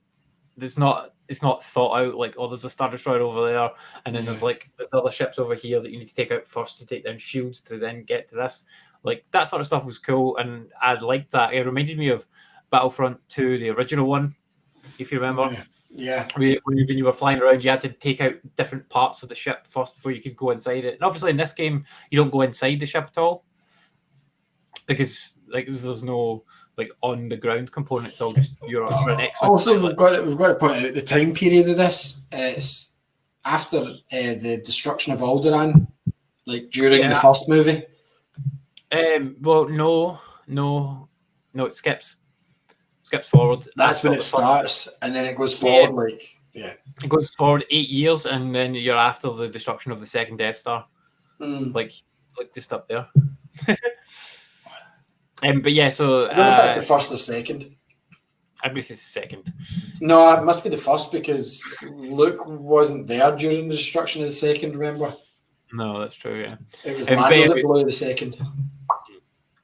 But it's after the destruction of the second Death Star, and like you get some familiar characters showing up. Like the last guy, Wedge, just showed up in the second mission, and he was like telling me what to do, and he was like flying alongside me and chatting away to me and whatnot. So, and some of the characters are cool, and they've got like cool banter between them and stuff, and they're all like diverse, like Star Wars aliens that I've never heard of before, and they're quite funny. Like, and it's kind of reminds me of actually like Star Fox almost.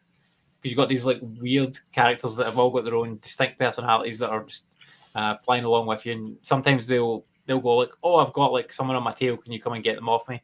Like just reminding me of Star Fox because that happened in that game. Yeah, I got that vibe as well during the first mission. There was definitely help me out here, and I did go and help them out. I automatically okay.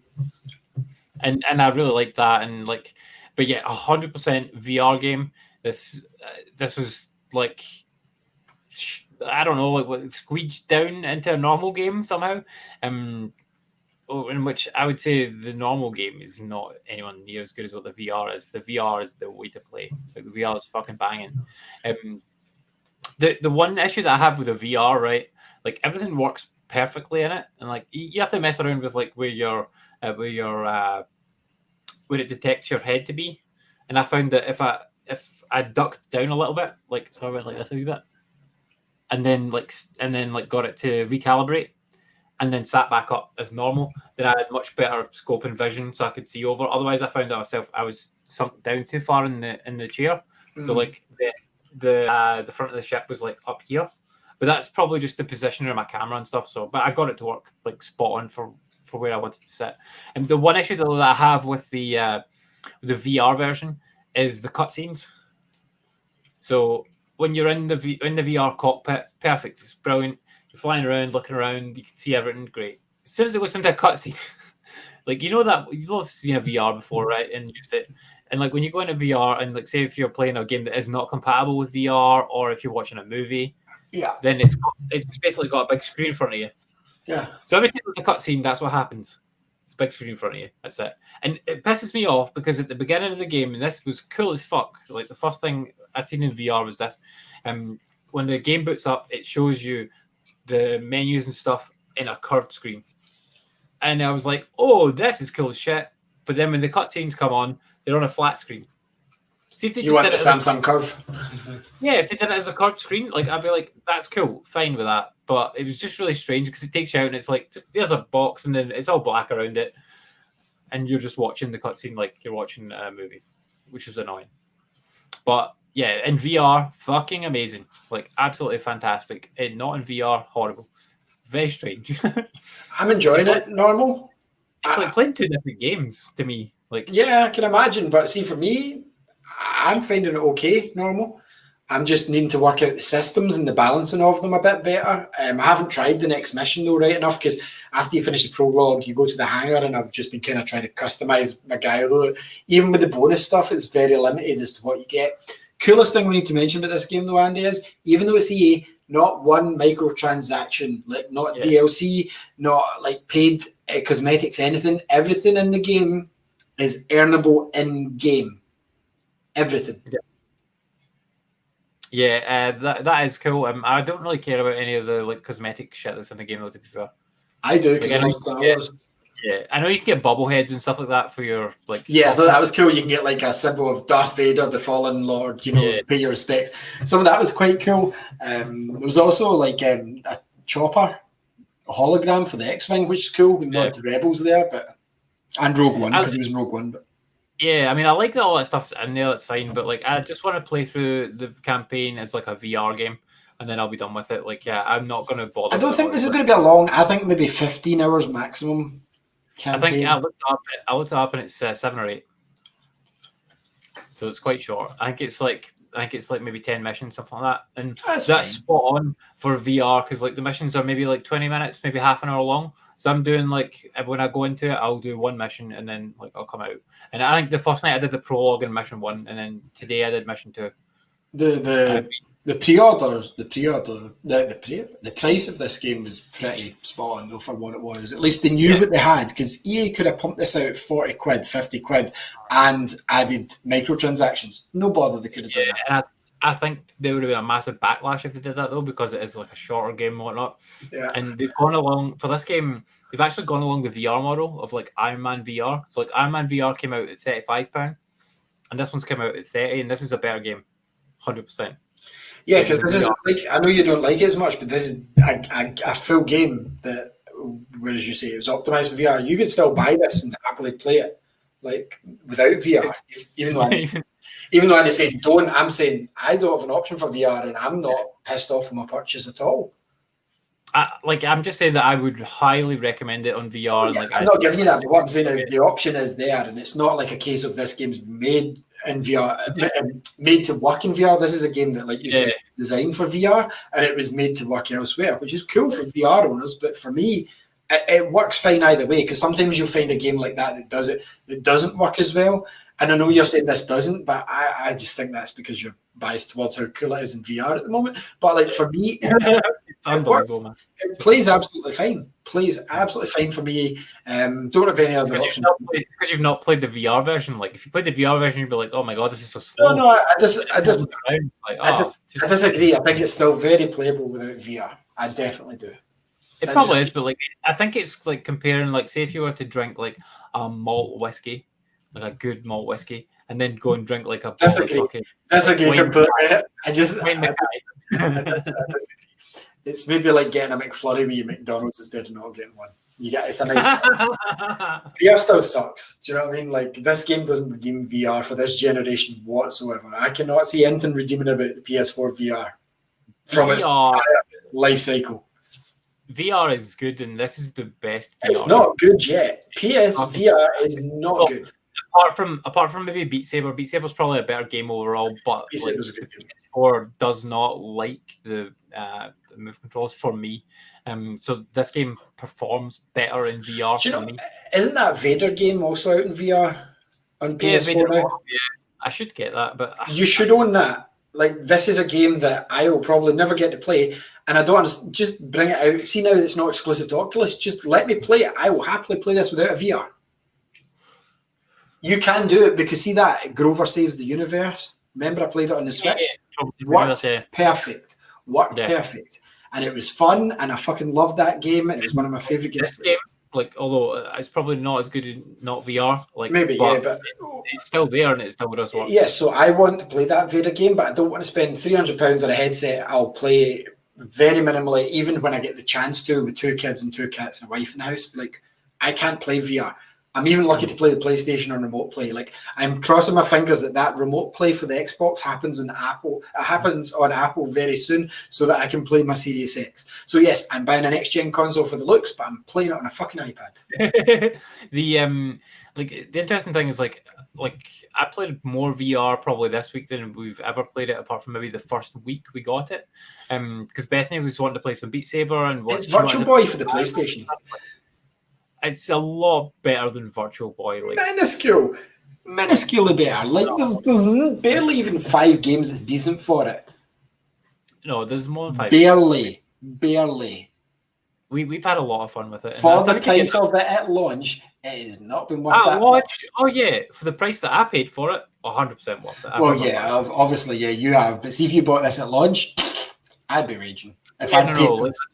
That's why I'd be reluctant to buy a VR at £500. Like, if it comes because they kind of withdrew themselves from VR, like, for a wee bit, and then they kind of threw it back in to get Iron Man. But now they've kind of pulled back out again because they don't really know what. Are we allowed to tell them about the PS5? Yeah, no, I mean, I disagree because they did it like this year. They did a VR thing. Yeah, they did. I'll give you that, but it doesn't make a difference if it's not going to function properly in PS5, does it? Like.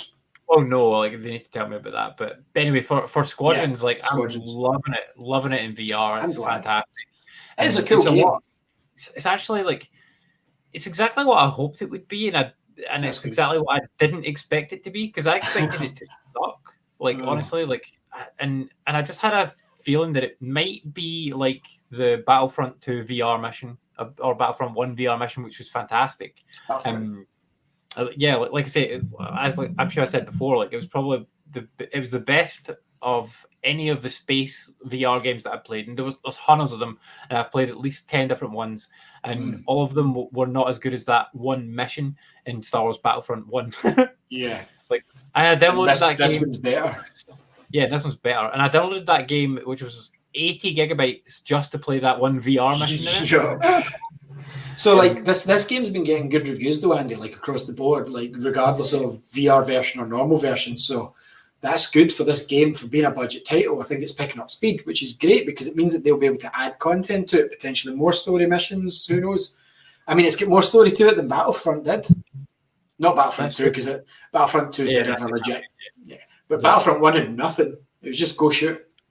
But I'm enjoying the campaign enough. Like I say, I've only done a couple of missions, but it's been fairly straightforward of like, oh, there's something, this has happened, that's happened. I mean, it's Star Wars fair. Like, this thing's happened, you need to go and resolve this problem, go out with your squad. Yeah, not every Star Wars game, you need to be a pivotal character, like, to make it worthwhile playing. Sometimes it's cool just to play the good guy, just be one of the soldiers. You know, that's fine sometimes. Like, we've had, if you want to play as like an experience where you're a pivotal role that's got an ongoing story, play Fallen Order. It was fine. It wasn't my favourite, but see, so far, Andy, Unleashed, that's pivotal as well. No, well, it's not anymore. It doesn't count. But like, because Fallen Order's canon, so it's technically this story. But that's why I think it doesn't have such a big impact, because they don't really know where they're going with Star Wars just now. But like, this game for me, I'm enjoying better than Fallen Order. And Fallen Order, you play as a fucking Jedi. This is probably. I did really enjoy Battlefront 2, but this could potentially be my favourite Star Wars game on this generation, and it slipped through the door at the end. Like, do you know what I mean? Like, it's just kind of went, oh, this one too.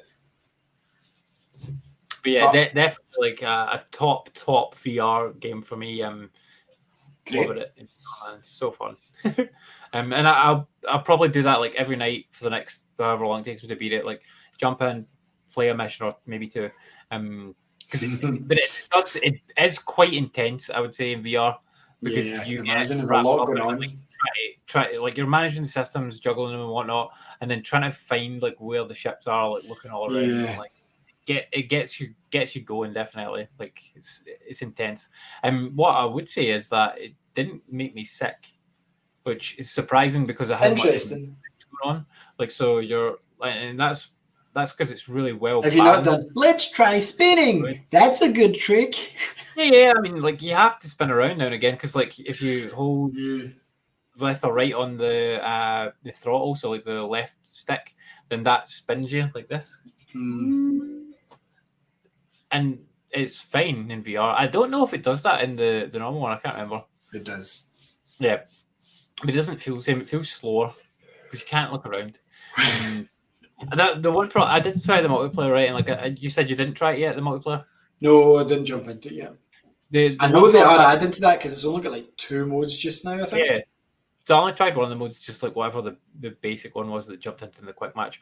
The one big problem I found with the multiplayer is that respawn time was too slow, like way too slow.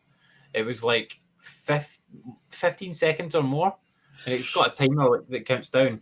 And when you've just died, like, okay, that's fine. That would be fine if it chucked you right back into near the fight. But like when you then target somebody and you're like the nearest person's like 3,000 away from you. I don't know what 3,000 meters or what it is. Parsecs. It takes you like 15, 20 seconds to get back to them, and then they might just kill you again. And then it's like, oh, I need to wait again another 15 seconds and then go back, and then they might kill you again, and then that's annoying. Like, so I think if they had like sharper, faster respawns, like 5 seconds would be so fine. Would you say harder, better, faster, stronger? Yes. I think if it was 5 seconds, that would be totally See, fine. to be honest, this is a game that's sold for the multiplayer, whether you're liking the campaign or not. So I think that will evolve as time goes on, you know. So I'm looking forward to playing this in the Series X. That's kind of the reason why I'm kind of holding back in this as well, because I think the graphics on it are going to look really good in the Series X too. I don't think it'll make too much difference on the P. Not the VR. No. And like, to be fair, in the VR, it looks completely fine. Just when I was looking at it outside of the VR and like on a normal screen, I'm like, this looks like ass. Like, honestly, terrible. That happened to me when I bought a PS4 Pro and I looked at all the games. But yeah, in VR, it looks fine, especially when you're actually in the ship doing stuff. Like, totally fine graphics. It's more in the hangar. I would say like the character models and stuff look shit. Like when you're not in VR. In VR, it looks fine. There's a funny quirk with the subtitles, actually, right? So like when I've got subtitles turned on, and the subtitles will show up like basically in the middle of the screen. Like, so when you're in VR, you can sort of position them wherever you want, which is fine. It makes sense. And like usually when you're in the cockpit, like you're looking down, it tells you to look down, and the subtitles are down the bottom. It's fine. But if you're talking to characters, the subtitles will just show up like in the middle of the screen, so you can position them wherever you want. So it's funny because like Wedge is talking away, and like he's got his subtitles, but you can look at anyone. So like I put his subtitles onto like the other guy that's standing next to him. But then if you move your head in and out, obviously the subtitles move with you.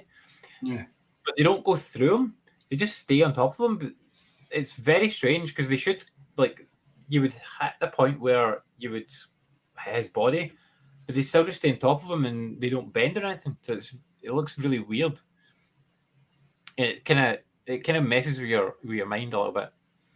I don't know if I explained that very well, but it looks very strange when you see, because you've got the subtitles and they're sitting like here, and you move forward and they stay there, but then they should hit his body here and they just keep going. But they stay on top of him. Very strange. But anyway, like in VR, cool as fuck, especially like flying around, like killing TIE fighters and blowing holes in Star Destroyers. Really So I'm enjoyed glad. it. I'm glad I put my virtual background to my X-wing tonight. Yeah, like I feel like I've been in an X-wing for the last couple of days. Like it's been good. It's I like awesome. it. So yeah, it's That's good. cool. It's cool. But yeah, didn't play anything else. Did you play anything else? Feel like it did, but the only two things I wrote down in my notes was Ghost. See, to be honest, most nights I've just been playing Ghost of Tsushima, and to be fair, that's what I'm going to go and play after the show. Like, Yeah. I'm invested in this world. I'm invested in like the gameplay, and I want to progress. Like, this is the game that's hooked me in, and like I'm worried that I can't get this finished in a month, or I don't want to rush this game either. So. Not that actually it doesn't matter about a month. I'm meaning more for the Series X coming in, taking that over. But then my timeline is basically November 12th. That's my cutoff because Miles Morales is going to take over everything. Because like, say what you like, say what I like about PlayStation. Like Spider-Man, Star Wars, they're my two big things, as you know, Andy. Like Miles Morales, like I've loved him, and he's finally getting his own fucking game. Yeah, it's cool. There's no way that I could miss out on that. So it's pre-ordered. I think I got it for like £44, which isn't a bad deal because say once I do get my PS5, if I do fancy revisiting it, because I've got a funny feeling now of this finished before the PS5 even launches, to be honest with you. I might not have polished all the campaign, but I'll definitely have a good chunk of it. But do you know what? I played Spider-Man, like, and I've seen it on a Pro. Yes, it does look better on a Pro, but it looks so good still, even the original Spider-Man. So this Miles Morales is still going to look decent enough because it's going to be really good looking on the PS4 as it is. Like so, Yeah. Don't get me wrong. I have seen the shiny 4K trailer for the PS5. It looks mint, but I'm still going to get the same game in my mind. So like, just not the shiny Ultimate version or whatever it is. Yeah. PS5. But yeah, I haven't played anything else really, so we'll kind of wrap that up there because it's getting on. Thank you very much if you're watching this video. Give us a thumbs up, thumbs down, however you feel about it. Give us a subscribe or whatever. And we'll be back next week, same time, same place, talking more of the same stuff. I've been Ali, he's been Andy. Bye, YouTubes. Goodbye.